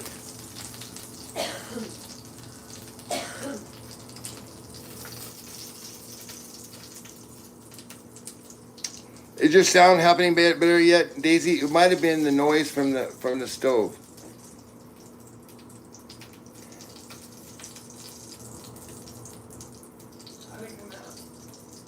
It looks great. I gotta cut it now.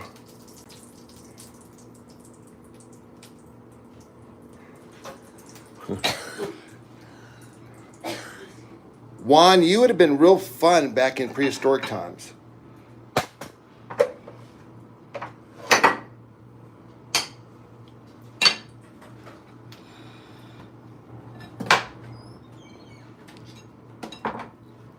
So let's see how we did.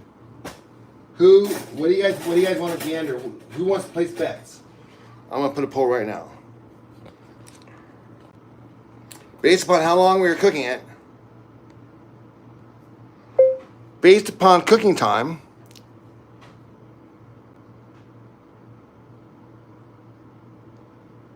how was this steak prepared?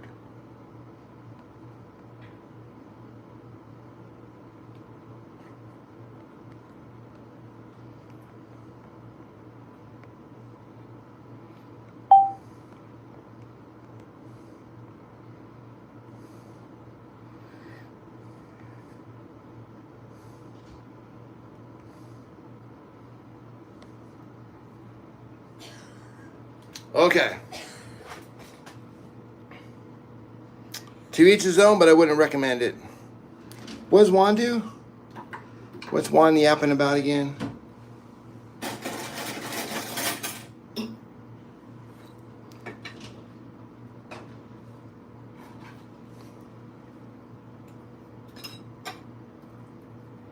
Okay. I'll wait till we get a few more votes in.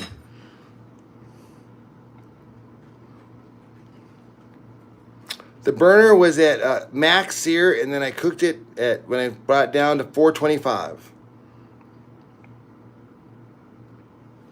Okay, here goes. Dun, dun, dun, dun. Looks juicy. Ooh, this is gonna be rare.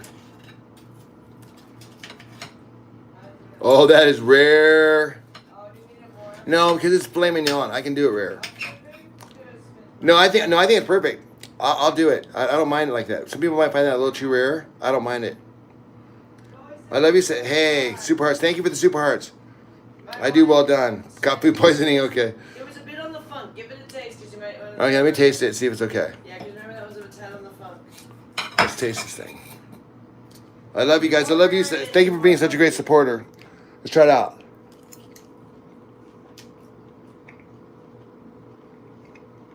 Any more? I think it's good. Well, thanks, Jennifer, for that. Jennifer, thank you. Is it good? It's so good. Chicken fingers, I'm part vampire, I think. Because I like that blood. It's flavor. Yeah, you definitely don't want to, okay. If you were to choose, would you want to have a filet mignon overcooked or undercooked? I would choose undercooked for filet mignon. A hockey puck.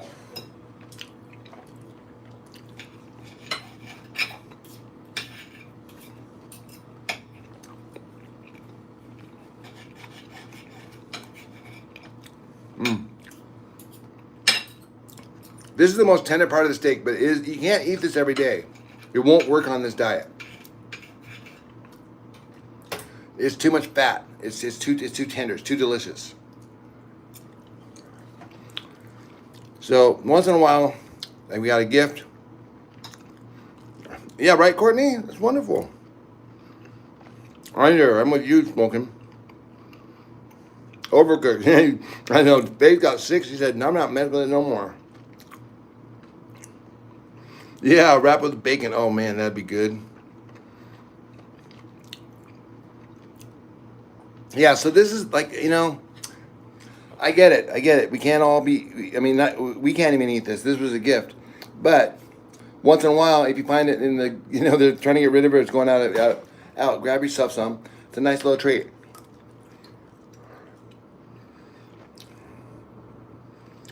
You can't eat, well, it's too expensive, first of all, to eat filet mignon every day. Second, the diet won't work. You can't eat this cut of steak. You have to have, like, the top round, something with a little more meat in it, a little tougher. This is extremely tender. Yeah, a little more, basically the cheaper cuts of meat. Okay, I'm going to cook mine, so you can take them. I'm taking them? Yeah, let me cut these for you. And we need some better knives. Okay. It's cooked enough for you? Yeah, it's delicious. Are you hot, by the way? Well, you were just cooking in here. So No, have you been hot? It is hot, right? It is hot day, right? Oh yeah. Oh yeah. It's a really hot. That's what I'm trying to ask you. Yeah, no, it's a really hot. That's because I think it's I haven't really been outside since this morning. No, it's a hot day. So. Oh yeah, it's hot in the garage. It's a hot day. It's June in Vegas. June in Vegas. June is our hottest month. Like, we get the hottest temperatures. The hottest temperatures. But by August and July, I think this is too rare. Whatever, it's fine. Problem is, I can smell it's a little bit funky, so you want to cook it more when it's a little bit on the funk.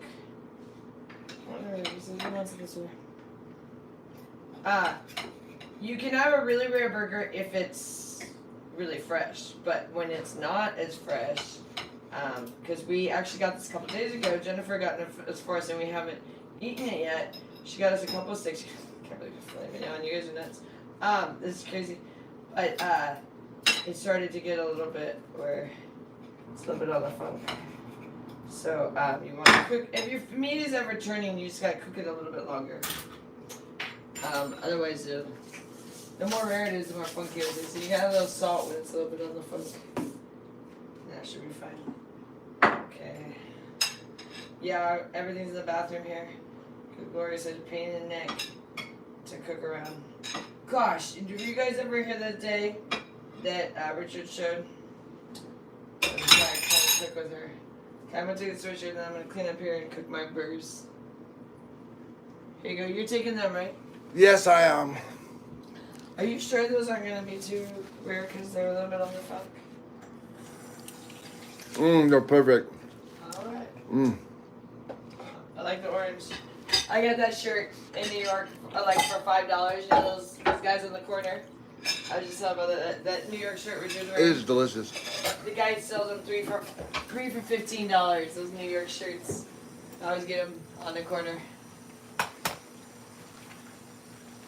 I always buy them from those people because I figure they need the money more than the stores. They do. Yeah, so I buy 'em. That's nice.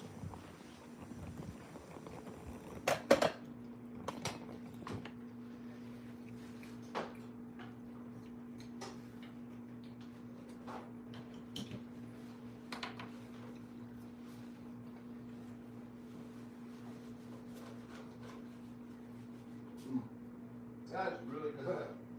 Yeah. Thank you, Jennifer. Oh yeah. I love it.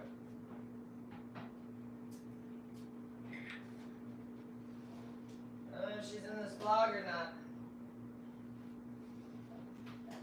Maybe she'll watch it on repeat. If she's not in here, Jennifer. Thank you so much.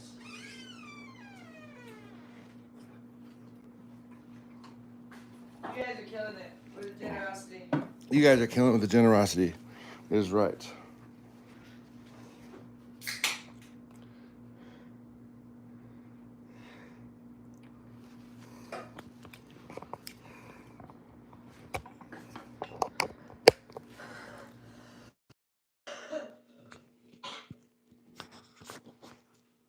How does he eat red meat and be poor? Well, part of it is you have to set your priorities. You wouldn't believe how many people you have the option to buy. You wouldn't believe how many people choose food as they'll pay more for their car. They'll like get a more expensive car, a bigger TV, instead of having good food. So when we first started this diet, we were first discovering we didn't even know if it would work, and we were documenting. So it's an experiment. And the way you do it, the problem is when you do experiments, like no one's going to pay me to experiment eating all organic beef. I have to fund that myself. So what we did was we ate all organic beef and we discovered, holy cow, you can live forever. Holy cow, you can live forever on this stuff. You don't need anything else. And then, but in order to do so, just so you know, my friend who's sounds like he's a little mad that we're eating steak and he's eating McDonald's. But what we did was we got rid of our car. We got rid of our insurance. We had no expense. We got rid of our TV. We got rid of everything. We lived in a cave. We had zero expenses in order to figure out what we needed to do for the diet. And moving forward, when we did this, we didn't have a car for long. Joy would walk sometimes during COVID. She'd have to walk. She didn't make me go because she's Joy. She walked 2 or 3 miles to go get food. And so, because we didn't have a car. And that was by choice, and we wanted to discover this thing, and we discovered this diet now. And now we've been doing this on this channel for however long, and now the channel has enough volume, we're getting a few dollars coming in, and people are donating, and because they're appreciating, they're learning about the diet and other things that we're teaching them. However, some people come in and are so worried about my finances and how I can afford things, and I appreciate it, but if you're really concerned, you know, we have a Cash App. Someone wants to put that up for them, that'd be great. It's AnnettesClubLove, $. Facts. But you drive a Mercedes. Exactly. I've always driven a Mercedes. Dude, I was a CEO. I mean, just because I'm broke doesn't mean I don't have I don't have things. I mean, it's like, you want me to lose every fucking asset I've ever owned? How far down did you want me to go? I mean, I stopped it here. I mean, this is further than I ever planned. I'm having to sit here and tell you, I'm having to tell strangers about my financial situation. Was not my goal at 56. So if it bothers you that I drive a Mercedes, I'm sorry. I should be driving a 2024 Mercedes. However, I had other things to do here. And those things were like to learn about diet, learn about depression, learn about my sister's mental illness. And no one paid me to do that. So I had to sacrifice having a 2024 Mercedes, and I got a 2014 Mercedes, which, by the way, a 2014 Mercedes costs about half the price of a 2022 Hyundai. So I'm not sure what the brand car I drive has to do with anything that I do, because for a long time, the only shoes for years we hoofed it. Probably while you were driving in a nice, comfy car, we were on the streets walking, taking the bus for years. So I have no problem accepting a Mercedes. If God wants to give me a Mercedes, I'll take it. And trust me, this car fell in my lap. This was not the car I wanted, and we ended up with it anyways. And now I love it, and so I'm very grateful. And now I come on, I'm not going to turn down a gift from God. Is it really? Because the thing is that how long I guarantee you, when you have a Hyundai in 2022, in about 5 years, that car's going to look and run like crap. However, if you don't even have to maintain your Mercedes. You could keep it like shit. And in 5 years, your Mercedes is going to look awesome and still run great. The engines go for 350 to 400,000 miles. I mean, if you find a 100,000 mile Mercedes is 10 years old, you've got another 200, 300,000 miles on it. And on a 10-year-old Mercedes, the cost of they have tons of aftermarket parts. Those aren't rare parts. You find them anywhere. The only thing that's expensive, but apparently this is expensive but true, is the fob. Just don't lose your fob. That's the most expensive thing. Fred Mater was a millionaire. He lived in a studio apartment in tattered clothes with no heat. Oh, that sucks. Was he crazy? Nor should you have to. I mean,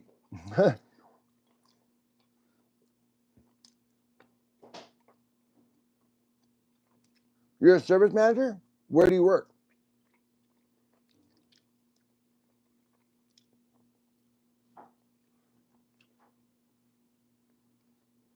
It really does not matter where you work?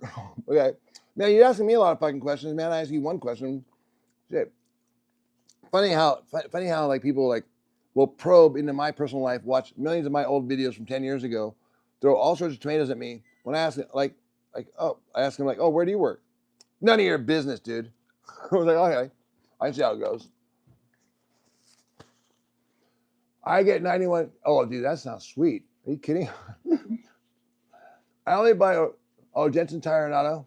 Oh, that's cool. I only buy overseas made cars because they have been best cars I've ever had. The reason why the person said no business is that person doesn't work. He actually was. I think I misread his comment. I think he actually told me now. No, but what's funny is anyone that's like bitching about you not working probably doesn't work either. Well, what it is that they're okay. The people that like. Good point. What Joy's saying is, and it's not you, Jensen Tire. People that bitch about are so concerned about whether I work or how I have money or am I just sitting here making money on YouTube and just blah blah blah blah. Are the people that their goal in life was to do what they're saying. Like they want to just have a bunch of money and just not do anything. I mean, right? So they can't imagine that I am working 24/7. Whether I'm punching a clock for, God damn it. Okay, who's Homer Simpson's boss? What's his name? What's Homer Simpson's boss's name? That old guy. Yeah, what's his name? Al something. What's Who's that guy? The sinister old guy. Oh, it's all good, bro. No, I wish your family blessing. Hey, thank you, Smoking. Were you ever a hippie in the 80s? No, man, I was a Gen X. I was a punker. We would get in fights with the hippies. Not really. Mr. Burns, yeah. Whether I'm punching a clock for Mr. Whether I'm punching a clock for Mr. Burns or I mean, which is easy, then you understand that. But if I'm just out here just doing my thing, I'm what you call a finder. I'm an entrepreneur. I discover things. Okay, I'm a pioneer. Or whatever you want. I don't know how you describe it, but the thing is that no one's going to pay anyone to go discover anything. And as you go try to do it, everyone's going to say, "You're so stupid. Why are you looking over there?" And because everyone's so smarter than me. Because if I can go find a treasure chest in the sand over there, then why didn't they go get it? Well, because they're not walking around, acting like a nutball with the thing looking for a treasure chest all day. And eventually, and they're like, oh man, and then when I find it, they're gonna find a million reasons why that treasure chest don't belong to me and why I'm a fraud and blah, blah, blah, blah. While they sat there and naysayed me the whole time, saying you're never gonna find anything, yet I believed in the dream and it happened. And when it happened, then they're like, oh, you're a fake, wah, wah, wah, wah, wah. So yeah, I entertain it because it's like, man, I want to just commit. What I'm doing is I'm showing how cool you guys are. How cool, what I mean? Sometimes it's easier. I can sit here and stroke you guys and tell you how awesome you are, how wonderful you are. And it's so true. And you guys are, but it's so much better for you guys to see how 99% of men and the mentality of the world thinks out there. They see a guy like me who's found a way to be happy. And instead of like bonding with me and wanting to if you see like 1% of the guys do it. And they're in here like, oh, that's cool. But 99% of the guys want to bash me down. And they wanted to do it ever since the 80s. They just can't stand it. They can't stand that someone wants to break away and change the norm. Because if I could do it, then why the fuck can't they? So if they're not doing it and I'm doing it, like either I'm stupid or they're stupid. And in their mind, there's no fucking way they are stupid. So it got to be me. So they come and rain on my parade. And all I want to do is, trust me, you know what I'd like to be doing today? I'd love to be watching just nothing but baseball. Just watching baseball, just all day long, and just sitting there and just. I sound stupid, but then I fall asleep in between, and you wake up. Like, did you hear something? You know what I mean? You hear, what happened? It's like, oh, and you're kind of not even sure what day it is, but you look at the innings came, and it's like it's just this kind of waking up. I don't know. It's just best way to spend a Sunday is just watching baseball on TV. I mean, you won't convince me of anything any other way. Oh, Black Rhino, hey man, just subscribe. It's all good, bro. Yes, most guys aren't mature enough to let their wives service without jealousy. I don't understand what you're saying. Yeah, well, quite honestly, yeah, a lot of men do have a problem with letting their women, letting their wife be the head of household. And I was one of those men. Definitely one of those guys. I'd watch baseball with you, Richard. Fuck yeah. Thank you, Jared. Good reminder. Just in time. You're certainly very interesting and entrepreneur creative, but it would be nice to see you work on a better life and sister. Hey, man, do you understand that this channel and me following around is like, first of all, it's like Joy is she kind of does this stuff. But yeah, I guess I could do that stuff. What would you like me to do? What would you like me to do, Henry? I like tri-weed pens. Great, healthy. If you don't like smoking, get a vape pen or get the distillate syringes. They're like $25 and you just put it on your finger. It's oil. It's the extract. You don't have to smoke it. And that's really good if smoking is bad for you. So put that on your finger and that'll work just well. At the end of the day, hope for life, Annette is doing fucking great. It's the best I've seen her in like 20 years. So I could care less if Joy is a goddamn Martian with fucking 2 heads and stuff. Whatever the fuck she did to my sister, I'm happy because I had no clue what to do, guys. Like I said, I'm supposed to be in New York City being one of those douchebags you guys hate and driving around like, like, look at that fucking guy. He's wasting all that gas and spending all that, like I'm supposed to be one of those guys you're supposed to hate, for that reason, for having to, which I didn't mind. I never minded people hating me for having so much money and being so wasteful and greedy. But I was like, yeah, I'll keep hating me as I walk to the bank and deposit my money. That was kind of my attitude. But that's not me anymore. And that's what I mean when I've changed. So when guys come and say, why don't you go get a job? What I hear them saying is, why don't you go back to being the douchebag you used to be? Go back to being like, just ignore your family, spend 10 hours a day somewhere else, like the rest of the guys, and then come home and act like you're actually a dad. That's fucking bullshit. And that's why they can't stand me, because I'm saying don't do that. I'm saying what you got to do, shit, if you can't spend all day with your kids, then wait until you can. Because if you can't raise your kids, I don't know who's gonna. Because the moms aren't raising them. They kind of are, but they need help. You know, I mean, look at our bunny. So you know what the bunny does with mom? The bunny cuddles and loves. So when the bunny, if it's just mom, all the bunny will do is come out of the cage and sit there and kiss, kiss, kiss, kiss, kiss Joy. It doesn't want to do anything else. But as soon as it sees me, it wants to run around the fucking place and be a bunny. You know what I mean? And be active. I don't know why. Joy just has this sort of nurturing vibe. You want to cuddle. And I have more of a vibe and want to play. So what I'm saying is you got to have both sides of it there. And so a lot of the guys that come in and say, why don't I have a job? I imagine they're mad because they have to spend their days at the job instead of with their kids. Well, bro, I'm telling you, shit, quit your job. Make your wife work. Fuck it. You stay with the kids. Or one of your work, you know, if I can get get Snap, I don't fucking know. Get a YouTube channel and ask for donations. What I'm saying is spend time with your kids because you had them. They're all you have. They're all we have on this planet. And they're the most important asset that is, I can't even describe it to you. I mean, my porch doesn't mean shit. The next generation does. And our concern is that no one cares about it. We're also concerned about, hey, where's your job? Why aren't you working? Working? We got fucking problems here. There's no time to go punch the clock for Mr. Burns. We got shit going on here. Lisa needs help with their clarinet lessons. I'm quitting working at 62, so I feel you. I feel you too, Black Rhino. You know, and it sounds like you spend a lot of time. Welcome, Jared. Oh, right, Jared. I'm on THC. I'm a whack job. Hi, Benson Hedges. Benson, is that your real name? Because you know there's a brand of cigarettes called that, right? What color is this man? Do you mean what race am I? That's a very good question. I refuse to work hard to make other greedy people rich. I love it, Smokey. I never really took a stance like that, but I'm pretty sure that's what they thought I was doing. I was just like, man, it's like, listen, I put my time in. I put my time in the corporate world more than most. And so I don't have a problem with it. You guys ask me the questions. That's why I address it, because it's a valid question. I would ask the same fucking question if I was them. But once I answer it, if you're still, probing me, then you're just trying to start a fight.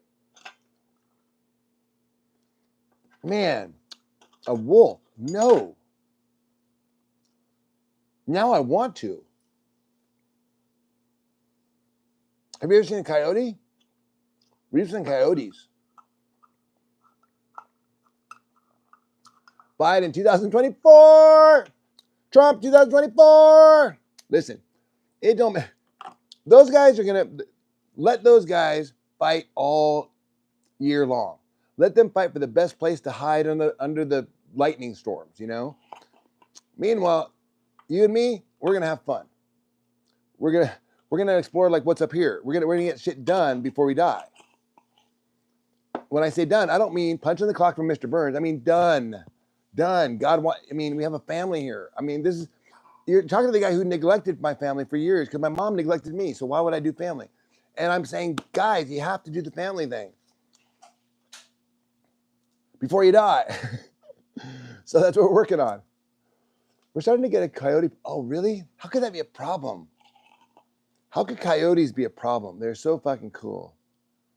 Sonic Hedgehog 2, the movie. I have not. Devin, would you suggest I see it? Facts. Dude, hell yeah. Nathan, Joy, Nathan subscribed. Yes, Nathan. Woo, woo. Thank you, Nathan. Right on, bro. Serious. I mean, every one of our. We're really excited, you guys. We are new. We are new.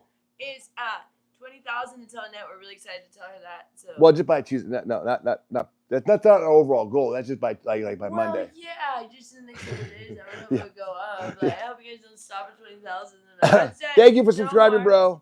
But we're really excited. Yeah, we're gonna do. That's gonna be really fun to tell her. What do you guys think? Is it a little too early for me to get cocky and do one of them? Because I've seen them do it, like where they just do a live stream where it's like, hey, let's get to 20,000, and the whole channel is about getting people when they come in to subscribe to get the number, whatever. Like the ones I was watching, they're trying to get to 1 million, but I'm not thinking we're gonna. I mean, he was at like 950,000 or something, so you only need 50,000 more. But I'm just saying, is that just too? But I just think it'd be kind of a change of pace, be something kind of fun. We just like say, let's get some. We acted like, dude. Joy and I have been married for almost 10 years. Benson and Hedges signed. Benson and Hedges signed. Benson and Hedges just subscribed. Nice. Yes. You guys, guess what? Too? Let me explain to everybody. Hold on. We're gonna. If you guys lose us, we're almost out of battery here, and we can't charge you. And are you using your microphone? No, we can take it off. No. Let's charge it. So, Anyways. So, if you guys, some people don't know, like, they go like, I thought there's a Annette's channel, but we say, Yeah. well, it is Annette's channel, and we have to do this for her, otherwise she doesn't come on enough, you know, because she'll come on for like 20 minutes or something. But anyway, excuse me.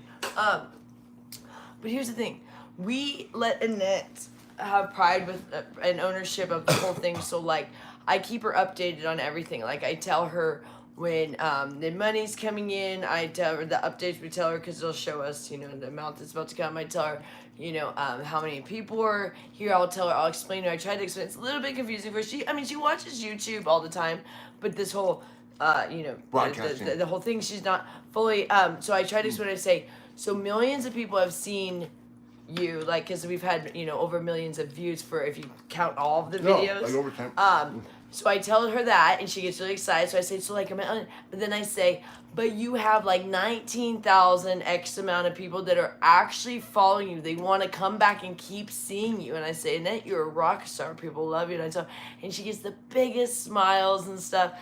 And so we tell her that. And so and we also go show her the charts. There's all these charts that'll show you, you know, your numbers going. So we really let her feel a lot of ownership of that. But of course, she only likes to blog for a little bit, so we have to blog. But there's a little bit of she feels a little bit jealous. I try not to blog with her much because she does know that there's a lot of people that ask about me and stuff. They always say, yeah, hey, where's Joy or something. They come and say, hi, Joy. Because she knows that we're that's why she wanted to helping, leave. but she also wants to feel like the star. And also, when the gifts come in, I was trying to take them because they have to come in our name. We wanted them to come in her name, but she doesn't have ID, and they need ID at the P.O. box in order for it to come in that name.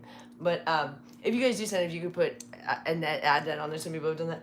But it's a little bit of a hard thing because we have to do this, but we want her to feel like it's her channel. But then you guys start to get to know us better because we blog more, but it all works out. And she feels good about it. So yeah. And people, we can't force her. People are thinking, there's no way you can't force Annette to do anything. She's very strong-willed, she's very independent, and she makes up her own decision. But we hope that she'll blog just because you guys like seeing her, and we know that it makes her happy. Okay. Oh, wait, hold on. Oh. You guys get all that? Yeah. Yeah, good. Thank you guys for everything. Thank you for everything. This is the best community ever. This is one of the best chat rooms. That was really sweet today. All those And Emery, yeah, the trolls don't get tired because they can't stand. Have you been to other rooms? They don't sit around and talk about how much they love each other. They don't sit there and say, oh, I love you, Emery, I love you, I love you. And you're like, it's not all about that. It's usually just about bitching about something or somebody else. And we get a little bit of that. And I know, I'm the one, I'm guilty of that. I'm the one who kind of brings it up. And I see the numbers. Yeah, everyone kind of gets uninterested and numbers go down. But it's like, because it's so easy to talk negativity. And that's what every other channel is. But you come in here and everyone's like, where's Annette? Where's Annette? Oh my God, it's so great. And we're opening presents and stuff. And so, yeah, the trolls are relentless because, think about it. It's like, look what we have over here, and they don't have that. And some of them had it, but they got kicked out. And now they're really mad. Now they really hate it. Now they really can't stand us. So, you know, the ones, just so you know, anytime someone points that, like, calls you something, remember that they've got 5 fingers pointing back at themselves. So if they say that you're greedy, they really, and it's psychology 101. They are greedy 5 times more than what you are. So if they call you a liar, they're the liar. You know, so if someone, any of that stuff that comes in here, and just remember that mods and the loyal supporters, remember, they're talking about themselves. So I don't get offended. I feel bad for them, you know, that they have that all they can say, because that's what comes out. That's all that's ever going to come to their head. That's all they ever see. It's just negativity. So, hi, boys. I have Rich's calendar. When do you want to do the repairs? Thank you, Muck Boys. The channel is a con. Oh, really? Well, it sounds like you've been talking to one of our old mods who was basically texting me behind my wife's back. And when I basically told her to fuck off, she got mad and destroyed her house. And that was tripping me out, so I had to block it. Now she's on a tirade saying what a bunch of, liars and scammers we were. But yet, 2 days ago, she was begging to be our moderator, begging to stay in the room. But now suddenly, because we won't let her in the room, now suddenly we're scammed. Really? You wanted to work for a bunch of scammers? So, all right. I doubt it. No, what it is, we got a bunch of jealous people out there. So mods, hey, anybody who's been here long enough and calls us grifters or scammers, they're permanently timed out because we've been here for longer than 30 days. We have enough live footage up there. The trolls have pulled up everything they can, and everything they throw all accusations, hoping something will stick. Nothing sticks. We're bulletproof. We've been doing this for 10 years. Everything's out there. We don't lie. We told you everything. Some stuff's personal. We can only tell the members. We want to tell some people. What's the phrase? You can't handle the truth. Some people can't handle the truth. Some people can't handle pancakes being tossed. Yeah, there's people out there already on this planet that know everything about us. It's just some people can't handle it. Yeah, they can't handle it. But guess what? Those pancakes, they changed everything here. I mean, everyone's happy. The reason why you guys are here because you saw the improvement of it. That improvement didn't happen until after that pancake incident because we got Annette on the routine. And when she got out of the hospital, there was a routine. And then she became normal again. I mean, it's like, so when you guys come in here and say you want to take us away, well, first they want to take us away. When they realized they couldn't do that, now they want to try to take down the channel. When they realize they can't do that, and we get rid of the snakes in the room, those snakes go over to the other channels and start basically telling lies about us. I mean, they're not lies. I mean, it's like, in a sense, like you can, I don't know, what do you call it when you call, I mean, I guess, yeah, they are lies. They're like just slandering, whether it's true or not. They're just doing that, but yet they don't really mean it because if I would have let her in this group, she would be asking you guys for donations. So that makes no sense to me. So other than the fact is that, trolls can get it real life. The biggest reason why this person got mad is she wanted to take us to another platform. All right, she was trying to move everybody off of this platform onto another platform. I know, not off of YouTube. She wanted us off of YouTube. She wanted it, yeah, and then that's where the whole thing happened. Okay, I forgot about that. Because see, her and Joy got in a tiff. And when her and Joy got in a tiff, that's when the truth came out about the mod. Mod then hated my wife. And so then the mod's texting me 100 times a day. Like, I think somehow, I don't know what her intentions were, but it was just driving me crazy. And she told me that she's, throwing her wheelchair around the room. She's so mad. I'm like, okay, I've only known you for like a week. This is getting a little too weird. But what the issue is that she wanted to create a platform. She wanted all of this channel to go over and have a chat room off of YouTube when we're not live streaming. And she wanted me to promote it. And we're like, no, we get paid by YouTube. We don't get paid by this other company. It's another platform. I've never even heard of it. And all you guys do is it's a chat room just to talk. And she was so adamant about it. But then we realized what she wanted to do. She was going to do what everybody else was doing, was going to get on the gravy train, and she was going to take the subscribers here and create her own channel over there that would just be talking about this channel. And so when we didn't want to do that, we put the kibosh on it. That's when she lost her shorts. And that's when she starts going this tirade against Joy and everybody. Because started throwing her wheelchair around the room. And because she didn't get what she wanted, which was to have Joy we said it as nicely as possible. We were like, oh, sure, it'd be great. Like, and Joy's like, nah. I gotta tell you something funny. You gotta come over here, no microphone. Okay, listen. I'm about to some of my teeth though, because I was just eating. Okay, I have teeth. So Richard texts us this thing, and I first say we're not gonna do it. End of story. I'm just like, we're just not gonna do it. We're not gonna do that to YouTube. Like switch platforms, because like that's disrespectful and stuff. And so Richard ended up texting, and he said capiche. Well, apparently her whole reason why she hates me now is because I said capiche to her. So that's what she extrapolated from the whole thing. Guess what? I didn't text capiche. That's the way I talk. He did. That's the way I talk. And so she's like, I can't believe Joy would say capiche to me. And her whole tirade is that I said capiche, but I didn't say capiche to her. It came from Richard. But she really liked Richard. She hated me all along. So it's funny how as soon as one little word was said, if it came from him, she probably wouldn't have been as mad. But from me, she's like, oh, that's the final straw. And I'm like, well, it didn't even come from me. So there you go. I was looking, what is outside? What did you leave out there? Nothing. I There's do that. something out there. Oh no! What? The hummingbird feeder fell. Oh, go fix it. Hope it didn't break. It came out of the ground. Oh, I thought that was gonna happen. Let's go fix it. Can you get it on You me? guys go fix it real quick. Yeah, Oh yeah, I'll go fix it. Come I'll on. fix it, but We gotta go fix the hummingbird feeder. Come on, guys. it fell out of the ground. Emergency. Geez, I knew that was gonna happen. I saw that. I predicted that. I kept seeing it. I was like, that's gonna fall eventually. Well, yeah, because it was heavy and it's windy here and that stick like this. Why don't You have go this out there and shirt? Get someone else's advice that was the You best got thing? this in New York? Did you get it in one of those stands? Someone has the exact same shirt. Rock on, Rhino. Yeah, it's the guy. Black Rhino, have you subscribed yet, man? Come on, give me a You know subscribe. when? Listen, you guys. You know when the guys sell the shirts like 5 for $15, so they're $5. I mean 3 for $15. Sorry, 3 for $15. They're $5 a piece. Thank you, on all the Roses. corners. This one I actually got on Broadway and Exchange. Thank you, There was a Nisa. guy on Broadway and Exchange sitting there, and he was the nicest gentleman. He was selling these. When I was staying at Wall Street Inn on Broadway and Exchange, that's when I went in. Who's that in? July. That's when I went in July last year. ago. Yeah, a year ago. Gosh, I got those last year. Seemed like just almost like. Yeah, I went in January again, but those ones I got the first time when I was staying down in a financial district.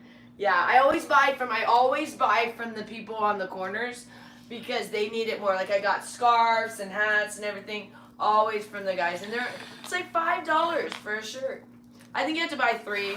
I think they do 3 for $15. They'll just say 1 for $5. But hey, $15. I give them 20 because I figure, geez, they need it so much more than the people that are selling at the stores. Those people come from Subway in there from the Bronx or Yonkers or something, or even further out. Oh, I think Annette just got back. Yeah, let's go say that. I'm gonna go Annette fix. and fix the hummingbird feeder. I will. I shall. Here, put Maybe this. get advice from someone. Could you else. please put this in there? I want to eat this. Yeah. Don't touch it. It's great. Okay, good. Are you sure it's not undercooked? No, do not touch it. It's perfect. That filet mignon came absolutely perfect, guys. Thank you, Jennifer. Thank you, Jennifer, and thank you, Room, for helping me cook it. The Unity community comes through in so many ways.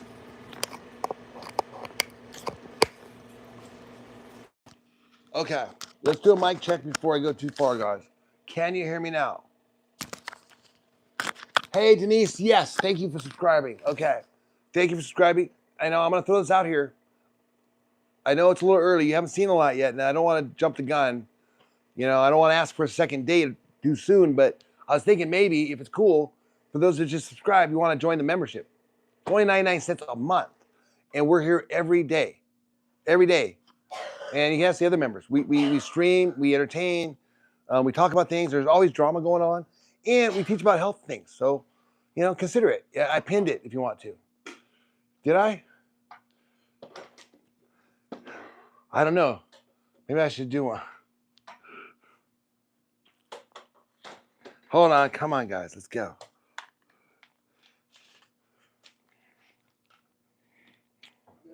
I just started watching this channel. Well, welcome. Welcome. This is the Healthy Family Force. We're new. We're just starting out. We're just kind of taking off. Glad to have Club Love is so worth it. Join the club. It's cool. And plus, I'm putting a lot more videos in the members only section. In fact, I got one right now. Let's see. See, I was kind of busy, so what a lot of times what I do is I'll put things in the members only for you guys, and then later on, we'll all go back and we will, I'll edit it for the masses. But you guys get to see more of the raw stuff, and you get to see it faster. So that's your advantage here. So this one here, turn on, edit. Members only. So I'm putting the new video that we just did just now while we were on this live is now going in members only. Okay.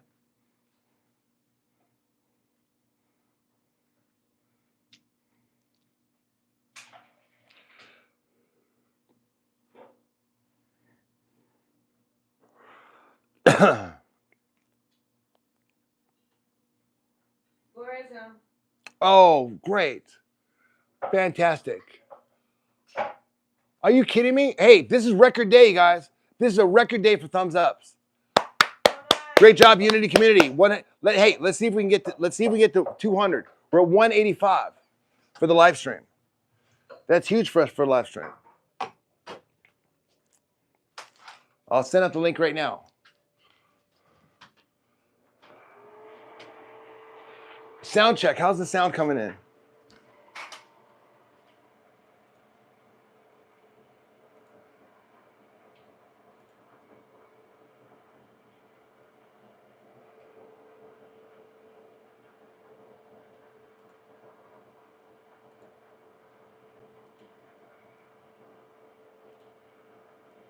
Here you go. Member support coming up right now.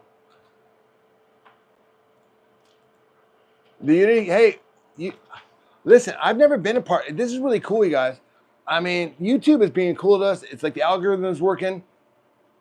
For those of you who came on like early that are joining right now, I mean, it's growing, and so as it gets bigger, you know, you guys can be part of a cool channel, and I'm excited for it. 99 cents. You find it on the couch. Exactly, Daisy. That's my whole thing. We want to keep it nice and cheap. But seriously, though, it does support the channel, and all the proceeds go to. Ultimately, everything is funding Annette. The fact that you know that Joy and I are the ones running the show, well, I mean, someone has to. But we take care of Annette. Okay, let's go. And we also take care of the hummingbirds. I believe you have to subscribe from website browser. You can't do it. Yeah, I think so, Olivia. You might be right. But you don't have to have a. I think you could just go to Safari on an iPhone. You just can't use the app. I think you have to go to the Chrome or Safari or whatever. 191.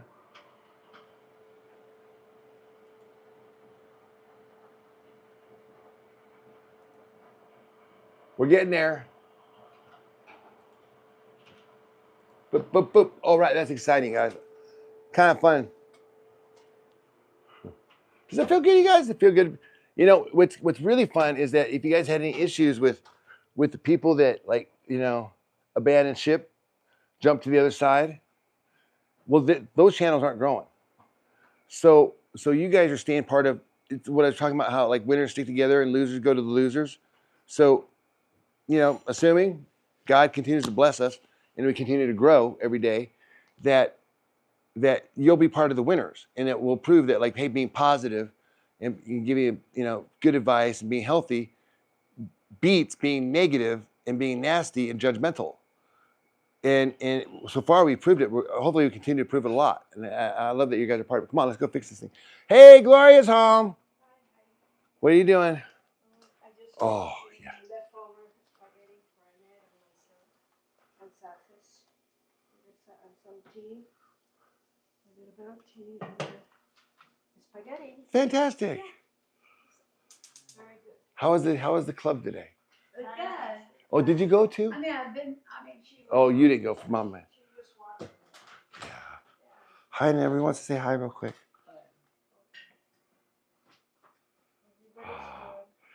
Yeah, we made a little spaghetti today. 106 degrees. 106. Well, you gotta be careful out there, Gloria. No, but I just go to the pool. I go to the shade. I just get into the water. And then you want anything to drink? Hi, Annette. Hi, Catosaurus.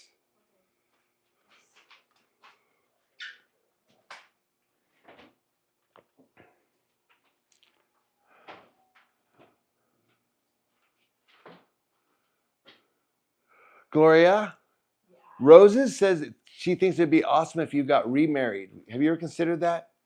No, not really. At my age, no way. I'm happy the way I am. In charge of myself. She likes to be in charge of herself, Roses. She doesn't need a man to take care of her. Thank you. I'm feeling. You know what? It's been a long time since I've been able to say that, but I'm starting to feel like a winner again. Yeah, you're a winner. Thank you, Gloria. You're, Thank you, Mom. you're the best. You want to do it, Annette? Okay.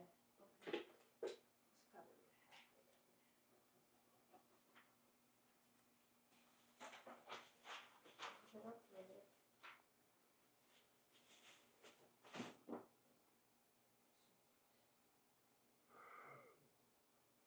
Oh, here, hold on, Elizabeth. I'm gonna get you that link right now.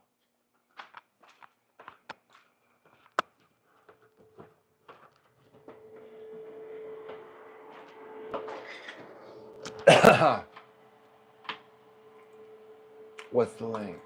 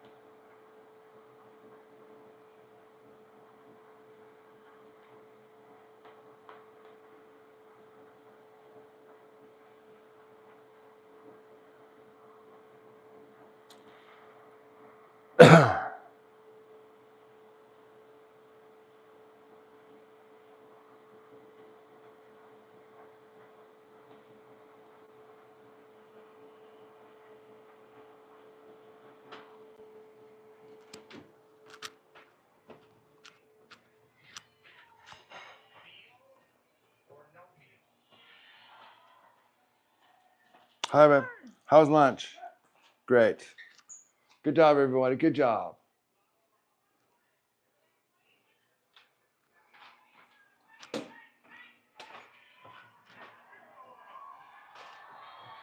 How's the spaghetti?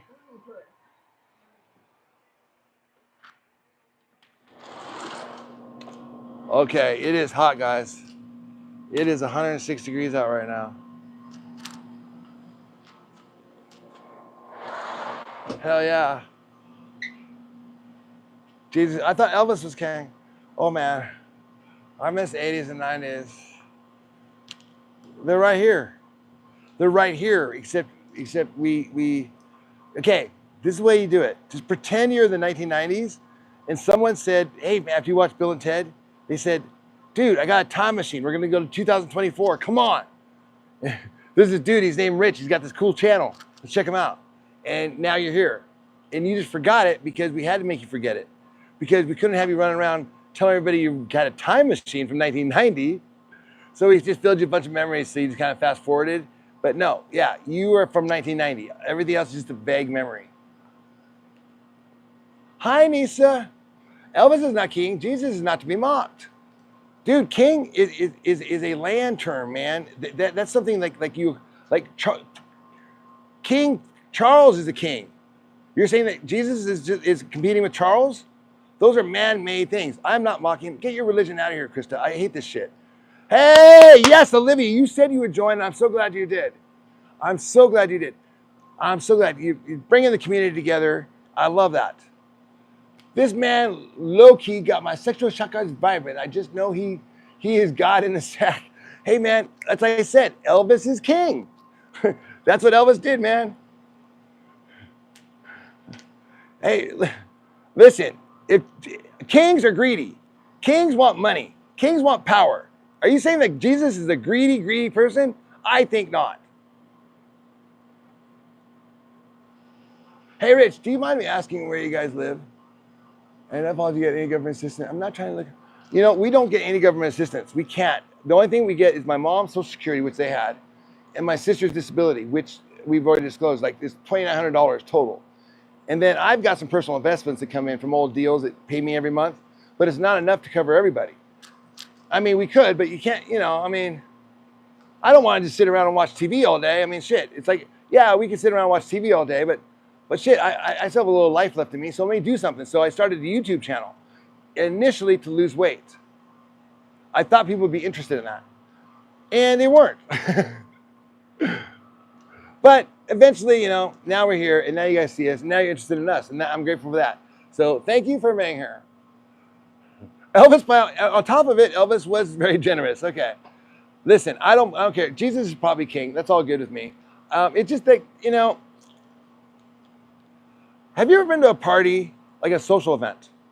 Like, you know, we're talking like I got Barack Obama there. We got Elon Musk on the other side. We've got Trump somewhere, right? And then everybody else around him, right? And we're in a little social circle, and Krista rolls up, and we're talking about some stuff going on in Africa. And Krista's like, Jesus is king. We're like, okay.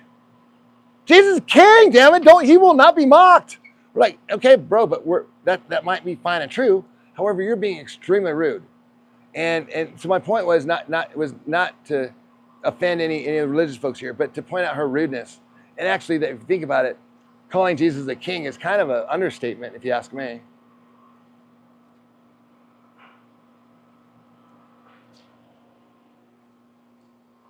Hey, man, do you know what else you would not believe what people said about black people. Just because they said it first doesn't mean you should hold the tradition, does it? You would not believe what people used to say about women. Just because someone said it first doesn't mean you should keep repeating it like your parents did. No, your parents are morons. Trust me. They don't know shit. They voted for racism. Trust me, they did. All of them did. So that's why we have to unlearn all this shit. Just saying. Thanks, buddy. Yeah, tough five. Jesus is up there, man. He's up there with Buddha. He's up there with God. I mean, for Jews, and he's up there, and Bruce Lee. Richard, have you ever heard the Fred Meyer story I thought that's who you meant. You said Fred Meter. I was like, who the hell is Fred Meter? I thought it said Fred Meyer, and then the Skyfall movie. Which Skyfall? Which guy? Because first of all, I'm a huge James Bond fan. So if you're suggesting I look like Craig, do you think I look like Daniel Craig, man? That is the biggest compliment anybody's ever given me in my entire life. So this fell over, and it's not broken. Ow! I just banged my head on this thing. Okay, let's make sure that's not gonna fall. And I also want to make sure I can see it in the morning. Because I see the hummingbirds come, I hate not being able to see them. There.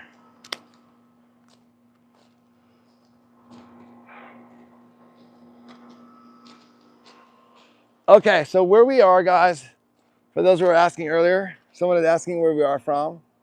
We live in Las Vegas.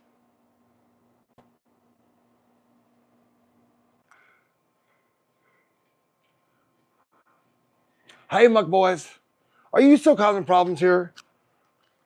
I don't even read your comments. All I read is people yelling at you.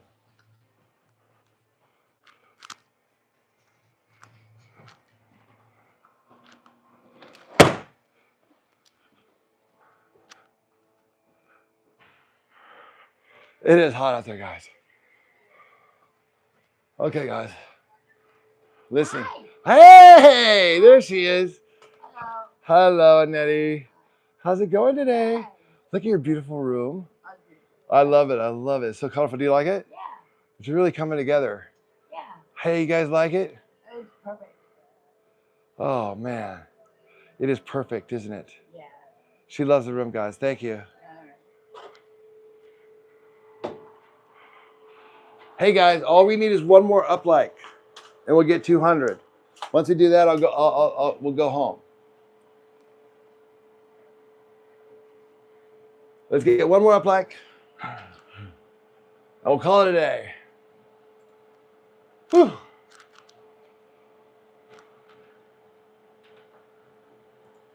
Yes! Who did that? Who did that? Raise your hand if you did the 200, because that's our record right there. Thank you for the 201. You're just great. But yeah, you were. All right. Hey, it was. All right. I was so hoping it was you. Thank you, Siggy. Love you. Me and Carbo. Thank you too. It was a photo finish. I'm gonna give the time. It's gonna go to both of you. Oh, thank you, Nancy. Thank you, guys. You guys are great. Favorite YouTube. Oh, Olivia. Thank you. That's very kind. And that is my favorite YouTuber as well. Woo. Hey, it was all of us. We're unity here. You know what I mean? It was like, it's kind of like we pushed the, like, have you ever seen rugby or the thing where they push the guy with the ball over and the whole team just like at the goal line?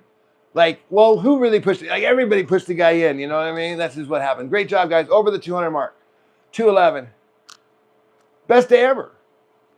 Best day ever. So when they come in here and they start hating on us and they want to unsubscribe, and they tell everybody not to give money and they're rip-off. It's funny because it's like it actually draws more attention because I think people want to see what they're talking about. Like, of course, the people that were here, like, they love the little gossip. But the other people they're talking to don't know who we are. And so they come over like, hey, let's see these fucking awful people.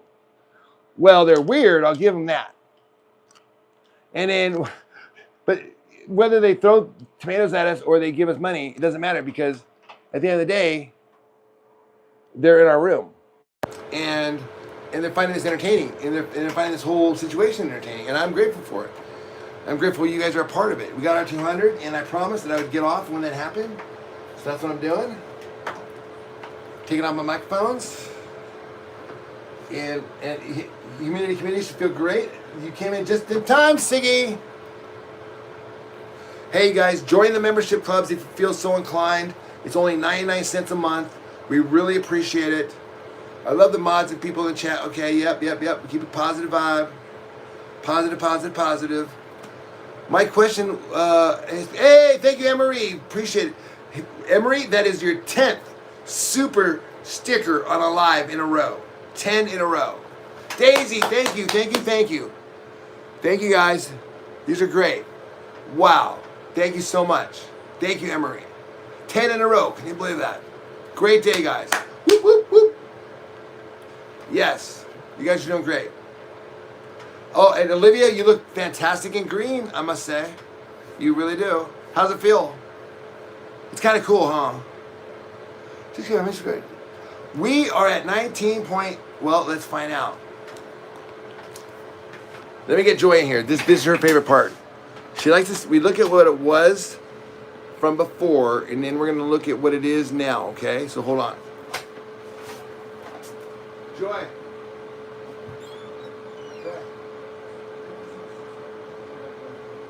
Let's show them. Someone wants to see it. Annette, come on. We got we're going to do the subscriber count now. We got the new subscriber count coming. So how many people love you, Negro? More than that too, but. Okay, here we go. Thank you, Midge. Thank you, Kathy. Here we go. Okay, 19.5. That's where we were. Now, after this live session, this is where we're at. Oh, No. Here we go. It's going. Whoa! Yeah, congratulations to you, baby. There you go. Thank you, everyone. Great job, guys. Great job. Thank you. Look at that. Is that fun? Great You do that all job. the time. Is that fun when you Yay! watch it go up? Yay! That was so fun. I loved it. That was Yeah. great. Went up like 100 subscribers right there. We got 100 Thank you, new. guys. That was amazing. We got 100 new subscribers today. That's awesome. Fucking amazing. Yeah, wasn't it 554 or something like that? Yeah, exactly. It was when we started it was 100 less. Wow. Thank Now you it guys. is 100 That's more. killer. So you guys Yeah, should feel. closer to getting 20. Yeah, so great job. So I know we're losing some friends along the way, but David Lee Ross said the same thing. Hey, you almost have $20? In that song, you know the song I'm talking about? Yes! 54. Someone just subscribed. Hey, anybody else wants to subscribe, go ahead and subscribe while you're on here. I'm going to wind this thing down real shortly. You can make your cam at challenge. I know, when we get enough ASP, we're going to do that. But right now, quite honestly, we're a small account. And what that means is that we have to, and it's probably the way the system works. You've got to fight all the trolls. Hey, yes! Keep it going. Hey, look at that. You got to fight all the trolls. You got to fight all the people when you're small like us. Because if I kick them out, what happens is that we don't have. Yeah, haters will sub. They do sub because they're it's like people get addicted to hating too. I get that, and that's okay. I was a hater, and so that's why I try to make it funnier and try to make, as long as it's funny and light and it's not like vicious and just like hateful. There's hating and then there's hateful. Great job. Hey, thank you, Brittany. That was probably you that just signed, Brittany. Thank you for subscribing. Hey, 2 more subscribers. Great job. Hey, thank you guys. Great job, guys. We watched this all day. It's so fun. Yeah, we might do this. We might do a whole thing like this. Oh, I don't know about that. Well, at least for a little bit. Annette and family are so worth it. They really are, guys. They really are. Thank you for making this a great family. I know it's so amazing. You realize, like 6 weeks ago, we had 1,000 subscribers. Go back and look. Look at the views from my videos. Like 100 views. I think 6 weeks ago we had 1,000 subscribers. Once we threw the pancakes on March 27th. Hey, Kathleen, Mitch just said Oh, wait, hold on. Let me see. I don't want to miss that. Did you send it to the? Okay, you might have sent it to Venmo. Let me see. I don't want to miss that.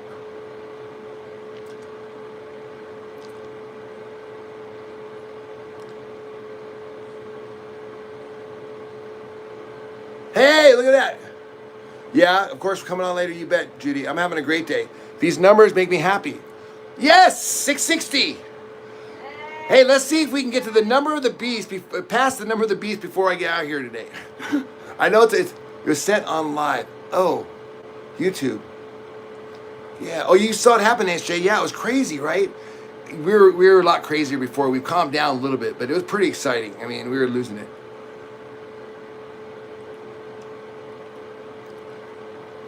Did we get the laundry stuff yet? Joy? Okay, not yet. There's probably more stuff coming tomorrow. We picked up some stuff this morning that wasn't there yet. Ash, you got your shout out. I want to see that to go to 9661 now. I love. Hey, oh, you unsubscribe, asshole, jerk. You tricked me. I love you from me. I love you from India. Hey, I saw mine too. I'm so excited. Someone I know, it happens. Muck Boys, sub first burner. Thanks, I'm surrounded by tall pine trees. Hey, we got him back. Great job, great job. I told you, hey, listen, I had faith in it. I had faith in Ash the whole time. Ash, I knew you'd come through, and you did. You came through like a champ. You even probably got one of your friends, got another friend to subscribe. Just because you saw it go down one. And that's the kind of guy Ash is. Or girl, I don't know. Is it a girl or a guy? I like watching the numbers. Okay, I know it's kind of fun once in a while. The first thing I saw the video was Van Halen right now. Oh, right. So you don't. Oh, no. They're doing it the other way now. Ah. Don't forget to double tap the screen, you guys.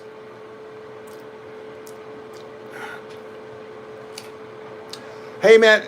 We're just going to have to see. The point is that it is higher than I first turned this on.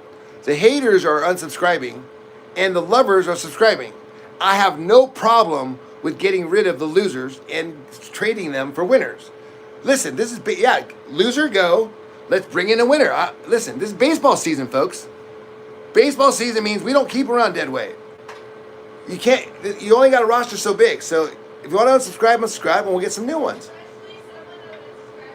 Gone to get milk? I would say you should subscribe because Joy almost won the Got Milk commercial. Yes, she entered it when she was 14 years old.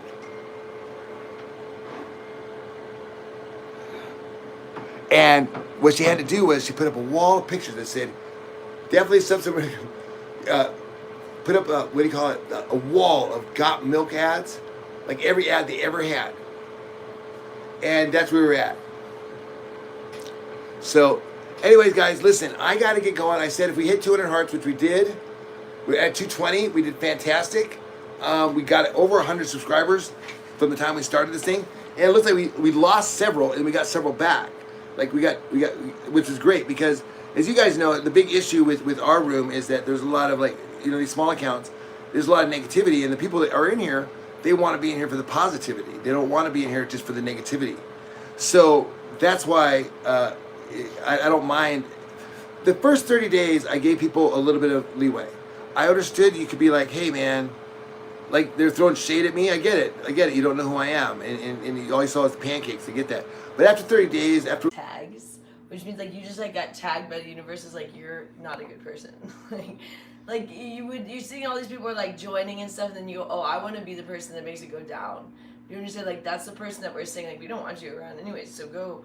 But like you just live your whole life that way, and that's sad for you because like you just tag yourself always to the universe. You're the one that's gonna have the bad karma coming your way because you go around and try to like when everyone's having a good time, you are the wet blanket. That's like, oh, let me make the numbers go down when everyone's cheering when it's going up. That's the loser. See, the winners are the people that cheer for when people do well. Losers are people that don't want people to do well. That's the only difference between a winner and a loser. A winner likes when other people do well and they want to be competitive, so they like when people are good because they want to beat the best person. They don't want to be the best if everyone else sucks. They want to be next to people that are good and be like, I validly won. Losers want everyone to suck so that they don't have to try. It's the only difference between winners and losers. So anybody that unsubscribes while people are subscribing, they're losers. And anybody that subscribes is a winner. There you go, right there. Yep, exactly. All right, guys. Great day. I'm so proud of you. Yeah, hey. Exactly. Just when you think it's over, Judy, we're going to pull you back in.